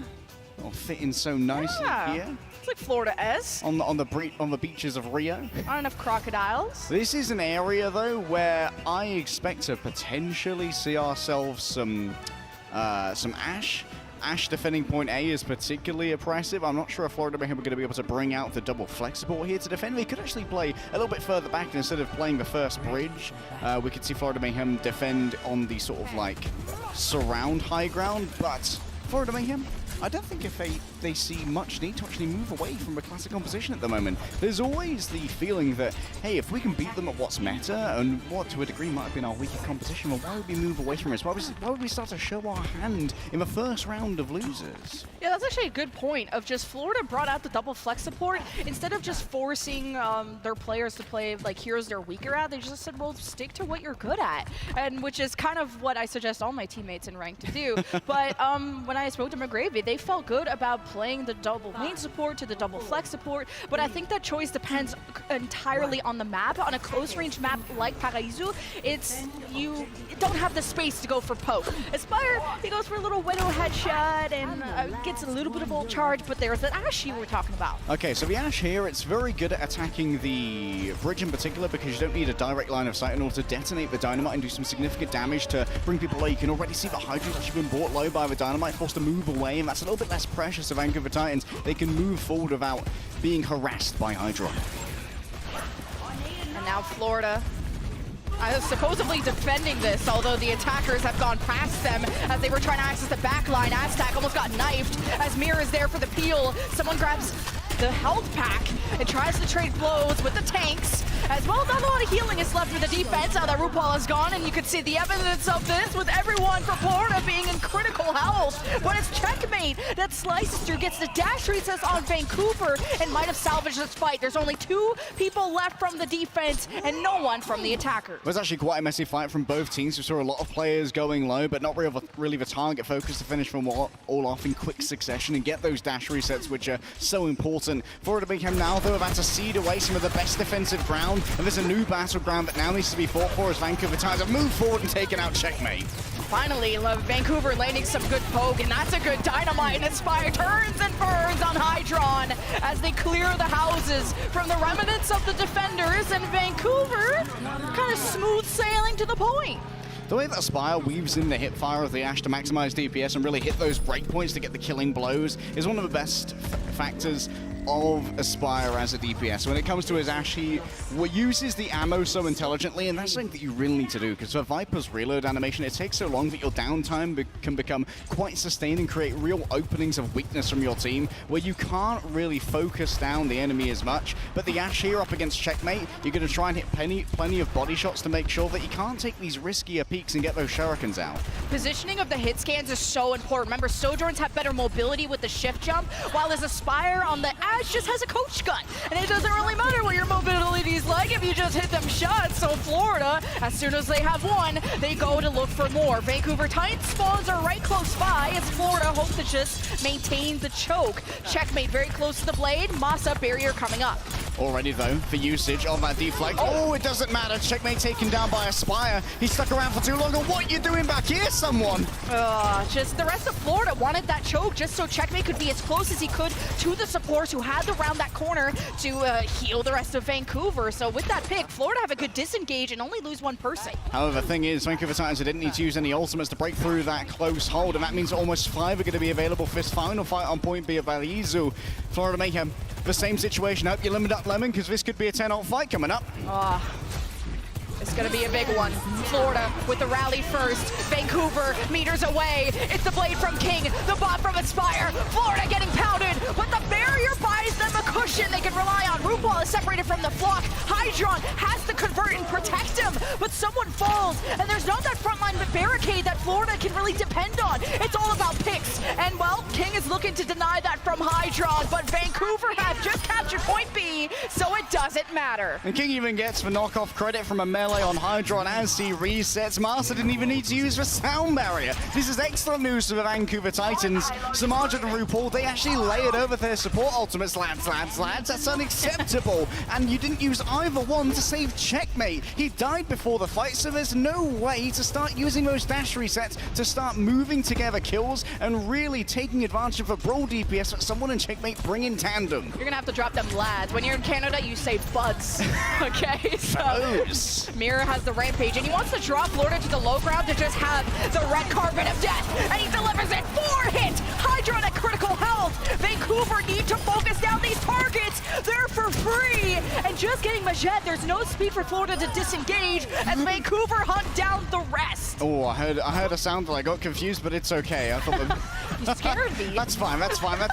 Master's still hanging onto his sound barrier as well, and I love how Mira hits, or rather he gets Samajit low and then sleeps, and he knows that Samajit's going to bleed to death and he's antied. There's no way that he's going to get healed out of that. It's time to swap the targets. This is such a fast attack here from a Vancouver Titans, so they can try and bully through here with a barrier. And this is such a big time bank, and Checkmate needs to deny it right here, right now. Goes after Masa. Aztac, shield bashes away, has to duel against him. There's no peel from Vancouver to save him, but that's because they're supporting Checkmate on the counter dive, who converts it on 2 kills. Vancouver might not get to continue this momentum. It's 2 versus 4 favoring the defense, but how far can Vancouver get? Great ball. Will he be forced to use the rally here is the important question. I'm wondering, is Master's Q key broken? Right now, check him keyboard, please, because why didn't he try and beat the blade that came out there? I know that admittedly Master's pathing meant that a late beat would not have been very helpful at all. He would have only hit himself, but Aztec seemed to have got the boop that was ideal to give enough casting time that Master wouldn't die during the cast. Still, Master now can at least try and bully out Florida Mayhem by using a tempo beat on an engagement, but has to worry about the greater longevity RuPaul brings with a rally. And you see that Aspire is putting dynamites on the high ground to drop Florida down. Here's the rally from RuPaul as they engage into Florida. Vancouver support themselves with a barrier and a bomb and fight back even harder. It's the King Blade. He's been quiet, but he wants to be loud for the time that Vancouver needs him the most. Well, Surmajet's up in there, sorry, Checkmate's up in the sky, but Vancouver Titans just took the fight and are meters away. Respawns are close though. Hydron might get to touch it, but he wants the space to overclock, but he has to clutch this up. The overclock is canceled, and Florida can't support this any longer. It's a 2-minute tie bank for Vancouver. King wants it to be loud, and Toronto is as well. The Canadian team seemingly picking exactly the right map for exactly the right scenario. The King demands that Florida bend the knee, and so they do. 1 minute and 54 on the clock. So now, Florida Mayhem, the question is, how do you try and match this off a DPay diff? It's a DPS diff as well. Aspire is 16-3, Hydron 5-6. And this was after I said that Lijiang Tower, there was 65 elims between Hydron and Checkmate. An absolute deadlift was happening from Florida. But now Florida, I think the nerves are gone. You go to a map you're comfortable on, one that you've had success in. They are undefeated on this map, and Vancouver is showing why. A 2-minute capture on this map is incredible. Yeah, I think that we need to look at the style of these teams as well. Here's a quick replay of Aspire, who's exactly what I talk about. And in particular, oh, the hip fires are nasty, dude. You don't get a double headshot there. You are disgusting. And the Bob just uppercuts someone in the face. We've got to talk about Aspire versus Hydron here and how the Ash versus the Sojourn works. So I think that Florida Mayhem are getting aggressive enough to be using this Sojourn ideally because they're fighting way more pitched battles. And these pitched battles are where the Ash can continuously put out that damage on demand and really bring these players low to be finished off by King later on. Whereas I think that Florida Mayhem, they'd be able to achieve a lot more if they got much more aggressive with their Sojourn, which is ideally how they would manage their attack.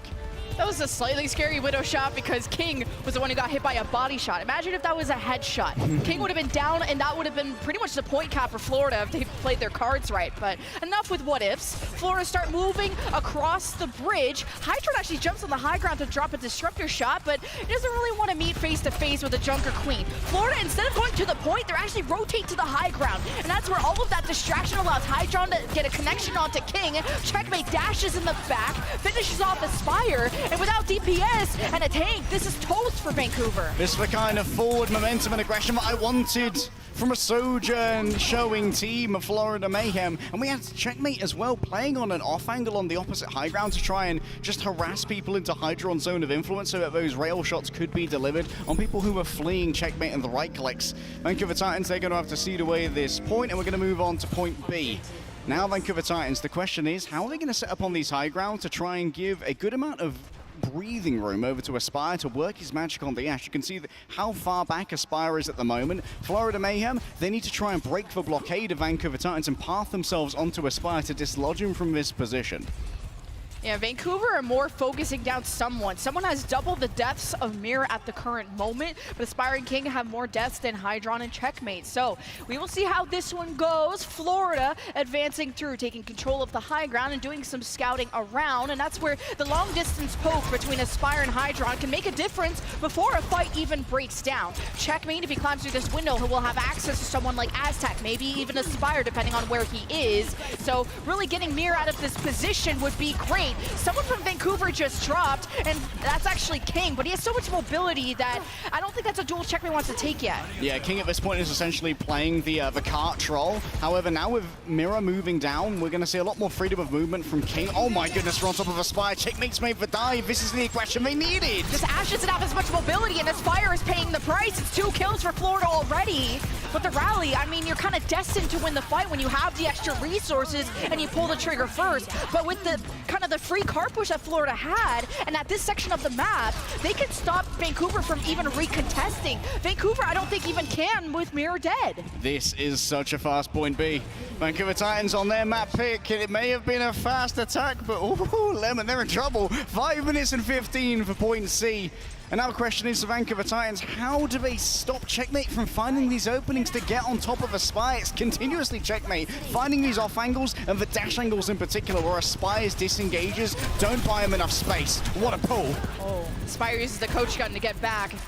Important call there. King is on the left side, just getting some poke to get close to his blade. Florida, mainly Checkmate, has his first. Looking for any connection between Aspire and Hydron. Remember, Aspire can kind of derail a push, just throwing the Bob down, as he's really forcing rotations out of Florida. He drops the Bob, Aspire drops the Bob behind them, forces Florida to actually go back towards their own spawn, as Florida depend on Hydron's overclock to get a pick. King's playing a little far forward, looking for a blade opportunity, and Hydron could have picked him off and started to fight off well for Florida, but for now, no one has died. Well, let's see if that still is the case with Checkmate's blade. It's barrier v barrier, and rally now for Vancouver. A little extra resources, but a respawn advantage for Florida, and the poke that Hydron is delivering is paying off. Now Mira in with the Rampage ready to go, if Florida Mayhem all dare to present themselves as they move through as a unit. That's a huge Rampage. That's a 4-man Rampage from Mira, and no support ultimates. Vancouver drew out every resource for Florida, but where's the follow-up? Vancouver did so much initial damage, got Florida to half health, but Vancouver didn't want to extend past the door because that's Florida's territory with the spawn around the corner. Checkmate hunts down King, and Florida surge forward. No ults, but a big dream, and Aspire is accessible. I don't think he has the coach gun, but Masa had some critical boops to dissuade Checkmate from going any further. Well, there wasn't much follow-up on the Rampage there from Mira because they were just using it to buy time for King to get back, but the second King moved back in, he went into an overexposed position with no clean disengagement route and no clean line of sight to Aztec either. King can't afford to be the first picked, and neither can Aspire. Hydron with a perfectly placed rail shot here. Florida Mayhem mean business at the end of Barizu. This could be a big fight for Florida to get the bigger time bank and decide who fights first next. RuPaul has the rally. Florida start off the fight on their terms, taking down from front to back. Vancouver fall like flies, and Florida are going to make sure that they can't even touch the cart, but Vancouver need to go, and Masa's just getting tossed around. Hydron almost pushes it in until Masa gets cut down. Mira can't touch in time. That's a 3-minute time bank, a 1-minute difference between Vancouver. Florida Mayhem have made the decision. Disregard Mira. Acquire damage frags. It's continuously King and Aspire who are under the pressure, who are feeling the wrath. We saw just how much King was under pressure. RuPaul was running at him. The Brigitte, who usually has to play the kiting healer just to try and survive, cling on to this mortal coil, was throwing themselves into the fires of Mordor in order to take out that Genji and remove the teeth from Vancouver Titans and Lemon. This is an adjustment that is a reaction to the stats you pointed out at the end of Lijiang Tower. We're seeing a hyper carry from Aspire, or rather from Hydron and Checkmate. They want to make sure that Vancouver Titans can't match that kind of performance. I love the way that they're just, both teams are kind of trading ult, and they're taking space and then giving it right back. It's really just a dance between these two teams, and why I think the time banks are so close. I mean, Florida just did an incredible job on the point A and point B attack. They had 5.5 minutes for C, so you have several cycles of ultimates to really get yourself to this point. So Florida did an S+ job through 75% of the map to go to an A+ job on point C. So we'll see if the 1 minute truly is a difference, because that's just one fight. That one fight can mean everything here on point A of Balizu. However, both of our teams have seemed adept in this first point attack, or maybe less so on the defense, who knows. Remember that this first fight during Vancouver's attack, it was a little bit messy. We did see a lack of target focus from both of these teams, and that might need to be amended to give one team a larger advantage. Vancouver on the attack, looking for poke, and someone tried to approach Aspire, but Hydron hits the shot at range. Vancouver really got to protect Aspire a lot more with the limited mobility that he has. Although he is out-damaging Hydron by at least 2 or 3K, it's not enough for a Vancouver Titans fight win yet.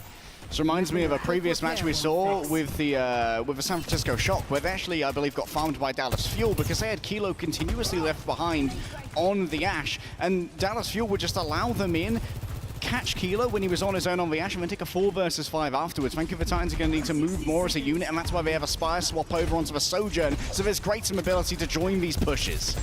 See King showing himself on the right side, receives the shout because he dropped down to half health. Now Vancouver Titans don't have the speed. Florida used their shout second, but they don't really initiate as Aspire jumps into the lap of someone, hits him with the headshot. And now Vancouver can go for more. Aspire with 2. Disruptor shot to set up King for success. But really, what is the successful story here? It's Vancouver taking the point. My favorite part of a Vancouver Titans match is when Aspire says it's Aspiring time, and Aspire's all over them. And that's indeed what just happened. Just rail shot after rail shot. And we saw the aggression of Aspire as well. The calls from Vancouver Titans are clean enough that Aspire is willing to take the risk to slide into a Junker Queen who at close range is incredibly dangerous and think, you know what, I'm going to hit this headshot. I have the confidence in myself. And if I don't, we still have King here as well to guarantee the frag onto someone. Everyone from Vancouver staying real grouped up. You got to do a lot of scouting when you round corners like this. You never know where a Genji is setting up. Checkmate staying hidden, and he really wants to access someone like Masa or Aztec. Can you take one of those ultimates out of the picture? Mainly Masa to enable Checkmate's blade coming up. King goes after supports, gets someone low enough, hoping to get the reset. He has to use the deflect as a barrier, I think, dropped from Majed to stop the King blade. And Hydron at a distance gets 3, looks for more, and that's all she wrote for the Florida Mayhem. Not much time here to touch the cart. A courtesy overtime is given over to the Vancouver Titans, but the cart sits alone. And Vancouver Titans there, they entered that fight with the distinct idea of fragging Sir Marjed before or during his usage of the sound barrier. And I think the Vancouver Titans kind of gave up on that strategy. As King pulled out the blade, I think they needed to be a lot more brazen. King pulled out the blade, it was countered by the sound barrier, and King said, okay, that's my job done. I've baited the sound barrier. But in this moment, in overtime, the context is different. You can't play this long game of trading the ult for the ult. You still need to try and grab the value out of that Dragon Blade. And all it did was allow Florida Mayhem to run forward and overwhelm the Vancouver Titans on the cart in that close range battle that mattered the most. There's a big difference of Genji styles between Checkmate and King. Maybe a difference of experience levels as well, or maybe nerves on the stage. I'm seeing Checkmate take a lot more creative rotations, really go further away from his team to look for more opportunities, and he actually has less deaths than King, only by 3. While as King, he sticks really close to his team when it comes to blades, because he wants to be in range of the shout or in pack range. And here's a replay of Hydron. When you give him space, Hydron delivers. And the way that Checkmate and Hydron work in tandem, whether you're looking at Checkmate and how he's rotating, then you're not looking at Hydron and how he's shooting you in the face. Another death during a sound barrier there for Masa. It's not been a great sound barrier collection in this particular series between both of our Lucios, I do believe, but it seems like Samajed on land is definitely feeling that lack of ping. And look at how he's actually playing up higher here. We actually have both of our Lucios playing on these elevated positions to try and get that boot. Mirror's now down on the ground. And while he takes a little morsel, he's not what Florida Mayhem wants, so they don't speed onto him just yet. They're going to wait for the shout to be used, and then they'll probably make the move afterwards. I think Vancouver just used the shout there, so Florida are going to use their second. Let's see if it's an advantage. Someone gets pulled in the line of fire. He drops from the stairs right by his side as RuPaul, but Checkmate didn't get any TLC.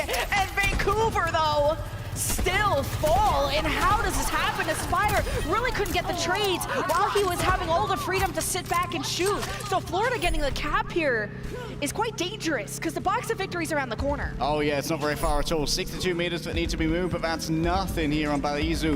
And that all came back to Masa, or rather Sir Marja getting that opening boop onto Mira, making sure that it was playing on the low ground, had to play some dangerous physical cover that was so close. Now Mira once again catching some poke early. Hydron has a fully charged rail, so everyone best cower. Luckily it's a miss, so Vancouver Titans will remain fully manned, fully personneled and ready for one more battle with 2 minutes left on the clock for Florida Mayhem. Vancouver have to win multiple fights to get the series equalized. Here's Checkmate on the left.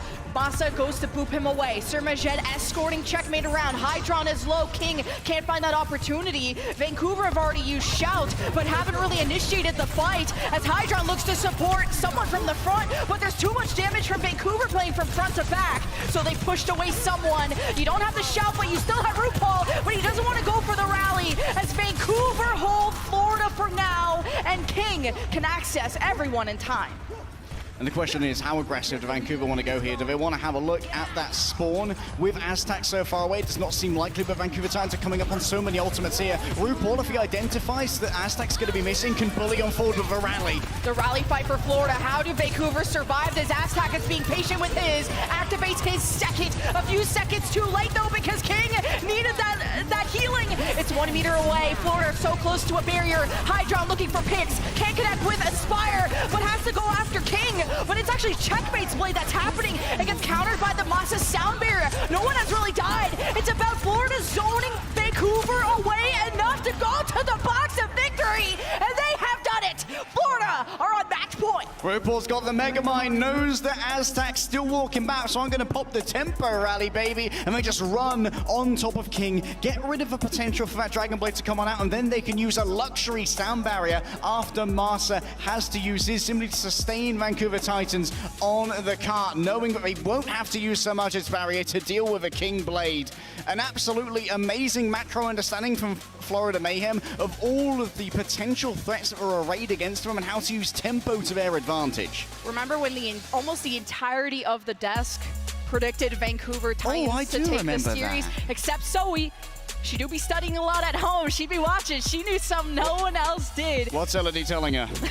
What does the baby know? What does the baby know? So, I mean, Florida go from an 0-3 start to this tournament to maybe flipping that completely on its head. But we have maybe one more map to go, and we'll see you on the other side.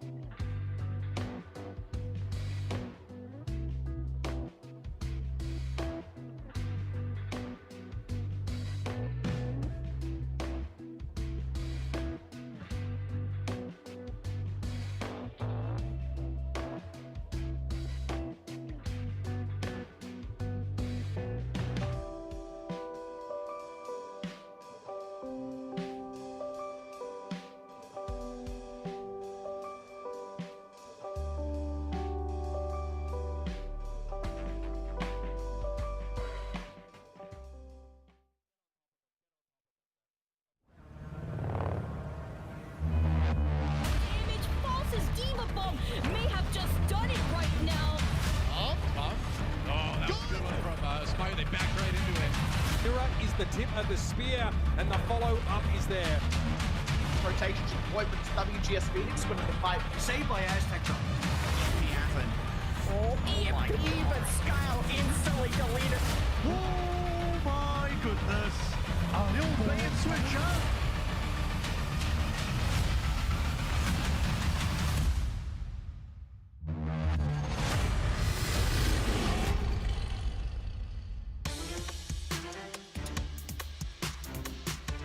We're more than halfway through the season, so it's time to keep collecting those owl tokens for the upcoming Team Mix legendary skins. And if you sign up for the Overwatch League newsletter, you might as well stay up to date. You can earn a bonus 5 owl tokens, so be sure to get that done before it expires. Hey, those of you here in the venue with us as well, make sure you pick up your Overwatch League app. If you show that you're here in Toronto, Canada, you can get 100 tokens. I think something for Lucio and a bunch of the team mascot sprays as well. I love the Seoul and the Gladiators ones. They're so cute, Lemon. But you know what's not cute right now? Vancouver Titans being 2-0 down. Deepay, the God Emperor, who has turned this team from winless to winners, needs to have had himself a good half-time to really make sure that everyone's on the same page with what they're going to be doing, because honestly, Ambalizu, we saw King getting caught out a lot. He needs to be playing either closer to the team, or the team needs to be ready to move with his aggression to really facilitate the angles that he wants to take. I mean, even with all the AoE heals that you have with this meta, I feel like all the attention is to keep Mirror alive, because once that tank falls, the fight is done. The Junker Queen provides so many different resources of healing, speed, and really just a frontline. So I think Aztec is focusing more on Mirror than King, and King his style this series has been to play defensively and almost reactively, while Checkmate is finding more opportunities, and although that's maybe more risk-taking, it's paying off more than it's hurting the Florida Mayhem. And I mean, look, we're on match point for Florida, their first 2 map wins of the entire tournament. And this is Vancouver, who I thought put a really good dent into Shock. All of the devs predicted Vancouver after their performance against the Shock, but not really turning up on day 2. Next up, Circuit Royale. And Lemon, at the top of this series, we talked about what few words Deepay had for Florida Mayhem. It was only 2. Bye-bye.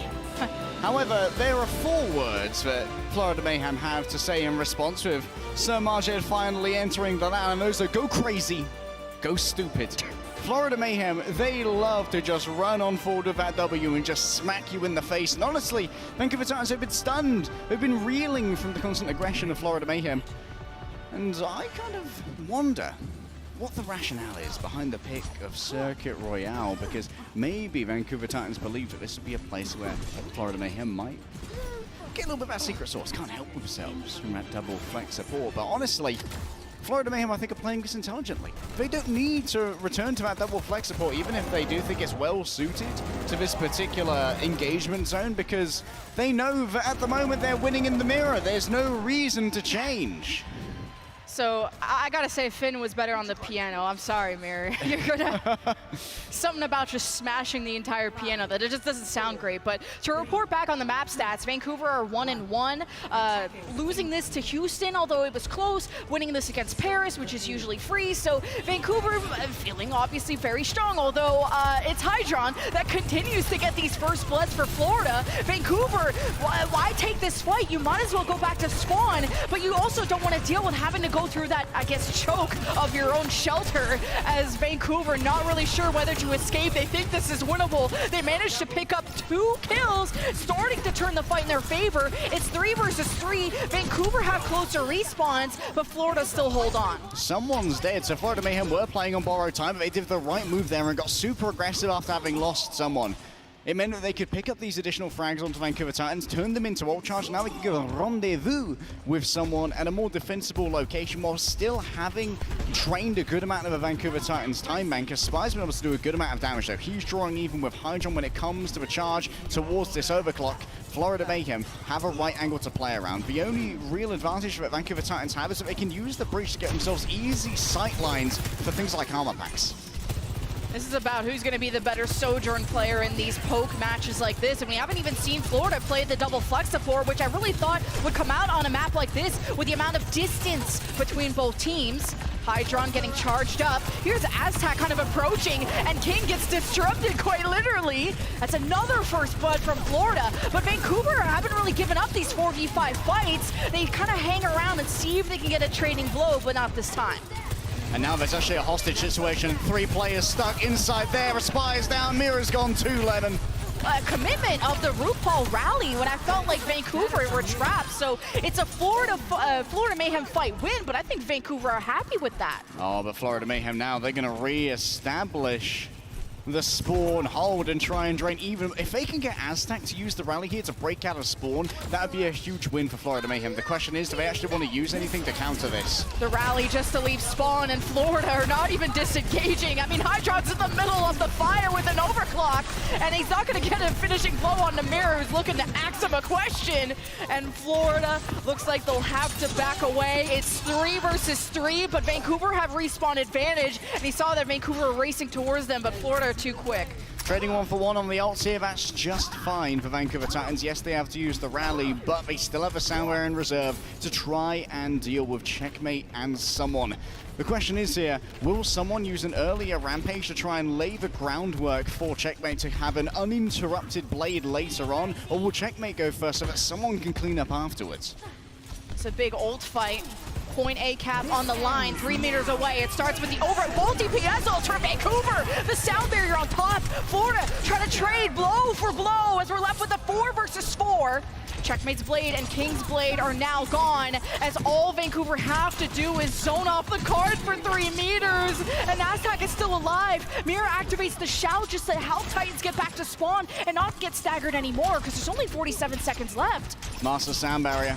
Unable to save the Vancouver Titans from the aggressions of a Florida Mayhem. The target focus looking super good. And Samajed is actually getting a bunch of those killing blows as well, Lemon, which is super important. I'm just checking on our stats page here to make sure that we did actually get some sound barriers applied. Mira hits early. That's a pair of rampages. Your break dying first is just so horrible. This is just a dead fight before it even started. Florida have brought this down to 17 seconds. Vancouver can't get held like this. They're down on match point. This is a heartbreak of a Vancouver Titans. They need to rally and they need to do it now. Mira has to swap over to the Doomfist, his signature hero when he was DPS. 5 seconds remain, Lemon, and RuPaul's in the way with a rally. Is Massa getting even the touch? Is he even there? No! He's not! Vancouver held at A! Florida with the box of victory in sight could go up 3-0. A team that yesterday barely installed Overwatch against the Houston Outlaws, up against the resident home Canadians. They are here to slay, and they don't care how many members of the crowd will give them death looks for doing so. 2-0, Florida Mayhem. Was Samajed the missing ingredient playing from home yesterday? Oh, that's true. I mean, Samajed, you got to admit as well, let's talk about the minutiae here. He's been up for ages, mate. I think he got up at like 6 a.m. this morning. 5 a.m. having to go to the airport, get a flight over here, put his peripherals in, get sorted out on land.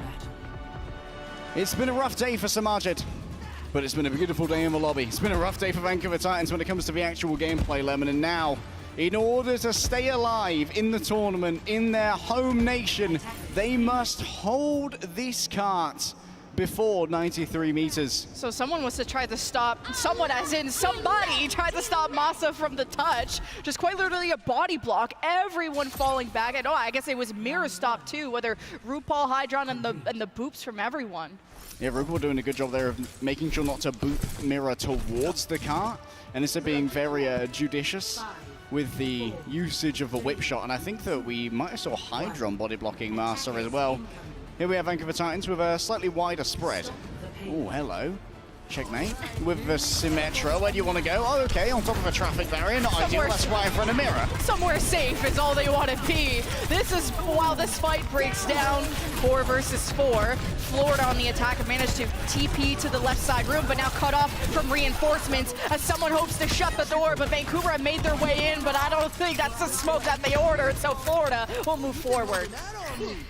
So many young players here between these teams, Lemon. The pressure of playoffs can be so much. And remember, Vancouver Titans hadn't even experienced a win until August 14th. I don't know what months are. Now Vancouver Titans have to move on back. Florida Mayhem. Will they make any early engagements here to try and force Vancouver Titans into a chase that might leave someone exposed? Another DPS gap. Hydron is 18-2. Checkmate 17 and 0 deaths. That's incredible. 3 minutes away. Florida 1 fight away from sending Vancouver out of the tournament and keeping them home, I guess. But no ults yet. It's all about the picks. King can't go forward. Checkmate keeps him in check, and King managed to get the mini pack while he was at critical health. That was a scary decision. He gets booped, but he can climb. King is fine, but he has to look for opportunities. He's dueling against Checkmate. The shout burst from Florida. Mirror overwhelmed, and in need of desperately, because Florida's starting to push this cart, and Aspire has to kill everyone to keep this alive for Vancouver. Oh, Canada, it's not looking good. Master remains alive. The Finnish Fury, I'm afraid, is about to be taken out. Florida still have 2 support ultimates, and Vancouver have to go touch soon, but there's no one there! Vancouver, the first Canadian team to fall, as Florida take the series 3-0. One of our only teams not to pick up a map yesterday, embarrassed by the Houston Outlaws, but pride has been reclaimed. They exclaim to King, oh, hand that over, mate, and bend the knee, because there's a new lord in town, and he's from the Florida Keys, baby. Oh, what a series, what a turnaround from 0-3 to 3-0. The nerves, I heard McGravy telling me, a lot of these players actually haven't been on a stage like this, but Florida really felt it in map 1, and to them it was always losing to themselves, but turning it around, regaining that confidence, and proving everyone wrong. Because most of the desk, even myself, Vancouver, looked tremendously good, especially against the Shock. Putting up a fight against the #1 team in the league was amazing to see from Vancouver. And for Florida to struggle that much against Houston, we didn't really have high hopes. But it's about how quick you can adapt in a tournament like this with so little time is what mattered. Yeah, we've got to talk to someone as well. Always getting the second shot. It felt like Mirror was in these positions where he saw the openings or had to appeal for someone using the commanding shout, and then it was someone who was identifying those openings, and we know how someone who likes to yap. All the information pouring out, everyone moved in behind the leader, and someone's really leaning into that role and engaging with the team as the person who's going to call that play, uses the shout to drag everyone forward, that speed boost, the additional health, and create some brazen positions that continuously roll into rewards. Well, on the stage, we're going to hear from Florida Mayhem and how they turned this all around. So let's say hello to Danny and his special guest. Thank you guys very much. What is up, everybody? I'm here joined now by someone from Florida Mayhem. Congratulations on the win. I mean, it was a great series. I do have to ask because, I mean, this was an important match for the Florida Mayhem because if you guys lose, then you guys are out. So what was Florida Mayhem's mentality coming into today's match? 자, 오늘 경기가 아무래도 훨씬 더 중요한 경기였다고 저는 봐요. 플로리다 메이햄한테. 왜냐면 오늘 지게 패배를 하게 되면은 이제 토너먼트에서 나가게 되기 때문에 중요하다고 생각을 했는데요. 오늘 경기에 들어오면서 좀 어떤 생각으로 경기에 임하셨나요? 여기서 지면은 이제 저희는 끝이잖아요. 이번 토너먼트는 이제 그러기 때문에 이제 후회하지 않는다는 마음으로 그냥 진짜 절대 안 진다는 마인드로 게임에 임하고, 그리고 상대팀한테 절대 기회를 주지 않겠다고 생각했던 것 같습니다.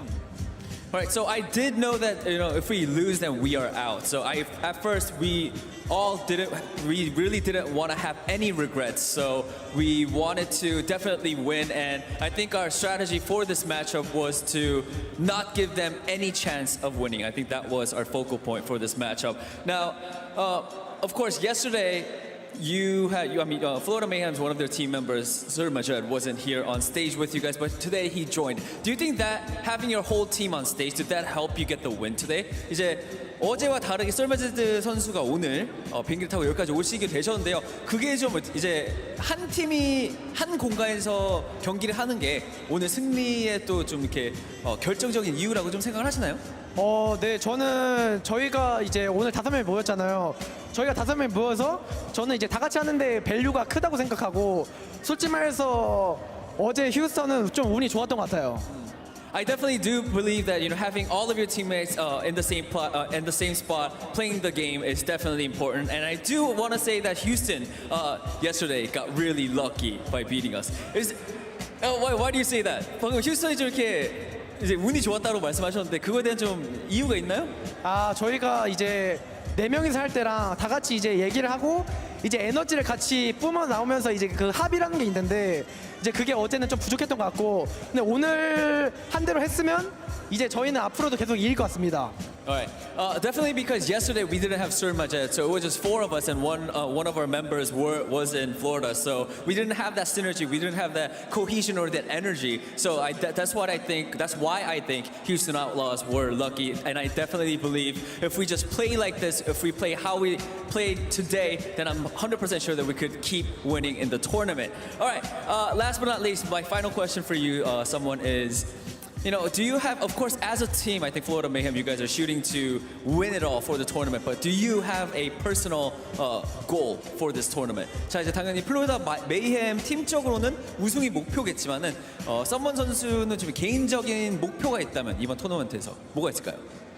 이번에 이제 제가 원숭이 메타 할 때는 이름이 좀 많이 거듭되고 잘한다는 소리 많이 들었는데 이번 정커기 메타에서는 그런 소리 많이 못 들어가지고 이제 다른 사람들이나 이제 프로들한테 이제 인정받을 수 있는 정커키니으로 이제 기억이 됐으면 좋겠습니다.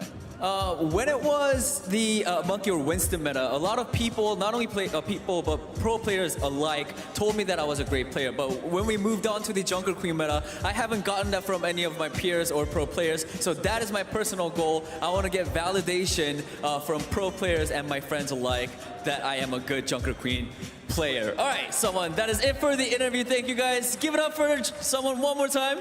Round of applause. Thank you so much. Thank you so much. All right, casters, back to you. What about caster validation? I mean, I'm willing to give it. Thumbs up to someone and in honor of someone. We got to do the someone handshake that he did on stage. Oh, what's that? I didn't tell you. I didn't prepare you for this. Like this. Like this. He did this. Okay. Yeah, so now I'm good at Overwatch now, I think. I need some hand sanitizer. That's so rude. So, final thoughts about the match leg day. Toronto, do they make it further than Vancouver? Because we have 2 Canadian teams here. They can't do worse. Yeah, I don't like that energy. This is a glass half full situation.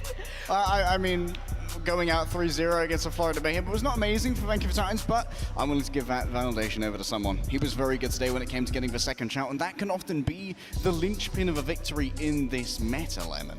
Turns out if your 5th member shows up to the event, you start winning, hey. But there is one person who I think played 3D chess, mental chess, physical chess, and your player of the match is Checkmate. Give it up. He put an absolute deadlift on Lijiang Tower. It was like 30 eliminations, multi-kills on the Dragon Blades that he did, finding opportunities and converting fight wins for Florida. He did incredible today. Checkmate's a chess term, and I'll give you another one. Zugzwang. To make a move against him is to be at a disadvantage. Checkmate popped off today, always finding the incisions and also making sure there was always enough pressure to force out Mirror Shout first, which gave someone those openings to be the better Junker Queen today, Lemon. And honestly, it has been such a...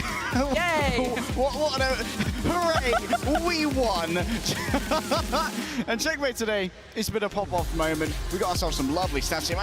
Final blows per 10. That's freaky, man. Wow, that's so much. And he's a solo killer. And for the amount of times he went on flanks completely by himself, for him to have only 3 deaths per 10 minutes, he wasn't getting punished at all. And for King to play as defensively as he did, he had the same amount of deaths per 10.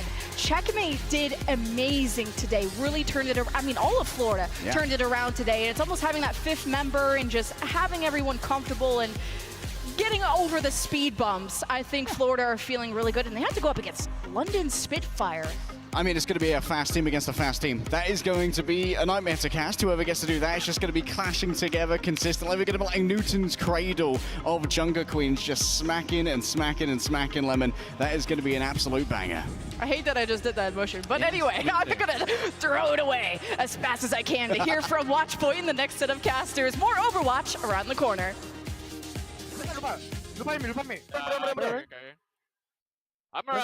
Break. Take it. Nice guys. No need to scream. Just chill. No need. Just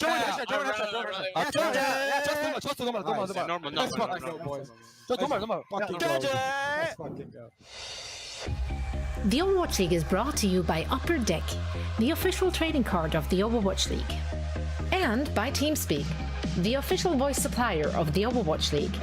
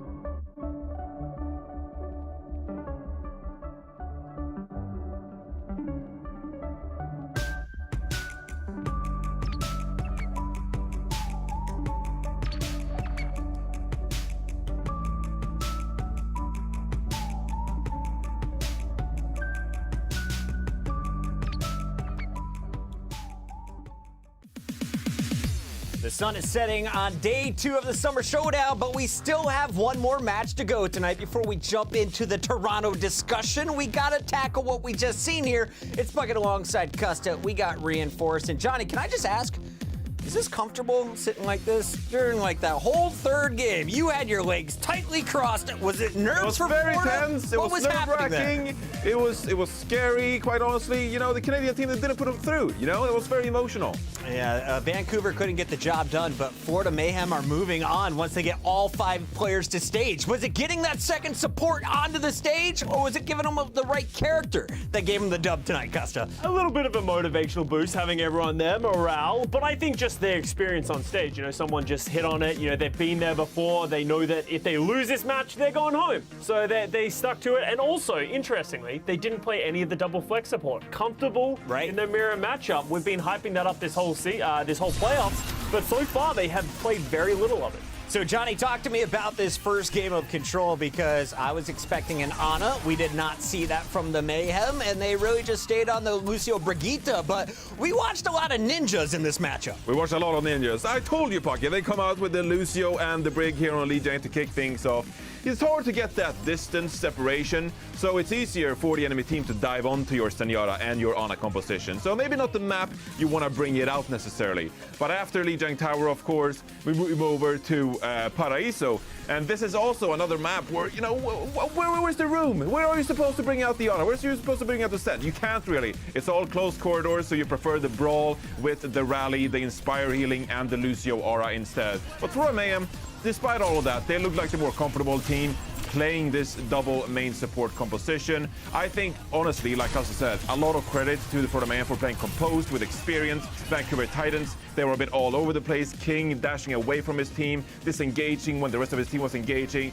They looked a bit discombobulated, the Vancouver Titans, and maybe, you know, with some more reps onto the stage, they can come back another time to give it a good old go in the stage play. Well, you guys hyped me up on Vancouver coming into the weekend. They're now the first team eliminated from the bracket, so thanks for wasting my time. But let's talk about Vancouver, because this is a team that took a map off of the Shock yesterday, and the Shock are looking so strong in this event. How did they fold to Florida? Was it something different in their game, or is it Florida coming to life today?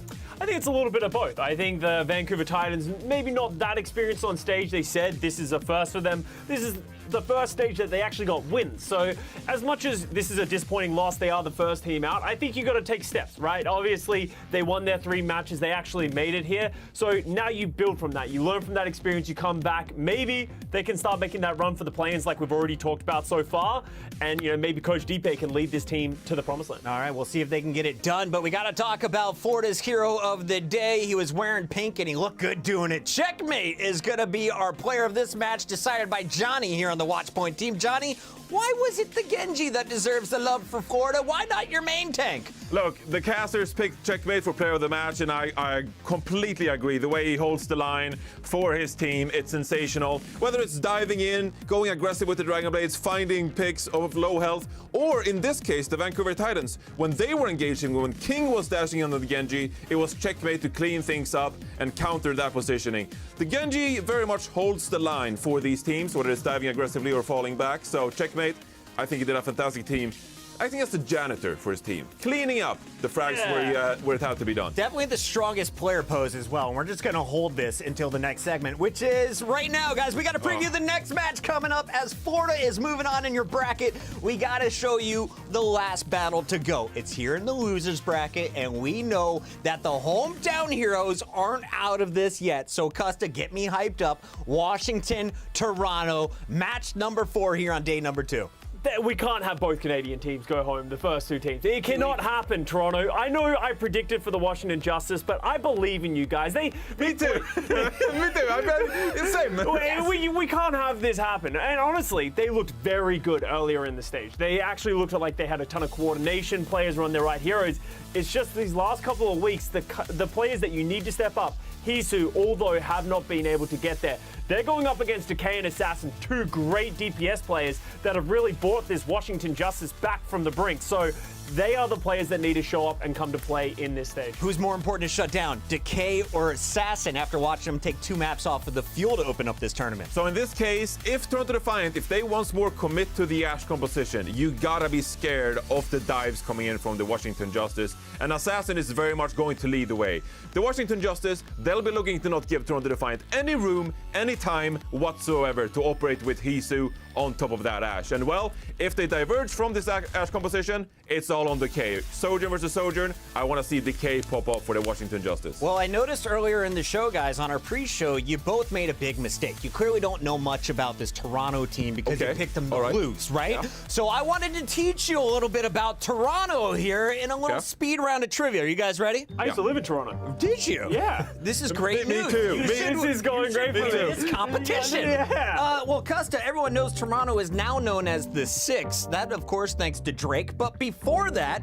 what was Toronto's original nickname? Was it A, the Gem City, B, the Queen City, or C, the King City? Well, okay, it's called New Queen Street, so I'm just going to take an educated guess. It's B, Queen. 1 point to Costa. Yes! Well done. Ding, ding, ding, ding, ding! Free wins. Johnny, are you prepared for your first trivia question, my friend? I didn't live in Toronto. I've never been there. Johnny, as our Swedish-American analyst, I expect you to get this right. What is Canada's national animal? Is it the moose, Canadian goose, beaver, or grizzly bear? I should know this, I think. I'm gonna go. Toronto Defiant, Johnny, you should know Canada's natural animal. I'm gonna go with no grizzly bear is California, right? Yeah, there you go. I'm gonna go with the moose. Go with the moose! Wrong, it was the beaver! You the fool. beaver of shame! Hey, moose is Sweden's national animal. 1 so to Custa, 0 to Johnny. Back to Custa for question number 2. Name Toronto's Canadian Football League team.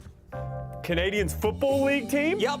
Like the Toronto CFL team. The Toronto... Got half of it. Raiders. No, Oracle, please go Close. It's the Argonauts. Bonus points, though. Do you know what an Argonaut is?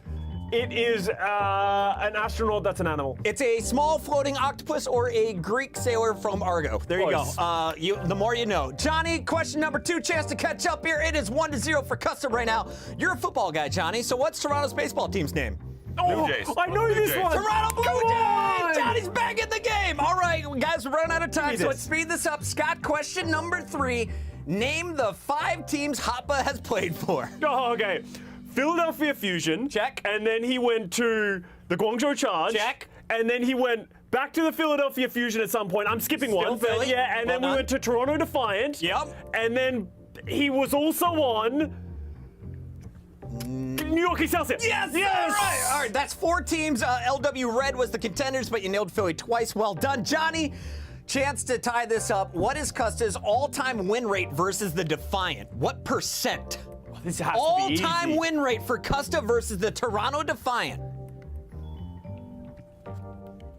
100%. 0%. Lost 2-1. Drew on Hollywood. That was stage 1, week 2 of 2019. We lost to Toronto in Ladies and 2019. gentlemen, Toronto Defiant have beaten Custa, and they're going to beat these guys' predictions. Defiant versus Washington coming up when the Overwatch League returns.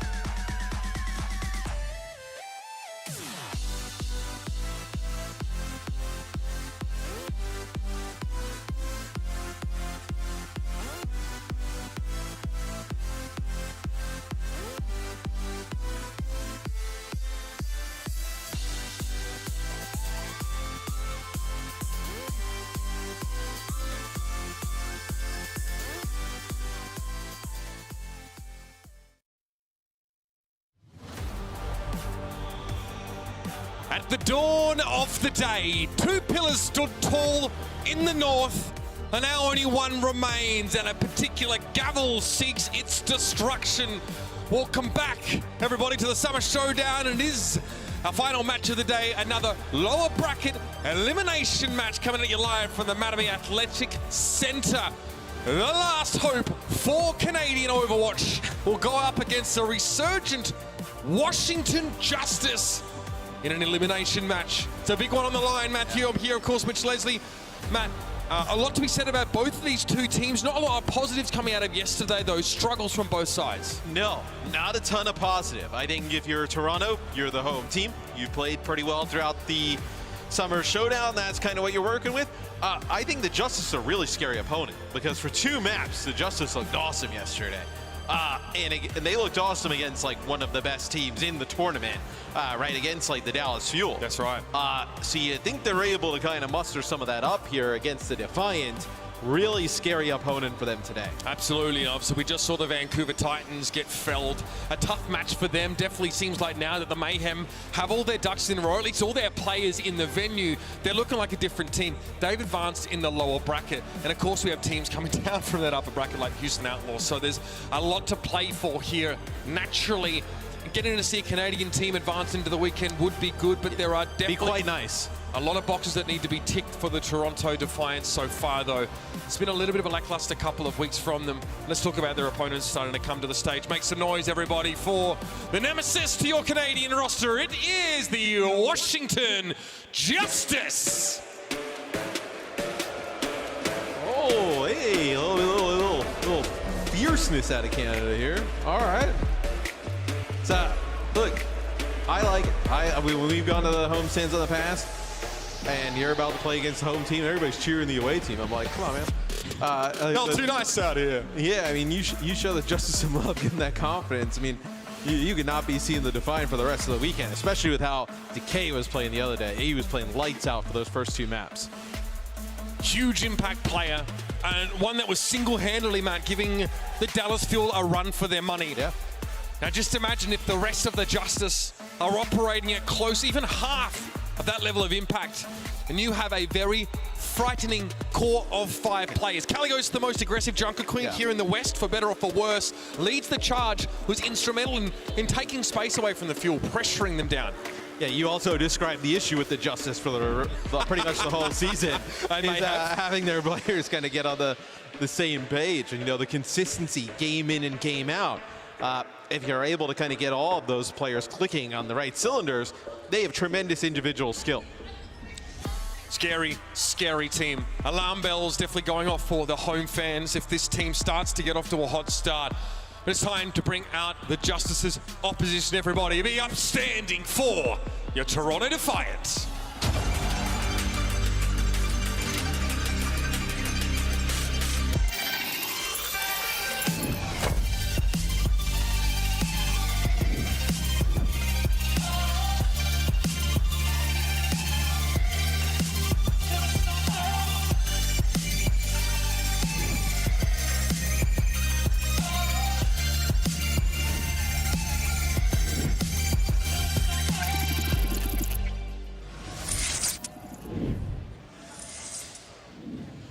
Ladies and gentlemen, make some noise for the Toronto Defiant!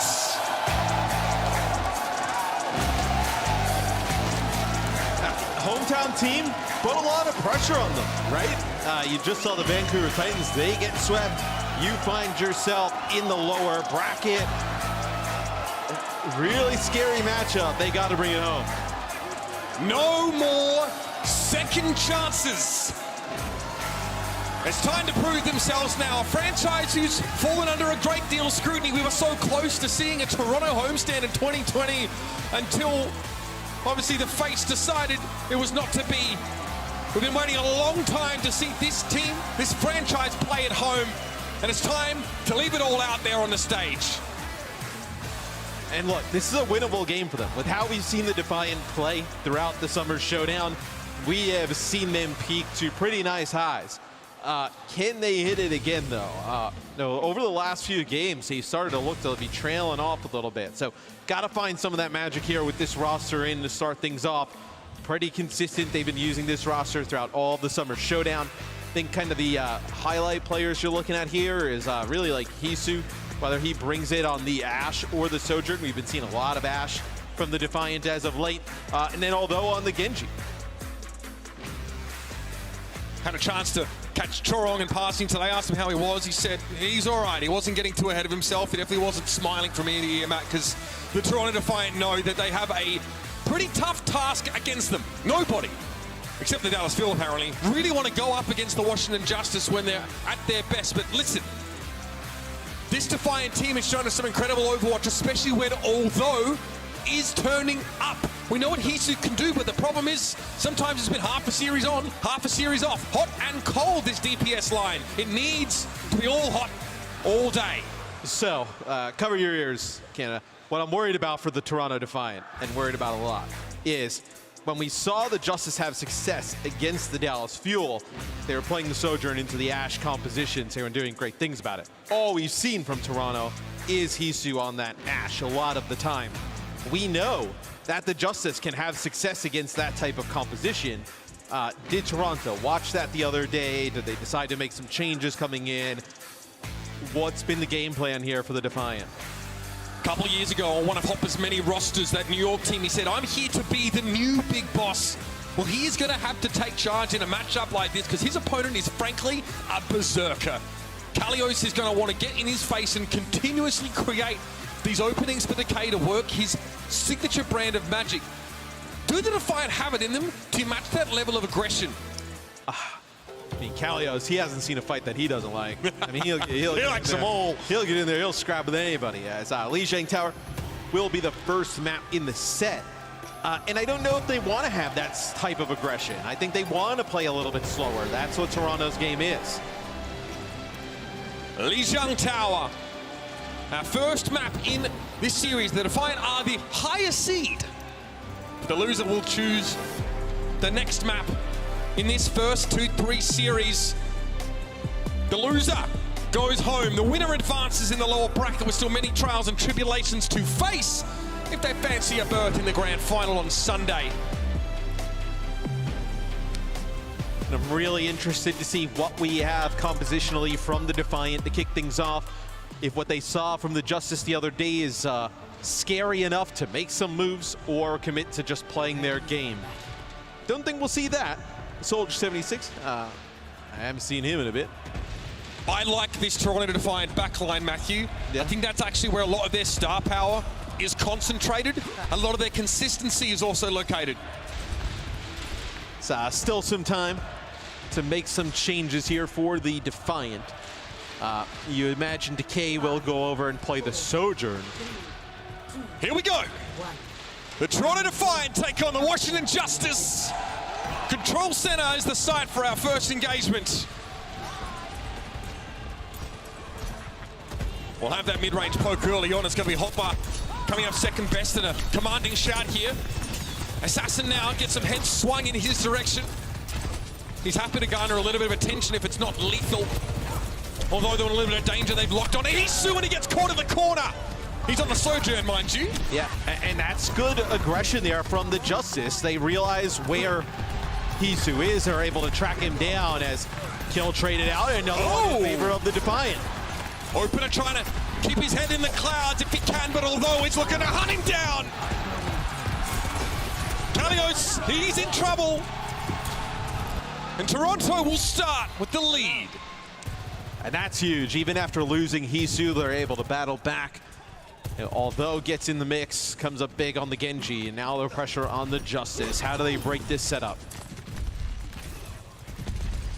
Kind of sidelines as Decay get. Look at Hisu's ult charge. He's well behind, but that's the start you're looking for. Off with his head, he says to Decay. Enemy secret weapon is out of the fight. That's a big pick, right? It's going to just buy some percentage here. Allow the Defiant to get up probably near 40% overall once this next fight really starts to kick off. As the Justice, they look a little timid here to start the series. 84% and counting there for although a Blade with no beat to answer. It could be huge for the Defiant in extending that lead. A lot of pressure on Krillin. He's struggling right now, and that Blade is ready, although he pulls it with 30% HP. You're insane! Assassin shuts him down and makes it 2, though. A little overeager. Yeah, not sure I agree with that one. As he was quite low. You got the rally going, but didn't really kind of get any of the effects of it. With Churong able to stay on the point there for a little bit, you get a bit of extra percentage, but man, that is not the right time to Blade there. You'd love to have that one back, because look at this. I mean, the Justice, they're stuck full of ultimates here. And the Defiant are in the unenviable position of having to peer in through this singular choke into a Sojourn setup. Hishu tries to forge his way through Decay. A little bit low, takes a big hit early, but the Defiant end up feeding themselves in their hotbar. Big Boss living dangerously, teetering on the edge of the map, and realizes he didn't get anything from that rampage. Decay now looking to clean up, but Chorong is long since absconded. I mean, these are big ultimates you're just kind of throwing away if you're the Defiant. It's, no, Decay now with a shot. I mean, that's a rampage and a Blade. Really a rally as well, just kind of completely down the drain.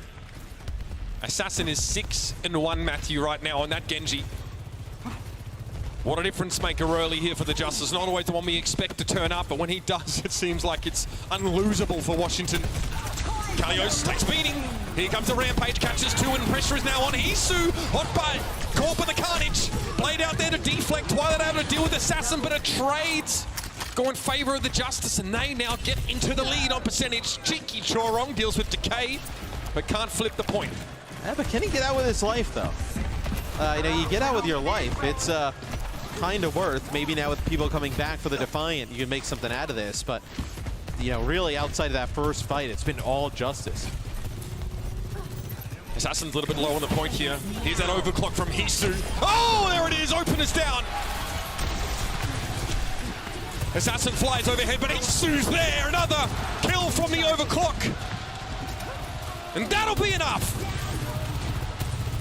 Yeah, that'll be enough to flip the point. Is it enough to kind of guide them to a round win?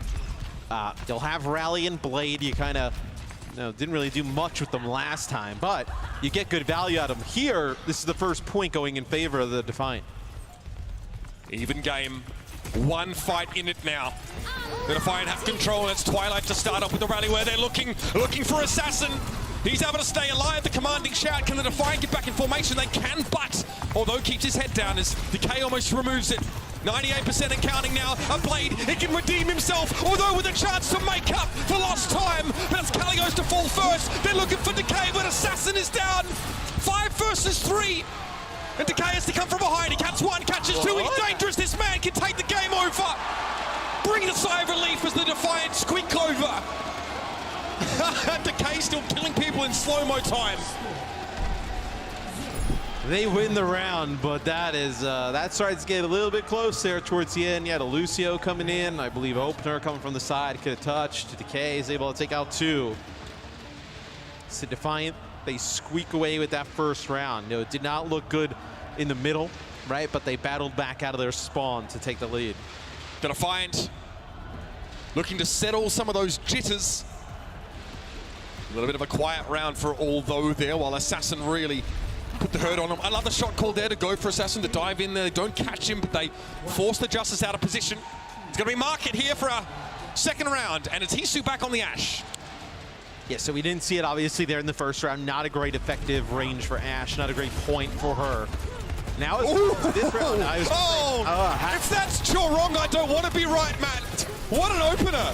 Hisu does get traded out, but getting rid of Decay early is a big deal. Assassin looking to make up for it. We have a 3v3. Pressure on Krillin. He crumbles. And Toronto start in front again. I mean, getting Decay early is massive, right?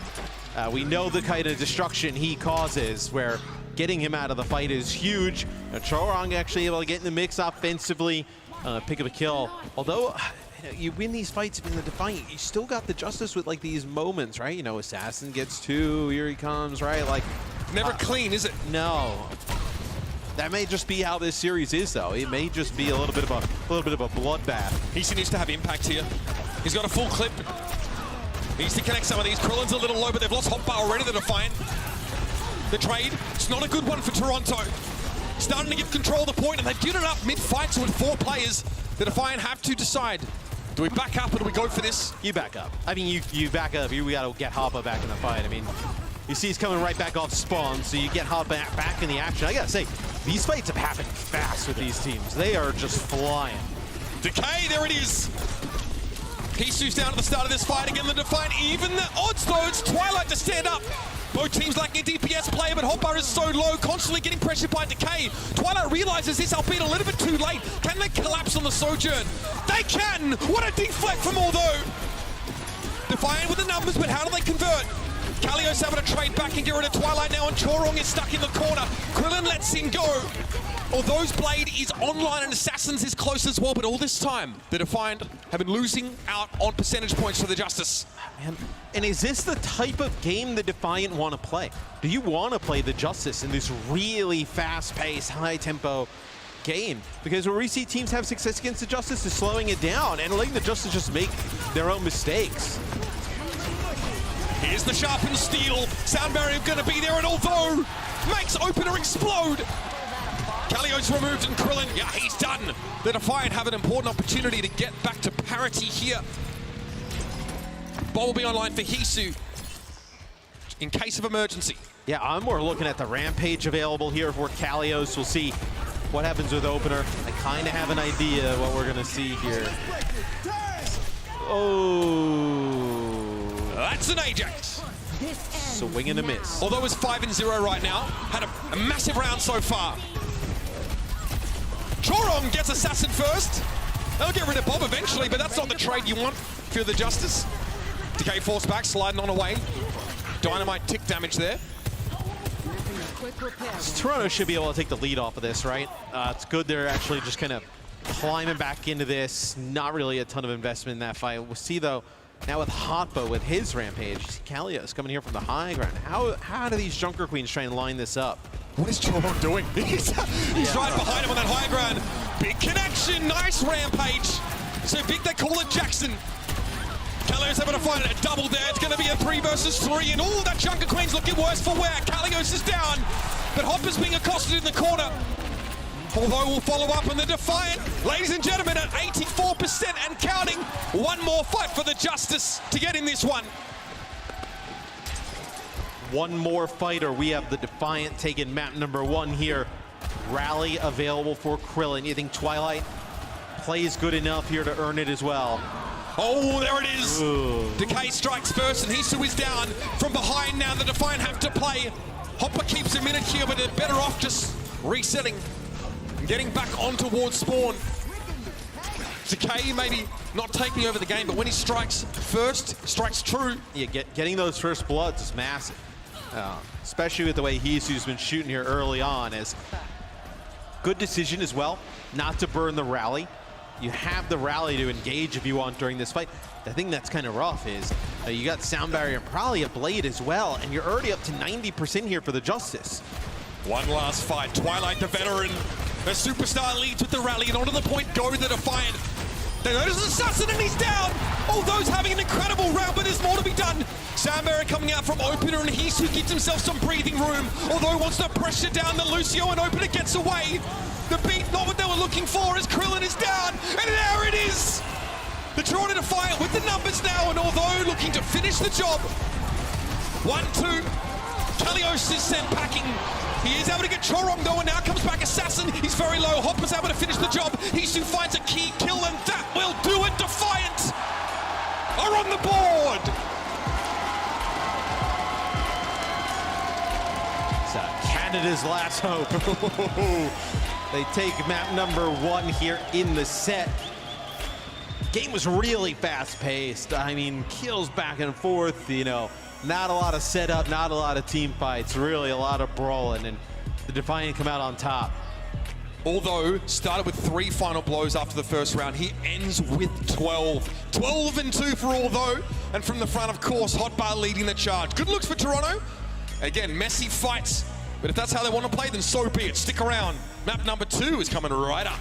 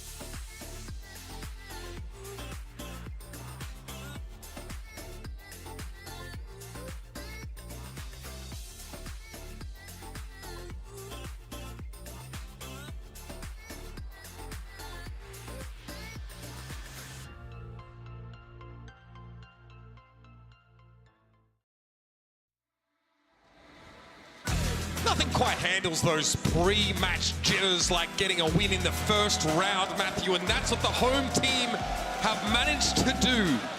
But I think you were sort of pointing out the scrappiness of the game, and I think we can see a lot of nervousness from both those sides on Lijiang Tower. Yeah, just really aggressive play. That typically, like, you see that from the Justice, right? But Toronto playing at a very fast pace as well, especially even when they have the Ashe in play. So it'll be interesting if you can kind of keep that up as the series goes on, if you can be as clean doing it as well.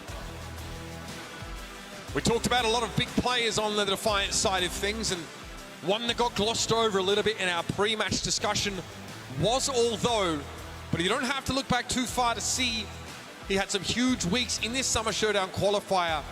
We could tell this team was going to hit a different level when they had access to Genji and a player like Although to pilot it.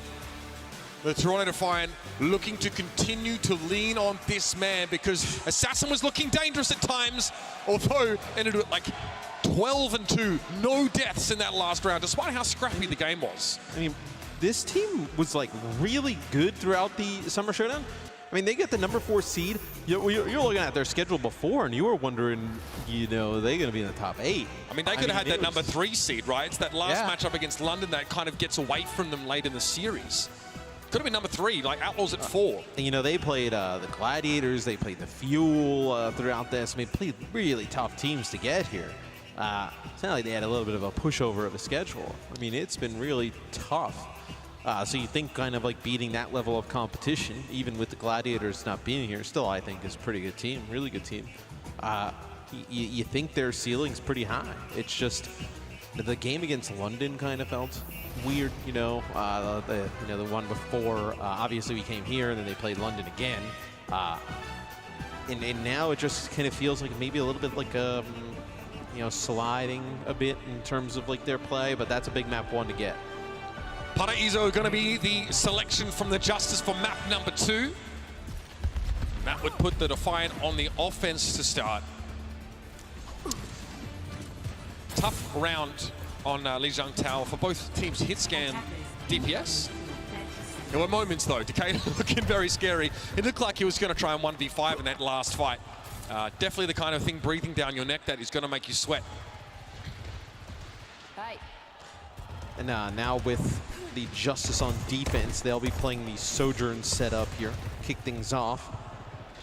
Do you take a shot with the Widow and then maybe kind of play with the Ashe if you're the Defiant? Do you kind of go with the Sojourn? I think it's interesting that, you know, for, oh, well, never mind. I was going to say, for a team that's run a ton of Ashe, for them to not do it here, but they're going to pull it out. Okay. Again, we've seen it so far this weekend. Difficult sightlines to navigate. As the team with the Ashe, you want to push through as quickly as you can, get a better position. Hopper wanted to pressure Kalios. Good damage on a lot of the Justice here. You think they've got to press the advantage when they can. Commanding shout came out there from Kalios. Some trading between the Brigittas. Lots of Inspire uptime at the moment. Yeah, and there it is, Hangzhou. That's what you want to start the fight. What a clean opener from the Defiant. Neither of these teams want to play defensive or passive whatsoever. Typically, you see some trades like that, right? Whether it's the offensive team, maybe you get a speed boost, you go to the point here and you kind of play from the corner, or the defensive team, they fall back, right, and play from this first corner. Both of those teams just stand there and swing. I mean, just big fight at the beginning, and it doesn't work out the Justice way. Eventually, the Justice are going to have to kind of figure out a style of play that's not just brute force. This is such a big deal for the Defiant now. An early take on point A. Many teams get snarled up here. It's a big, big check in the first box for the Defiant. What can they do here? I love that from Although. Moves to take advantage of the peak building. To start on top of the rooftop for now. Isu again.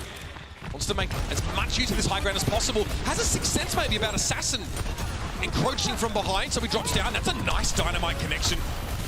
You can see the ticks coming in, but there's Decay. Again, you take your eyes off him for one moment and he will punish you. And now he's behind the Defiant, taking them to task. It was a really nice coach gun and a shot to be able to stay alive as Twilight gets some kills in here. Chorong. Oh! Chorong's going to escape with his life and Hisu's going to get a kill. So you might be able to move the payload out of this coming off the spawn. But from Hisu's POV, big dynamite. Then what? He's got a blading Genji at him, coach guns away, or just a Genji coming at him, coach guns him away, and then also able to hit a shot, and then eventually just falling to the Sojourn. So much pressure in his face and dealing with it quite well.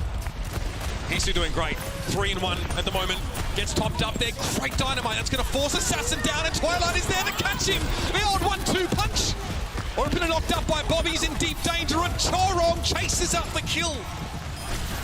The Defiant here playing flowchart Overwatch to perfection. Just under 4 minutes left as they approach this second checkpoint. This is squeaky clean stuff. Yeah, and the Justice just, they need to set up and go in with a plan, right? Like they're just fighting to fight.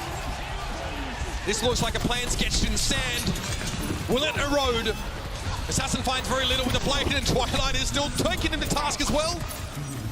He'll have to run away, but although we'll be there to chase. That checkpoint's already been picked up by the Defiant, of course, so now the pressure mounts. Kalio's down to the dynamite. Hisu for 2, for 3. He's leased, ladies and gentlemen. Just at the right time. I mean, they're putting pressure on him. They're just not really able to secure the kills. But then also, they're starting these fights to Justice, and it doesn't really look like they kind of have plans or intentions going in, right? Like they're not focusing one player down. They're not trying to get an ultimate out of the other team. That time they lose, they lose Assassin. And then, Kalios from the top rope with the Carnage trying to swing down on players, and then he's in a bad spot. I mean, it's got to be a better way to set these fights up. 8 final blows, 1 death. Hisu right now in charge. And looking large. Love that for him. Good little dynamite there, but Assassin punishes Chorong. Sometimes Chorong will look to go pretty deep for those eliminations. Decay plows a hole through Hisu's face there. I like a trading from Hotbar. What is this? Oh, this is the big boss's house. You're just paying rent, son. Oh, you have time to clap. You're kidding me. You're kidding me. When the opponent's got the hand off the keyboard and they're clapping, that ain't good. So, man, this has been all Defiant here. The Justice with some decent ultimates here coming out could make a difference. Decay, he's done this before, Matt. This wraparound from the backside to save his team. Looks like the kill on all those probably going to be enough to do just that. They don't have to chase here, right? They've got what they wanted. They backed Hang on. Bob, he's in the building. Hisu finds Decay. Decay can't believe it. Kalio's able to find the connection there with the Rampage. Yields in the kill. Hopper under a lot of pressure there, and there's Assassin. Charges in to deal with Hisu. Nice clean up. Assassin getting 3 of his 4 final blows in one fight. Hey, we're on Decay's POV. The Bob's in front, kills happening. Chorong over the top. He's pushing the car from behind, trying to fight. I mean, this has been all-out chaos and aggression from both of these teams. The Defiant, though, have a blade here. Most likely this blade is just going to be able to get a support out or 2 out of the Justice. Nothing to deal with Assassin's blade, so this fight not set up great for the Defiant.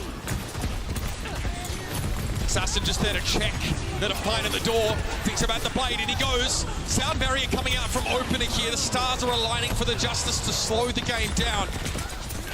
Hisu there took a rail. That'll be that. Curling gets to hold on to the rally. Yeah, that's big. You're able to hold on to rally to deal with this, although blade. Still no support ultimates for the Defiant. So starting to slow down a little bit here. Maybe the Justice start getting into a rhythm, right? Being able to cycle through some of these ultimates. 2 minutes on the clock here. Toronto could force something now with a beat coming up. The Justice have managed to choke some of the momentum out of the game, but the Defiant are always looking for a little bit more. They're looking for that next little bit of magic. Although a big hit on him, Decay punishes him and he can't get away. Opener chases him through to disrupt the shot. Now what? They're stuck in here. Time to brawl, I guess. Sound barrier coming out from Chorong. They're going to commit to this, although he's quickly on his way back to the fight, but will he get there in time? Decay sees the bigger knife. Kalio's removed inside the room. And the Toronto Defiant transition now to the Carter. Great cleanup. They are 4v5, and they managed to make it work. Yeah, I mean, 4v5, the Justice have the advantage, but running into a small corridor there, against the Junker Queen with the sound barrier. This will be Rally from Twilight right by the door. Okay, play now from Although. Bob gonna come in from Hisu. The timing is right for these DPS ultimates, and they make short work of the Justice. Are you not entertained?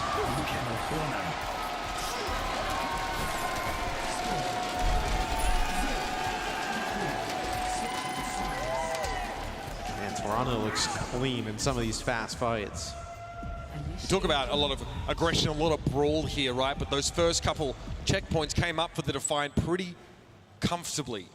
Looked like the calling and the coordination was on point, and just when you ask for it, someone put the goose signal up in the sky because Hisu turns up 11-3 on that Ash. Did you see when we were watching from the free camp? They were in that kind of like stairway when all the craziness got down. So Decay goes on like one of those flanks, and classic. And as soon as they realize it, turns around, he gets a knife in the head from Hotba, and then they just rampage up the stairs. He's like dead in seconds. I mean, not the spot you want to fight the Junker Queen in, especially with the bleed and being able to get the sound barrier as well. Here's your boy. Again, starts the fight off with a really nice dynamite, and he's able to punish someone like Genji, who will double jump, be essentially a little stationary in midair. Love that coach gun. Yeah, when you get around these objectives and the Justice have to play on there, and they can't get in Hisu's face, it is just a shooting gallery for him. I mean, those are pretty, you don't want to say easy shots, right? But for a player of Hisu's caliber, I mean, he has dealt with way worse situations than that. All right, time for the Justice to see what they can do on the offense. They're going to find a mindful of making sure Hisu is set up to succeed here, and they may need to give him as much space as possible. Assassin is already looking to undermine that. Hisu, though, very aware. Will fold back, but this in turn gives the Justice a lot of space, and there's Decay. He gets the better of Hisu in that first engagement.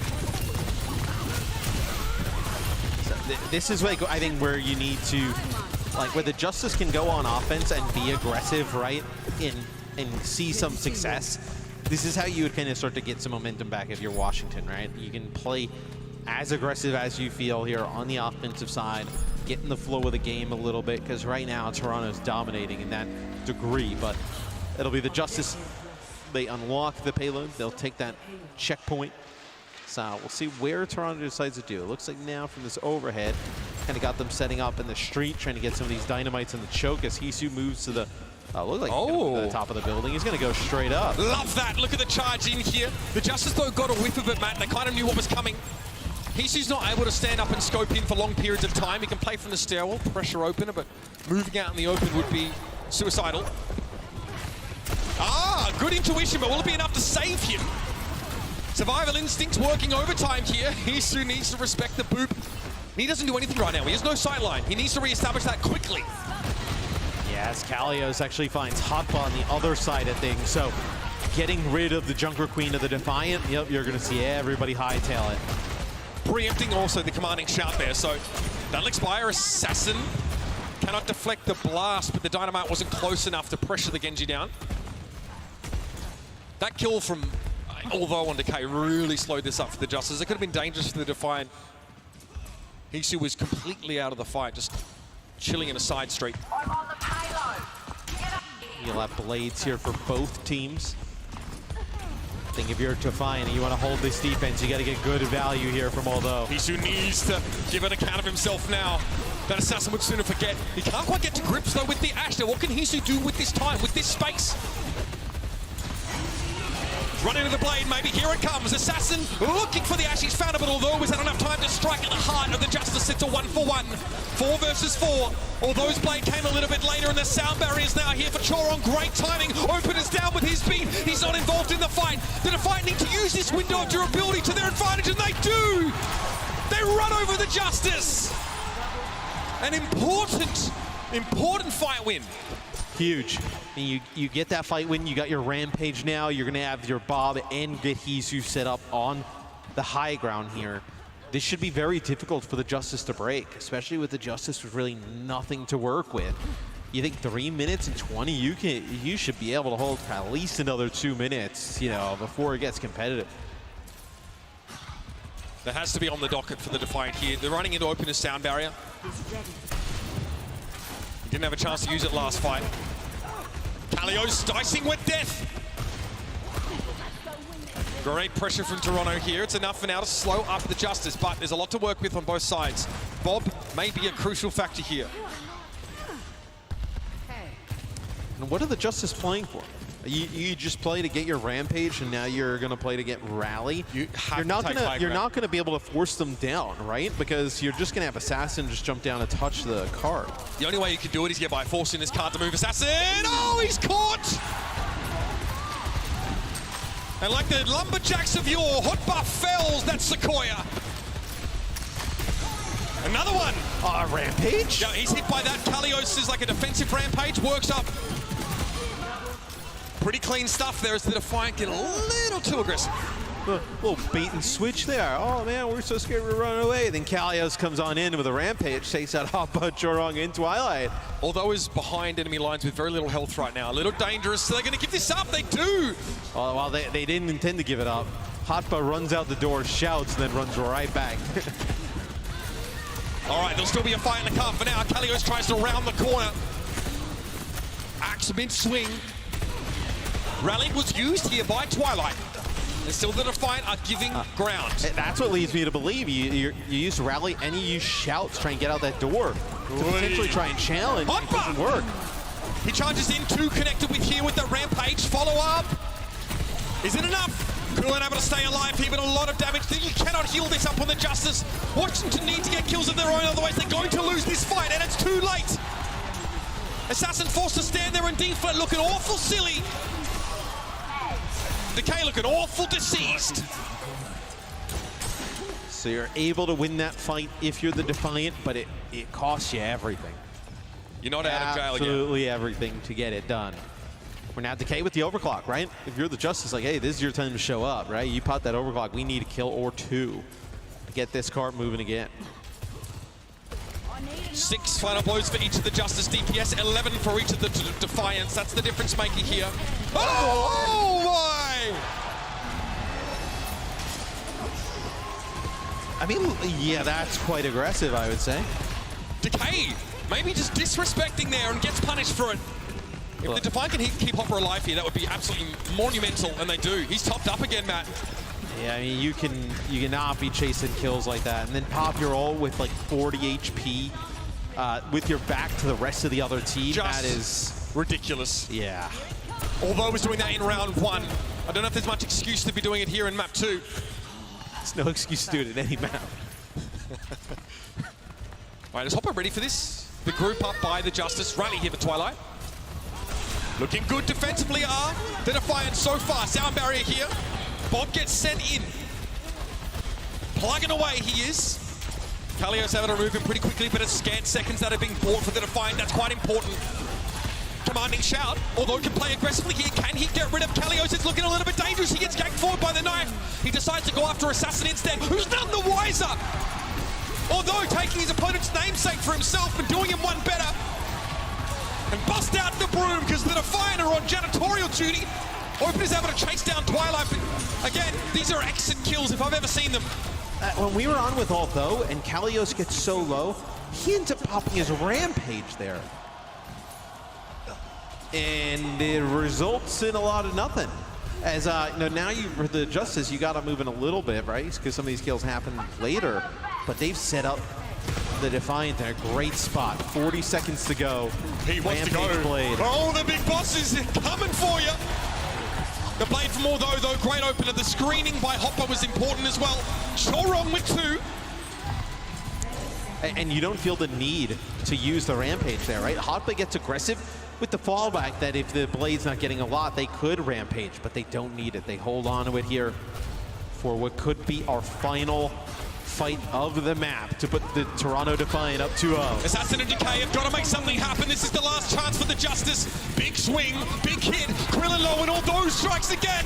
Death and Decay come for us all apparently, but although gets the better of it, the card, it's on the move. They don't know. Open is moving it up towards the end of the map here, and the Defiant lose the fight. They're going to have to spawn back in awful quick. It'll be overtime. time either way, but Hisu is out at sea. He's yelling Wilson. And Hotboy's Rampage got absolutely nothing. Coming around the corner, jumps, uses the Rampage, doesn't connect with anybody there.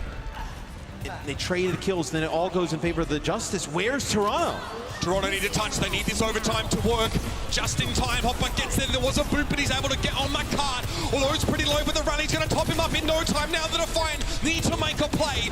Decay looking to wrap around, sees Hisu, misses that first one, takes a big hit. He burns for a time as well, but Hotboy is down. The Justice now winning this war of attrition with the help of the sound barrier, and Hisu has nowhere to go. The Justice get themselves another minute on the clock, and we're going to run it back once more. So, man, it looks like the Defiant, you know, if you get a good Rampage there at a Hotboy, that's probably good enough, right?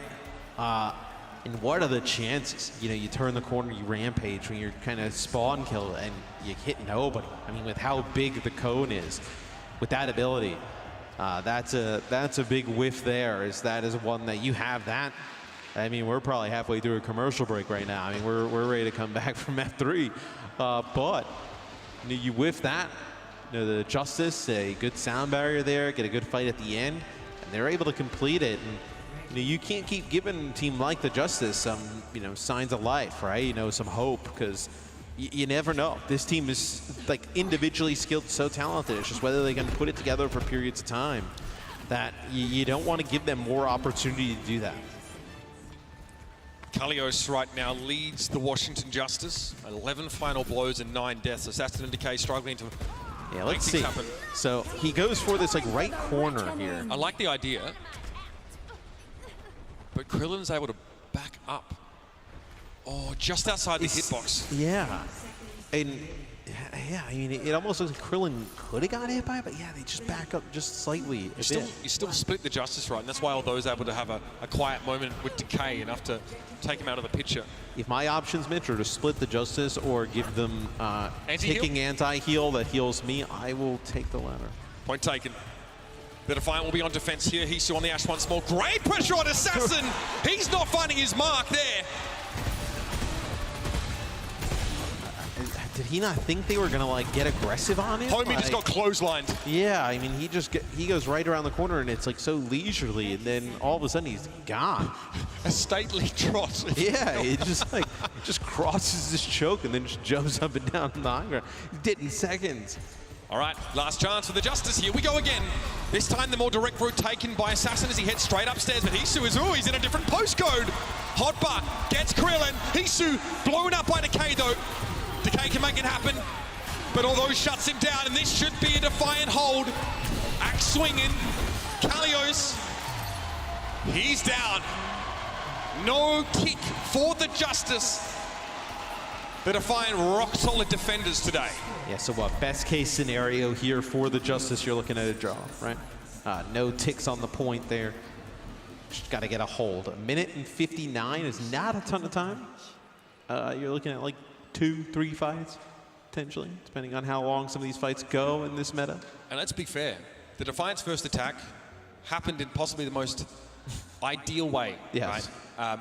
The Defiant really pushed under that underpass, and Hisu just finds the first pick. I also would be like stunned if the Toronto Defiant pushed to the underpass and the Justice take the same approach of standing there in the underpass and trying to just trade blows with them. It doesn't put you in the best position to win, I'll say that.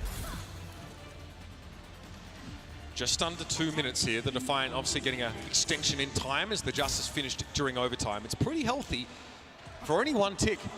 But if you get ahead of yourself, well, you're going to be in trouble. Unlikely we see the Soldier 76 here, guys. I hate to break it to you. It's a great point. Yep. I'm surprised they brought you here. They should have left you in the watch point truck with stuff like that. Oh, man. Yeah, real good chance we're not going to see 76 here, you guys. Don't get excited. Oh, it's the Ash.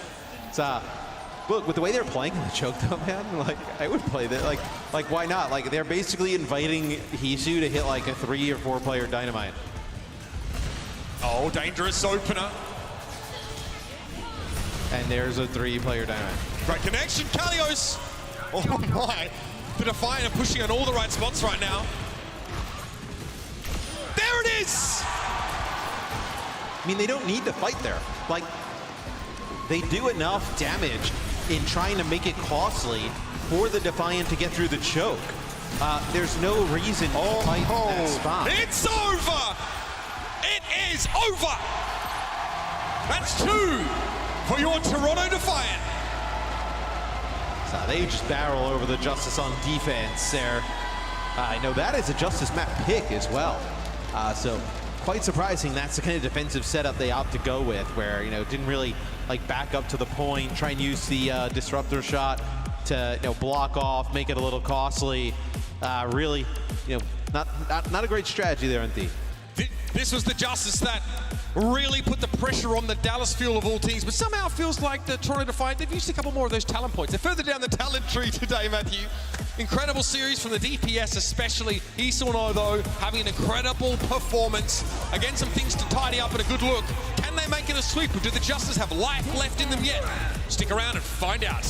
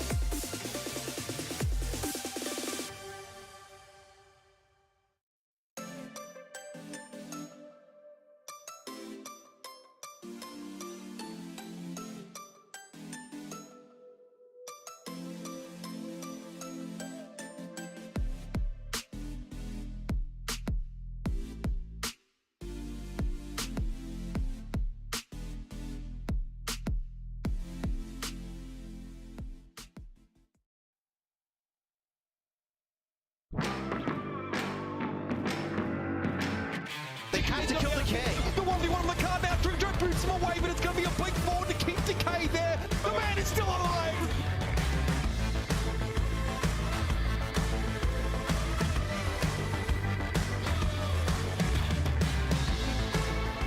opener. And Look at that too. They got sent to the skies.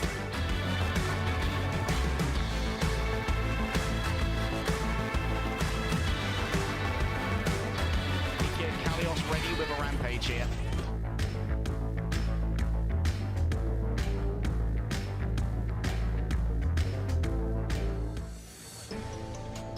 One foot over the edge of a chasm from whence there's no return. One map away from elimination here in the Summer Showdown. And one question levied at the Washington Justice. Where are your superstars? A quiet showing from them on Paraiso Matthew and an underwhelming overtime run for the Justice. You questioned why play in the choke against the Defiant like they did, and they got decimated. Yeah, I mean, I just don't love their defense. I mean, there may be some type of reason they have for it in some kind of way that they want to play or something that they see that, you know, maybe I don't, but like when they get that amount of damage down, right, and you're playing against the Ashe, you back up into the corner, that gives Hisu easy dynamite, easy damage. Also, it gives Toronto the ability to now speed to the point, take advantage of that corner, and then put more damage on you as you walk into contest. And mind you, they only need one tick. So it puts yourself in a really bad spot. But if you're the Justice, that map's done. It's over. We move on. They pick again. We go to Circuit Royale. So we'll see how their close to spawn hold will be. An opportunity here for Hisu to play either the Ashe or the Sojourn, so showing us some really good gameplay on both today. Toronto's got to be pretty pleased with how this series has gone. Like I said at the beginning, I thought this would be a scary series, and they're turning it to not be one. The winner of this series will advance to play the Houston Outlaws. And for the Defiant, that would probably represent another big step up they need to take if they can get there. But for now, of course, obstacles still obstruct their progress. Circuit Royale here.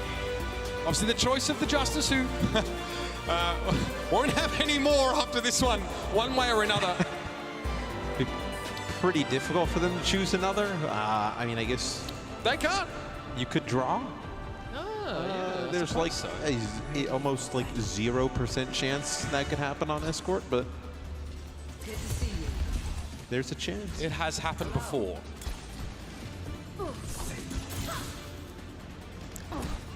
Kalios leading the final blows in that last map, I think. He just sees all the Moiras doing it. He's like, watch this. Oh. Thank you. What was that, Vivaldi? Ah, yes. I love the classics.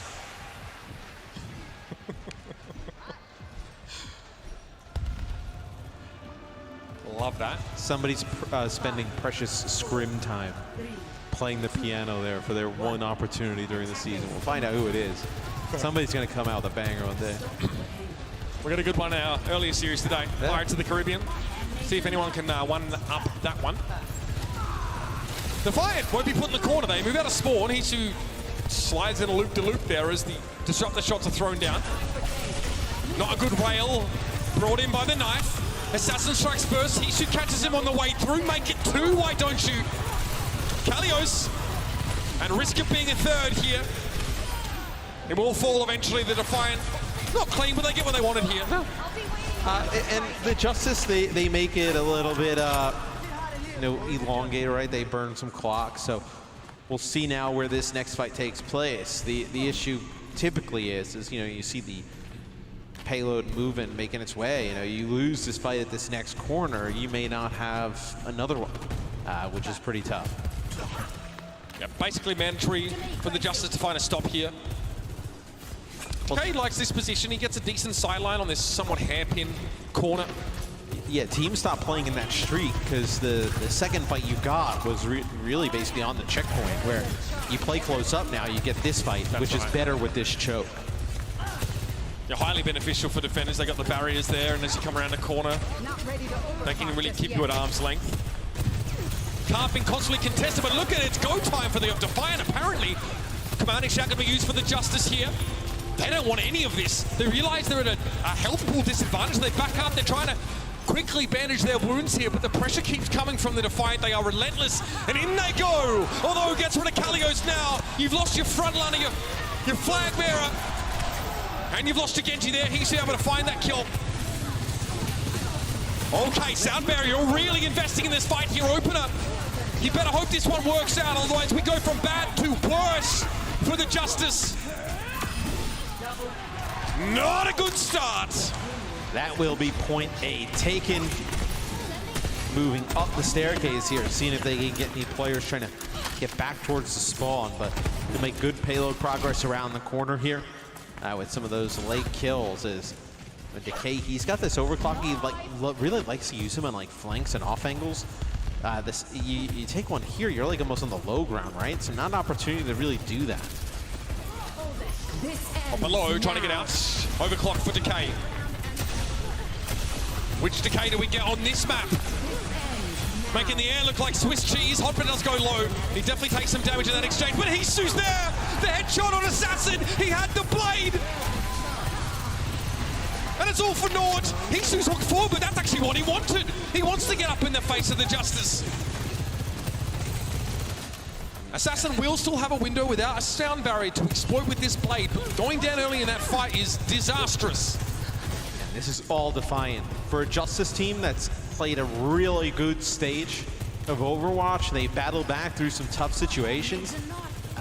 They're not showing a lot of fight right now. Let's see Kalios with a rampage and a blade here from Assassin. Maybe that's enough to get a stop. Sees Hisu in the back there, trying to keep tabs on some of those squishier players when he gets ready to charge forth from the breach. Blade for Hopper, that seems to be the play. Twilight's Rally holding on to it for the time being. The Defiant seems like they're happy to let this one go. Decent spend for the Justice. Rampage and Blade both expended. I was going to say, would you use the Rampage there? Probably not. Now look at how you're set up for this next fight. I mean, yet no support ults currently online. Maybe you end up getting them, but you can open up with a Twilight Rally. You're not going to come down here to spawn kill, right? So you're going to allow them to gain some space. You win that fight, but it may have been too much. Hopper's doing a ton of damage this round. More than a third of his team's total damage. Kalios with less than a quarter for a reference. Here we go, although in. Doesn't pull the blade though. Chorong. Oh, what discipline from Chorong. He stays alive. He was 1 HP, does not beat. And he can hold that for later, and he does. Ironclad Constitution from the Lucio. And the Defiant here will use that to exact their toll from the defenders. Another checkpoint taken for the Defiant. 3 minutes plus on the clock to get it done. This map can be pretty difficult at the end to take, right? You know, difficult around these corners with a lot of just natural high ground for Washington, but they really haven't showed a lot on D. I mean, when they won the fights on D, it's because they've like spent like 2-3 ultimates during them, right? This ends now. All right, Decay going for it again, Matt. His last overclock was really underwhelming in this one. Well, the Defiant able to evade much of it, although, yeah, that's a sitter for Decay. Hopper with a rampage. Sound barrier from Opener, in fairness. So he covers that up fairly effectively. And hey, not a terrible place to make your stand here. Decay looking to make sure Chorong gets cleaned out. The Defiant just trying to get full strength. The Justice go right around the corner. I like that look. Washington now want to make sure they assert their claim to this part of the map, and that's pretty convincing. Losing Decay, not the worst. He will be back, but remember how close the sport is for Toronto. Yeah, I also feel like if you're the Justice and you're going to go out with the aggressive play style that you want to play, that you've been... That got you here. Right? Yeah, I mean, some map situations it's not going to work out, but if that's your best look, you got to send it.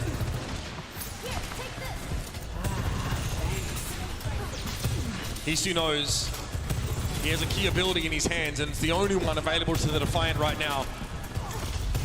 Neutralizing Assassin. Top of the priority list in this next fight for the Defiant. Hopper shepherding the car forward, slowly, surely. The Defiant march forward. Giving up a lot of space here, the Justice. Much. Is this wise? I mean, after they did a pretty successful spawn camp, you know, now you give up a lot of space. Hisu, it's time. Decay takes a big hit here. Overclock shot to the body. Blade, it's a big one. Assassin looking to shut them down, but he's pooped away. Can Assassin find the kill? The Twilight is down. Hangzhou responds though. Blade for Railgun. The Defiant now. It's a 3 versus 3, but Hangzhou's not in a great position to contribute this Blade. Oh, though, thought he had it. Yeah. He thought wrong. You can see his reaction after, kind of had the idea of, yeah, maybe that wasn't it. No, probably saw an opportunity, right? A few players weak inside of that room. Maybe he thinks, hey, I pop this blade, I get a dash, I kill 2, 3 players, and we kind of move on in. And he was so weak when he decided to use that. 2 support ultimates coming out for the Defiant. The Justice have them too. They're digging in for a long winter, the Justice. But no one knows that better than residents of Toronto, I'm sure. Clay close to a key ultimate. Here's that rally from Twilight. He's the one to start the fight. Assassin, what can he do from midway through the fight? It's full with the rampage from Kalios. The follow-up isn't there. Chorong had the sound barrier. Hopper's going to fall first here, and Hangzhou goes very, very low. It's Decay that finishes him off with a headshot. And the Justice, both feet planted on the ground. They hold the Defiant at bay. Much of the map completed, but not all. And really good defense there from the Justice, in my opinion, towards the end of the map. Point A and point B really good there for the Toronto Defiant. But man, the Justice, they hold on there towards the end. A few good fights go in their favor. Initiating match. Assassin has 10 of his team's 22 final blows. Working himself to the bone to keep the Justice's hopes alive. The player sat to his left, one that the Justice normally depend on, Decay, is having a quieter day. Not a great time to flicker out.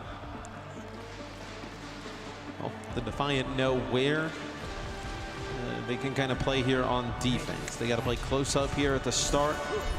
They do have a little bit of like leeway, right? I think when you kind of get towards that last part of the map, the payload moves a little bit past like that last choke.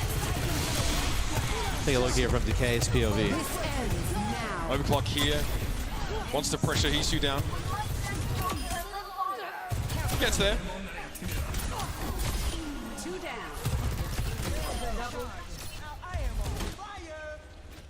Pretty nice moves from Decay. Again, a big part of why. Did you see the Justice hold on when it looks like the game was slipping from their grasp? So what kind of spawn count do we get here? Can Defiant hold them in their spawn for a minute, 90 seconds? That could be huge later on. Right, you get a minute here, and that is fantastic for the Defiant. Assassin has a good crack at it here. Commanding shout used there by Kalios. Hopper has his available still, if I'm not mistaken. He might need it to keep all those standing. Oh, it's looking dicey for Toronto. Hangzhou's getting battered about here, but Hopper will eventually succumb. And the spawn camp may be over. Nice one from Hangzhou as he backs up, but that'll be it. Yeah, and once you lose Hotba, it's pretty much over. As Twilight and Chorong, they'll have to drop here. As they're not going to be able to get anybody out on the way out. So they stop the cart for a second or two. They gain some ultimate charge themselves, but the payload will get moving in favor of Washington.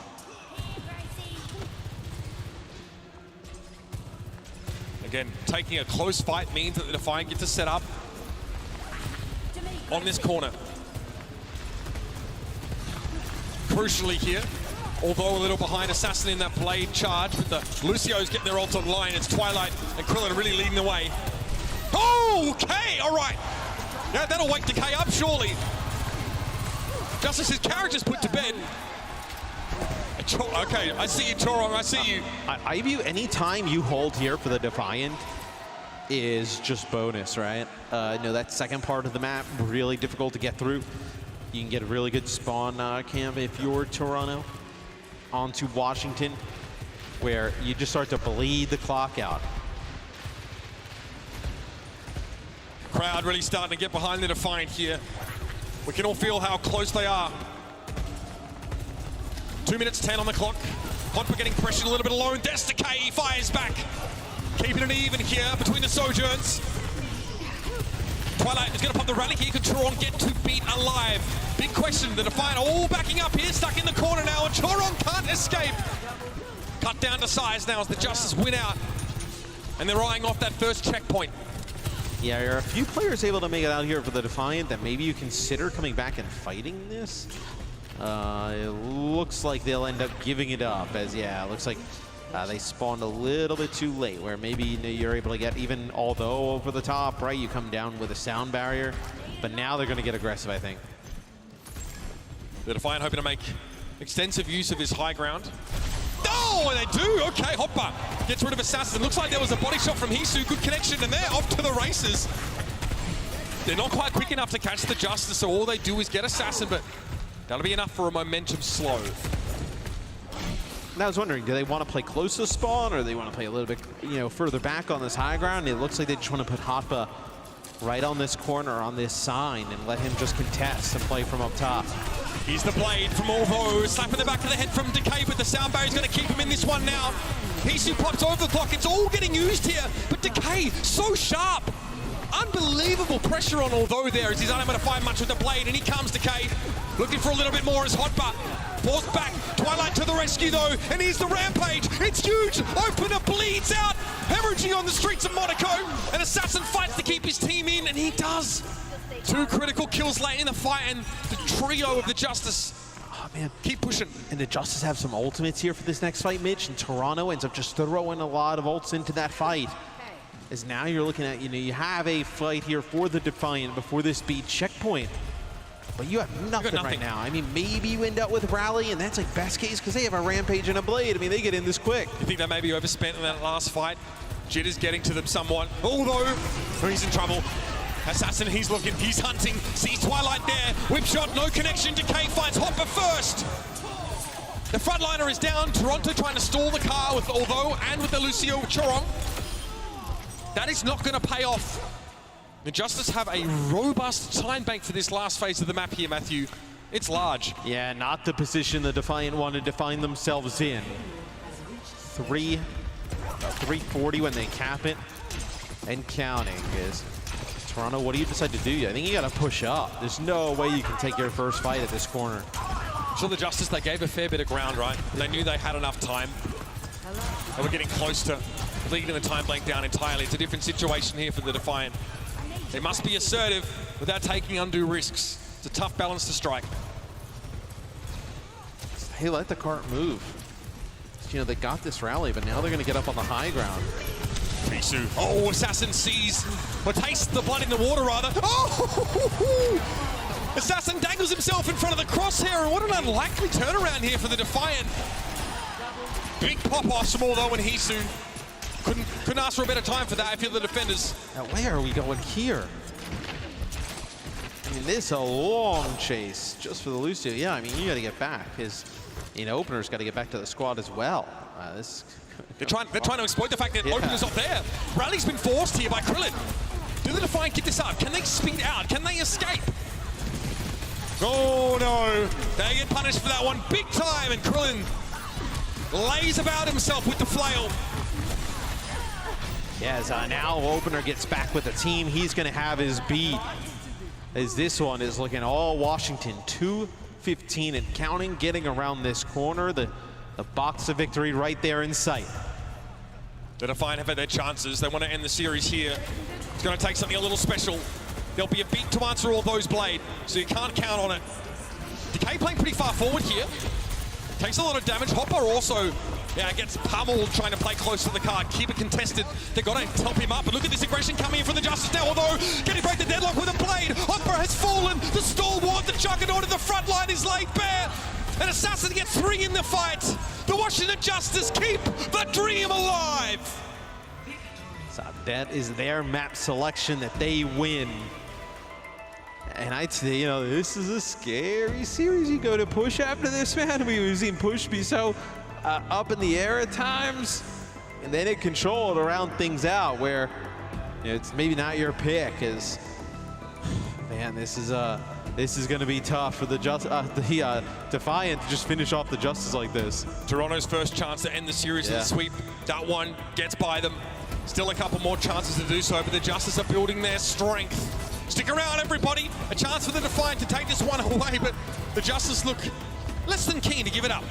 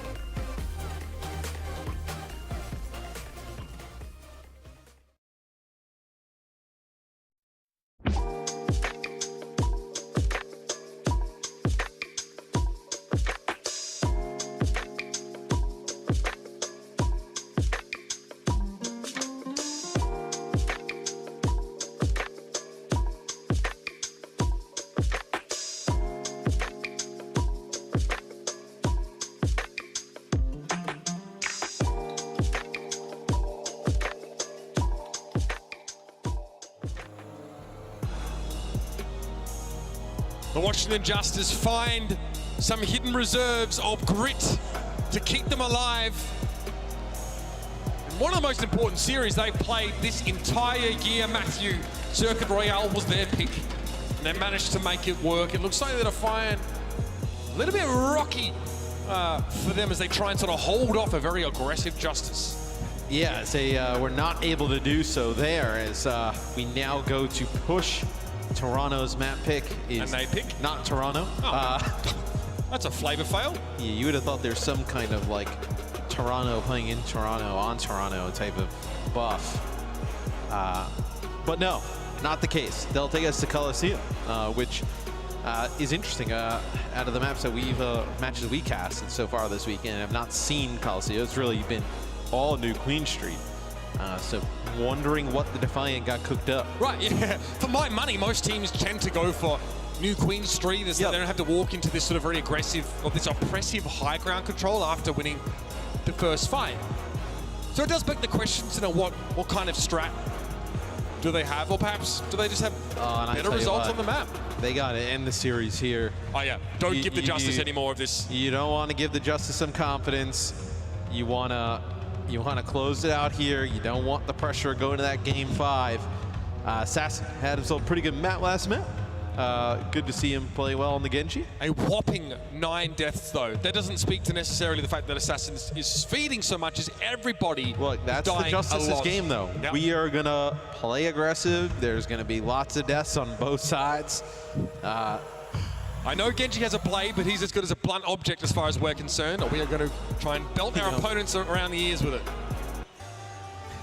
Him and Kalios, they flip a coin who goes in first. See who sets the pace. Man, those two players are so aggressive with each other. As Coliseum, like I mentioned, is the Defiant map pick? What do they got here? Why go this map? See a lot of teams have success going to New Queen Street.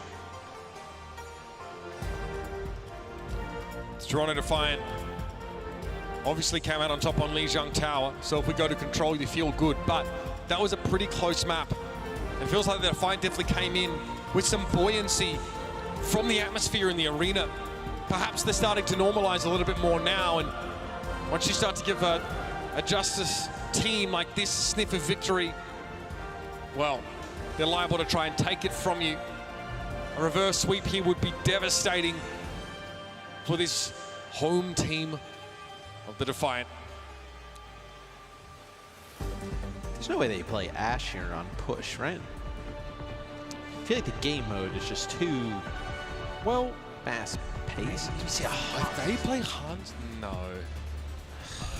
Unless he sees Hans. I mean, look, if I was gonna, between Soldier 76 and Hangzhou with the hover, I would say there's a better chance with the Hangzhou, but still, man. Let's talk about it though. Why? What does he offer you here? Pelicans had some big moments on the A lot of long-range damage here in this hallway. You rotter! No, he's gonna go with Ashe. So this is interesting. Push is a game mode that is so fast that they may see the Ashe, the Justice, and just get the speed boost, get the commanding shout, just get in there. All right, so the neutral's a pretty good place to be playing Ashe with the Dynamite, especially if your opponents are grouping up, and they often are for the Brigitte. They don't all have to group up here, though. Like on New Queen Street, there are spots where you have to group up, but it's also too small. There's not really like a part where they're forced to play around certain objectives. But they're guarding the flank, the Defiant. Although he's playing the flank, so the Justice can't wrap around and just close in on Hisu without him getting good sidelines. I think I'd feel uncomfortable if I was here as an Ashe player. Again, Hisu spent some time out of line of sight, but looks like job done. Because Hopper's managed to somehow get Decay, of all people. That's wild. Yeah, I mean, they try and take the fight to Justice close up, but nothing goes in their favor. Clean sweep here from the Defiant. And maybe you can get up on the bridge here. You get some of these longer sight lines. That's where you feel like you can make use of the Ashe here. Because we have seen long-range hit scan succeed on this map. Hisu is hovering the Hangzhou, and we've seen that work in the past, right, with this long sight line to where the bot is, but not a ton of Ashe play in push so far. They're probably pretty good when you're defending from a spot like this. Less fun from the low ground. Although we're constantly trying to work these flanks and make it so Hisu can't be crept up on. Doing a bit of creeping of his own here. Hisu gets opener, so it's paying off. They're screening so heavily for the Ashe player in this matchup. Eventually, Kalios is able to bring Hisu down, but Krillin, yeah, he was clinging to life. strong wind and blow them over, and all those got more than that. Okay, Toronto. And now maybe you can get Hisu up on the bridge. He can put some damage down as they come off of spawn, right? And there's a few opportunities here where the map is set up to maybe you are able to land some big dynamites, right? They got to contest probably where the checkpoint is, that small kind of turnaround, that horseshoe, so to speak. You can feel like there's some pretty good damage down to how you had there. Pressure on all though from Decay. It's returned in kind. Dash in, Hopper low. Hopper very low, has the commanding shout here. The rally's in play. Chorong, does he hold the beat? No, he had to go pretty much straight away, but Opener doesn't even have his yet. The Defiant, they're so durable. They're so aggressive now. Pushing in towards Krillin. They try and make good use of that extra help, but Kalios is still able to find Twilight. Kalios finds another. How do you lose that? How? Oh, that is brutal. The bomb is still here as well. They got to back up. Yeah, I mean, that's both support ults. They are used in the Bob, and you're not able to win that fight. Looks like Kalios was getting a lot done in the neutral there as well. It might have been a multi-carnage connection if he's able to work through that over shield so easily. Great result for Washington to keep a sound barrier and win against double support ultimates. They have everything they need here to extend the lead. Decay pressured though! Choron gets in there. Blade is drawn by although, but Hingtu's going to be brought down by Assassin, who looks to look further into the back line. It's a trade still. And there goes the Justice's ult. They brought their sound barrier in, the but's moving the other bloody direction. What's going on?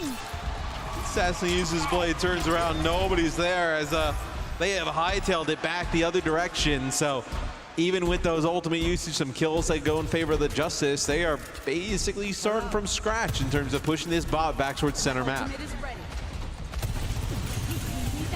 I'm aghast. Don't know what to think. The Defiant still have such a significant lead now.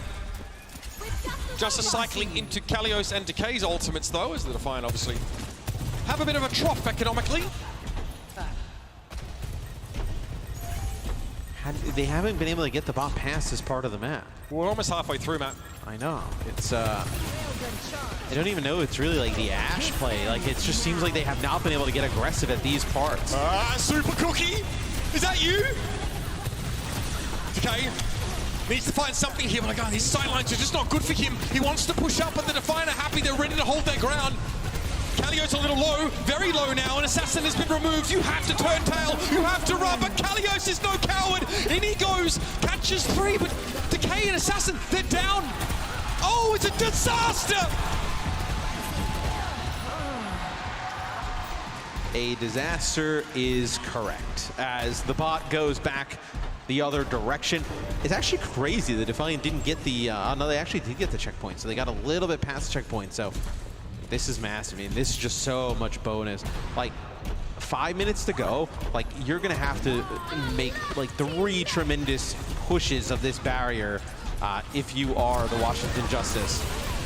Rallies from both sides here. The Justice are now in their ult economy trough. They've not made use of the advantage they had, and now they're gonna be made to suffer. Decay sliding on out of there as only he can. Kalios eating some deflected damage from Although, and he finishes the job. Oh, this is getting scary.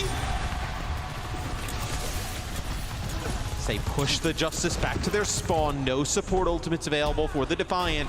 Ooh, and Decay finds Hotbud. That should be enough to stop this push from coming on through, as it was starting to get really ugly there for the Justice. I wish I had Admiral here. I could insert a coin and he'd tell me the odds of winning from this kind of deficit. If you're the Justice, I'd suggest it's pretty low. All I need is my calculator from yesterday and I'd be able to tell you, but I left it in my hotel. 113 plays 3. A paltry 3. But hey, just under 4 minutes here for the Justice to try and get back on the board. Couple fights in a row, starting to build some momentum, and it is possible. It's not likely. Sound barrier. Opener lets it go. Assassin just trying to swing. Whatever's there, he'll take. Blade here for although looks a little haphazard, but he still lands adroitly. 3 for 2 trade. Justice with the numbers. Hopper though right behind him in a good spot to get a good axe swing. He's looking for the brig. He's found him. Krillin is down, but now he's going to have to hold off against 2, and that's just not good odds. But you're okay with these traits though, if you're the Defiant. I mean, you have two players here for the Justice. You have a spawn advantage, right, with which way the barrier is going. And they don't have the positioning and just kind of like the time to play a little bit passive here. Like, look, they back off of this bot. Toronto doesn't need them moving. Like they can just back off as well. There's no reason to run in and take these fights. Yeah, this is awkward. The Justice once went like, what, 2 minutes without a kill against the Shock in this part of the map. Very strange. They've got to go for it. Here's Bob. Blade comes in. Oh, did Assassin just get knocked up by Bob? It's unclear. He goes down. That Blade is broken. And Opener tries to climb the walls, but even he can't escape the scrutiny of Hisu. And the bot is headed back towards the Justice spawn. And if you're the Justice, you know, what do you do here? You have to come out of the spawn, you got to overclock right away. You may have to get a rally. You need this bot back as soon as possible because you start to get close to where this barrier is going, right? And if the bot makes it all the way there, I mean, you're going to have to run a full map completion the opposite way. The chances of that are just so slim. The Justice don't want to spend here, but they may have no choice. They start to fight behind, and it's not looking much better now. 2 for 2, Krillin keeping him in, but Decay under so much pressure. Although gets him in the Defiant, just don't care. They don't care if they die in this fight. They don't care if they lose. Twilight does rally there, though. So they rally, and he drops as soon as he decides to do so. So that big support ultimate off the table. We now go back the other way. The Justice, they don't end up using the overclock. They got the Rampage. They have a rally themselves. They need to be perfect from here on out. A fight loss and a barrier push, like a bot push the other way to where the barrier is that's it. Yeah, that's it. Defiant, the ball's in their court right now. Krillin, a lot of damage early in that fight. He's able to heal most of it up with the rally. The Justice have to dig into those pockets, but so far they're coming up with dust and lint. Decay, 2 final blows for the whole map. He's found nothing more with that ultimate either. Kalios is one that has to come in like a bat out of hell to bail them out, and so he does. Although and Hopper are down, but the Justice are forced to pay dearly for every single meter. Can you do that 3 to 4 more times if you're the Justice in a minute? That's kind of what you're looking at here. For the Justice to stay alive in this series, it would be a monumental collapse by the Defiant. Like, but look, the Justice, they don't have the luxury of just backing up here. They have to fight. Like, 46 seconds left. You're behind, like, 70+ meters. Like, you have to fight. 40 seconds left. Dynamite connection from Hisu and a bomb up his sleeve. Although his Blade will force the beat. And Hopper's going to go down. Decay gets rid of him here. Toronto now, it's a matter of stalling. Although doesn't want to get staggered here at all. Can he get Opener? That would be big. That could be huge. Hisu found 2. What are we witnessing? Hisu looking for yet another one, but Decay evades his deadly gaze. Another Dynamite, another connect. Twilight gets in there and Krillin gets bonked. Oh my word! Toronto! What a display! The timer ticks down, and not with a roar, but a whimper. The Justice go out. Eyes wide open, feet on the ground. Toronto march in the lower brackets.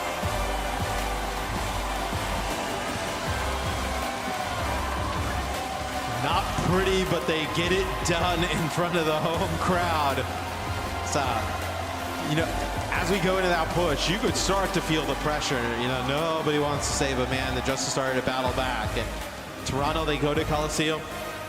They play the Ashe on push, and it looked good. They were able to make really good use of that hero in Hisu's hands, and the Justice had no answer for it all map long. If you're this franchise, if you're a fan, if you're a Toronto Defiant player, even you've been dreaming of a win in front of a home crowd like this, poof, for more than just a couple years. And under these circumstances, it's not one in which you can, you know, let your hair down, take that sigh of relief, because you've got the Gunslingers, you've got the Outlaws coming your way tomorrow, and they've got fire in their bellies. They're looking for a redemption of their own. I mean, don't spend too much time celebrating this one. No. I mean, the Outlaws are no joke tomorrow. Pelican has looked really good throughout the weekend. Dante as well. They have a great series earlier against the Shock, where the Defiant, they got to go back, watch them film. They got to be on their A game tomorrow. Absolutely. There are definitely a lot of rough edges in this particular display from the Defiant. but it's still something they can hang their hat on for now. Tomorrow is a new day, a new challenge. Let's head down to the stage here. We're going to get some words from our winning team. Of course, Danny Lim to start the conversation. Mr. Man, thank you very much, ladies and gentlemen. Give it up for Hoppa and the Toronto Defiant. What an amazing series and what an amazing performance from the Toronto Defiant. I mean, I gotta be honest, compared to yesterday, there was a clear night and day difference in how you guys played the game. What changed for you guys today? 자, 일단 오늘 승리를 축하드리면서 솔직히 말하자면 어제와 오늘의 토론토 디파이언트 거의 180도 다른 경기력을 보여줬다고 생각을 합니다. 핫바 선수 오늘 좀 뭐가 변했다고 보시나요? 오늘 우선 아무래도 마지막인 것도 좀 있고 동기부여가 좀 더 확실히 됐고요. 어제는 좀 상대가 잘했던 것 같아요. All right, Hoppa says that, because this was our last chance, and also there was a clear solution that we had to, that was a clear thing that we had to do. And if we didn't get that, then we would have been out of the tournament. So that was the biggest thing. And also, yesterday, our opponents were pretty good. Does that mean today's opponents weren't that good? 그럼 오늘 경기에 이제 상대방은 별로 잘 못했다? 저희가 더 잘했죠. Definitely we were the better team. Of course, of course. I mean, Hoppa, you briefly mentioned, you guys had to win this because if you guys didn't, you guys were out. So before coming on stage, was there something that you guys, said as a team before coming up to the stage? 자, 이제 핫바 선수가 방금 말씀하셨다시피 오늘이 이제 패배를 하게 되면 끝이기 때문에 오늘 무대에 올라서기 전에 저희 이제 팀원들과 같이 이렇게 좀 되게 특별하게 한 말 같은 게 있나요? 그냥 오늘 다 지지 말자는 말 되게 많이 했고 그냥 토너먼트에서 좀 이겨보고 싶다는 말을 되게 많이 했던 것 같아요. 서로 좀 더 다독여주고 좀 안 될 때 더 서로를 이끌어주자는 말을 많이 했던 것 같아요. We definitely talked a lot about not losing, and we really wanted to win a tournament game. And also, as a team, if someone makes a mistake, we should be a good teammate to help the player that made the mistake and work as a team in general. All right. Last but not least, I mean, how does it feel to be playing in front of your home crowd? Like I don't know. I feel like it would feel amazing, but yeah, Hoppa, how does it feel? 당연히 마지막으로 이제 토론토 팬들 앞에서 경기를 뛰시게 되셨는데 좀 이제 기분이 좀 색다를 것 같아요. 어떠셨나요? 우선 댈러스 갔을 때도 홈스탠드 되게 좋았거든요. 근데 이제 저희 연고지 분들이 오셔가지고 저희 홈스탠드를 하게 돼서 되게 좋고요. 솔직히 누구나 이렇게 팬분들 앞에서 좋은 경기력 보여주고 싶어 하는 것 같아서 오늘 좋은 경기력 보여준 것 같아서 되게 좋은 것 같아요. Definitely the Dallas homestand, it felt great to be on stage, but it just feels different. It feels really great and amazing to be in a homestand in Toronto in front of the home crowd. So it's definitely a different feeling, and it's honestly, it feels amazing to put on a great performance in front of our home crowd as well. All right, before I send you off, let's talk briefly about tomorrow. You guys will be facing off against the Houston Outlaws. How confident are you that you guys could beat the Houston Outlaws? 자, 이제 보내드리기 전에 마지막으로 내일 경기 휴스턴 팀과의 경기가 있습니다. 내일 이제 경기에 대한 좀 얼마나 자신감이 있으신가요? 우선 제가 트래시 토크를 좀 안 좋아하는데 하세요. 휴스턴한테 하고 싶은 말이 저희 스테이지 1이랑 스테이지 2 때 토너먼트 집에 보내준 게 이제 휴스턴이었거든요, 항상. 그래서 이번엔 저희가 집에 보내줄 겁니다. 네. I'm not really good at trash talking, but I feel like I do want to make a statement because Houston Outlaws were the team that sent us home for the first and the second tournament. So give me 1 second. Let me double check. 집으로 보내주겠다고. So I definitely want to be the one to send them back home. Guys, one more time, give it up for Hoppa and the Toronto Defiant. Amazing job. With that being said, let's send it back to our casters. Mission Matt, back to you. As if the stakes for tomorrow's matchup weren't already high enough, you add that on top, and yeah, a lot to play for the Toronto Defiant.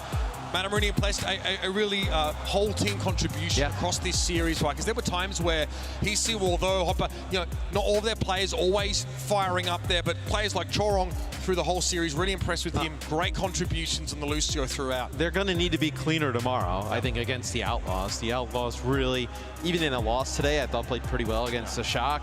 I think you're going to need to clean some things up if you're the Defiant, but it's... look, if you're the Defiant, it was like between playing the Outlaws or the Fuel and the Shock, like this is the matchup you would have wanted. Here is your player of the match, ladies and gentlemen. It's going to be, although, putting a staggering 9-0 performance on deck in that second round on Lijiang Tower is what set the Defiant on the trajectory that they were able to execute. Looked really good at moments on Paraiso as well. We said, start of the game, this guy needs to step up in a big way. We've spent so much time talking about Hisu, but although it's really looked like a key component of this team in a He's a difference maker for them. Yeah. Like, we know that Hisu's going to bring it just about every series, going to be consistent on that hit scan role. If he plays Genji like this, you know, you can go toe-to-toe with a Merit Pelican damage dealer Ryan Light. I mean, he had a really good series. Have a look at that. Over the course of the series, 4.4 deaths per 10. And we were looking at Assassin at 9 deaths in one of the maps, right? So we are seeing like a real brawly series where both teams are throwing themselves at one another just to buy extra time. A lot of stalling, you know, a lot of like, you know, lost fights. Okay, we'll commit, we're not going to disengage. Having such low deaths in a match like that is really very significant. He's able to get a lot done. Sometimes that's just by surviving. I feel like the Defiant are a team with less emphasis, you know, on their DPS plays to carry all the time. We talked about their backline are really significant, but this team's going to want everyone to take a big step up if they're going up against the Outlaws and they want to win it. It's going to be a crazy match tomorrow against the Outlaws, right? I think a lot of fans here in the building, they got some hard decisions to make, because I swear I see people in Outlaws jerseys in the morning, Defiant jerseys in the afternoon. So you only, it's the rule tomorrow, my rule. You only root for one. All right, one jersey per fan. Okay. You got to show up in your Toronto jerseys tomorrow. Really cheer them on against the Outlaws, because they're going to need it. No doubt about it. That's about all from us here at the Madame Athletic Centre for now. Thank you very much, Toronto. You've been fantastic hosts for us today. We're going to see you tomorrow, but for now, we're going to head over to the truck with the gang and have them break down some insane matches from the day that was.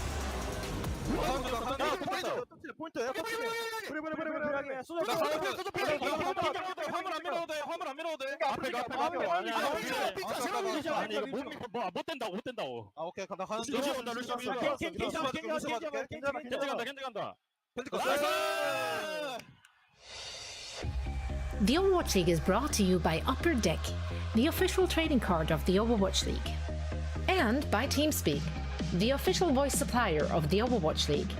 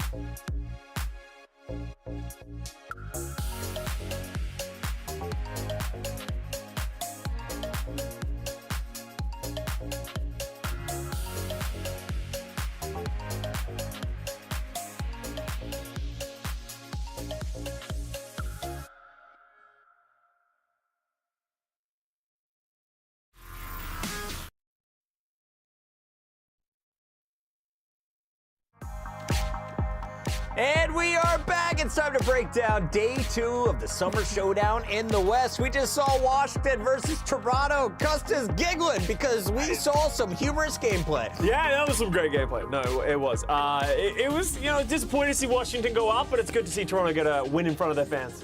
We were practicing chugging water bottles, guys. Yeah, we're wondering what we're actually giggling about.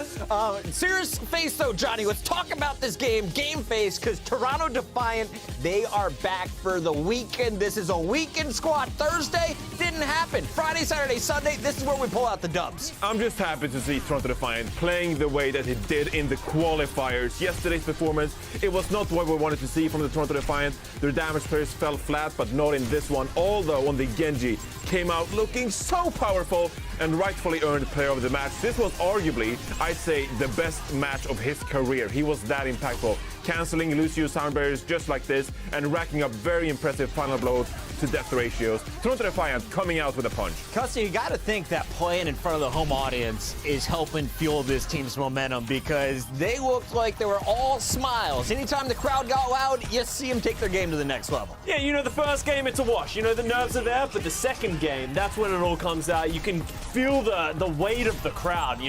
Playing in front of an audience that is cheering you on is just a different level. Every time you get that kill, you hear the roar. Every time anything big happens, you just feel that through the ground, through the sound, through the headphones, and it's just appreciated. And you can see Although and the team just feeding off that, so nothing is better than winning in front of a home crowd. I have to give a lot of credit to Hisu here, especially as this series closed out. We saw the Sojourn, then we saw the Ashe. And the Ashe, well, she was paying dividends, Johnny. Absolutely. And it's what they're known for playing so far at this stage as well. Being able to play this Ashe, poke down your opponents from afar. Huge dynamites coming in for a Toronto Defiant. And with all this damage, the Washington Justice, their hands were forced. They engaged when they didn't want to engage. They were shouting with their Jungle Queen when they didn't want to shout. And those little small advantages, the Toronto Defiant are so good at capitalizing on. And Hotba as well, another player I want to mention, because Hotba really came in clutch for this team and also showed some momentum for this team. For example, on Paraiso, getting a rampage, doing a bit of a clap for himself.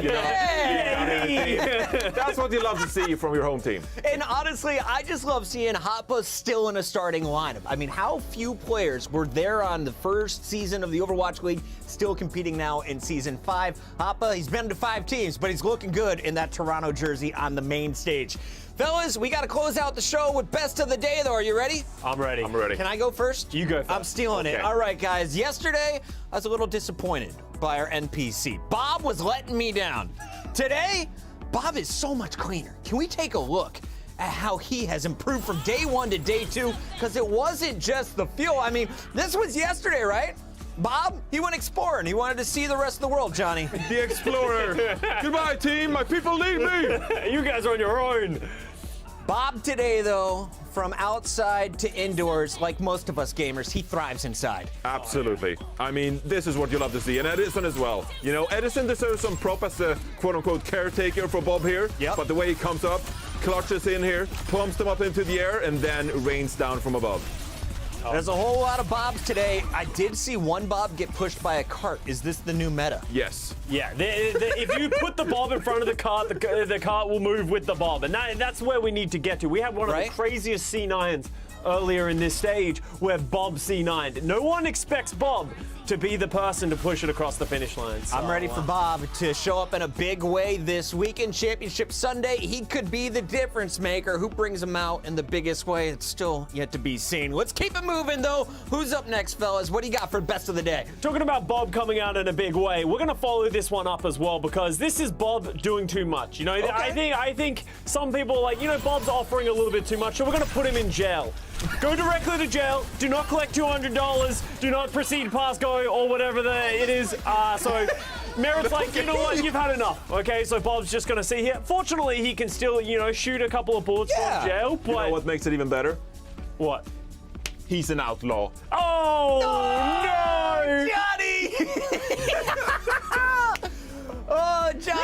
Oh, Just God. fast forward the episode. Show Johnny's best of the day. So I'm actually taking some inspiration from your origin story right here, Puckett, as well. Because we got Junker Queen in the game now. We got a little Gracie. We're throwing knives all around the map. And this time around, it was Dante who came in clutch for the Houston Outlaws. Here, tossing out the knife. Well, you never know what you're going to find if you just throw it out, right? Just throw it. Well, there's a Kilo for you and a little bit of a magnetic pull. Shunk!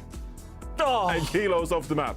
That's so unlucky that one little bit of fencing was missing. If that fencing was there, Kilo would have been fine. But Jay, just the most unlucky pull, but big plays by Dante. I think it's just Dante being Dante. That's nothing but pure skill. No luck involved at all, Calculated, 100%. Calculated moves from the Houston Outlaws. We're going to see Dante in action as well as a lot more of our friends tomorrow. Let's take a look at our brackets, fellas, because once again, it's not just the West that's competing. We've got the East in full action tonight, and we've got some big matches underway. Johnny, which one has you most excited, this upper bracket or lower bracket? I mean, the upper bracket one is going to be a giga banger as well. Shanghai Dragons, they won the last time around. Seoul Dynasty looking for revenge, but in the lower bracket, Costa, it's Jimmy trying to avoid elimination. Sir Jimothy, first of his name, will put the Philadelphia Fusion in the ground. You mark my words. No. He will do it. And I was told if you wake up at 6 a.m. in Toronto, you can have a coffee and watch Carpe for game number 2 only. That's a trade secret. Don't tell anyone, but there it is. That is the East region. The West, though,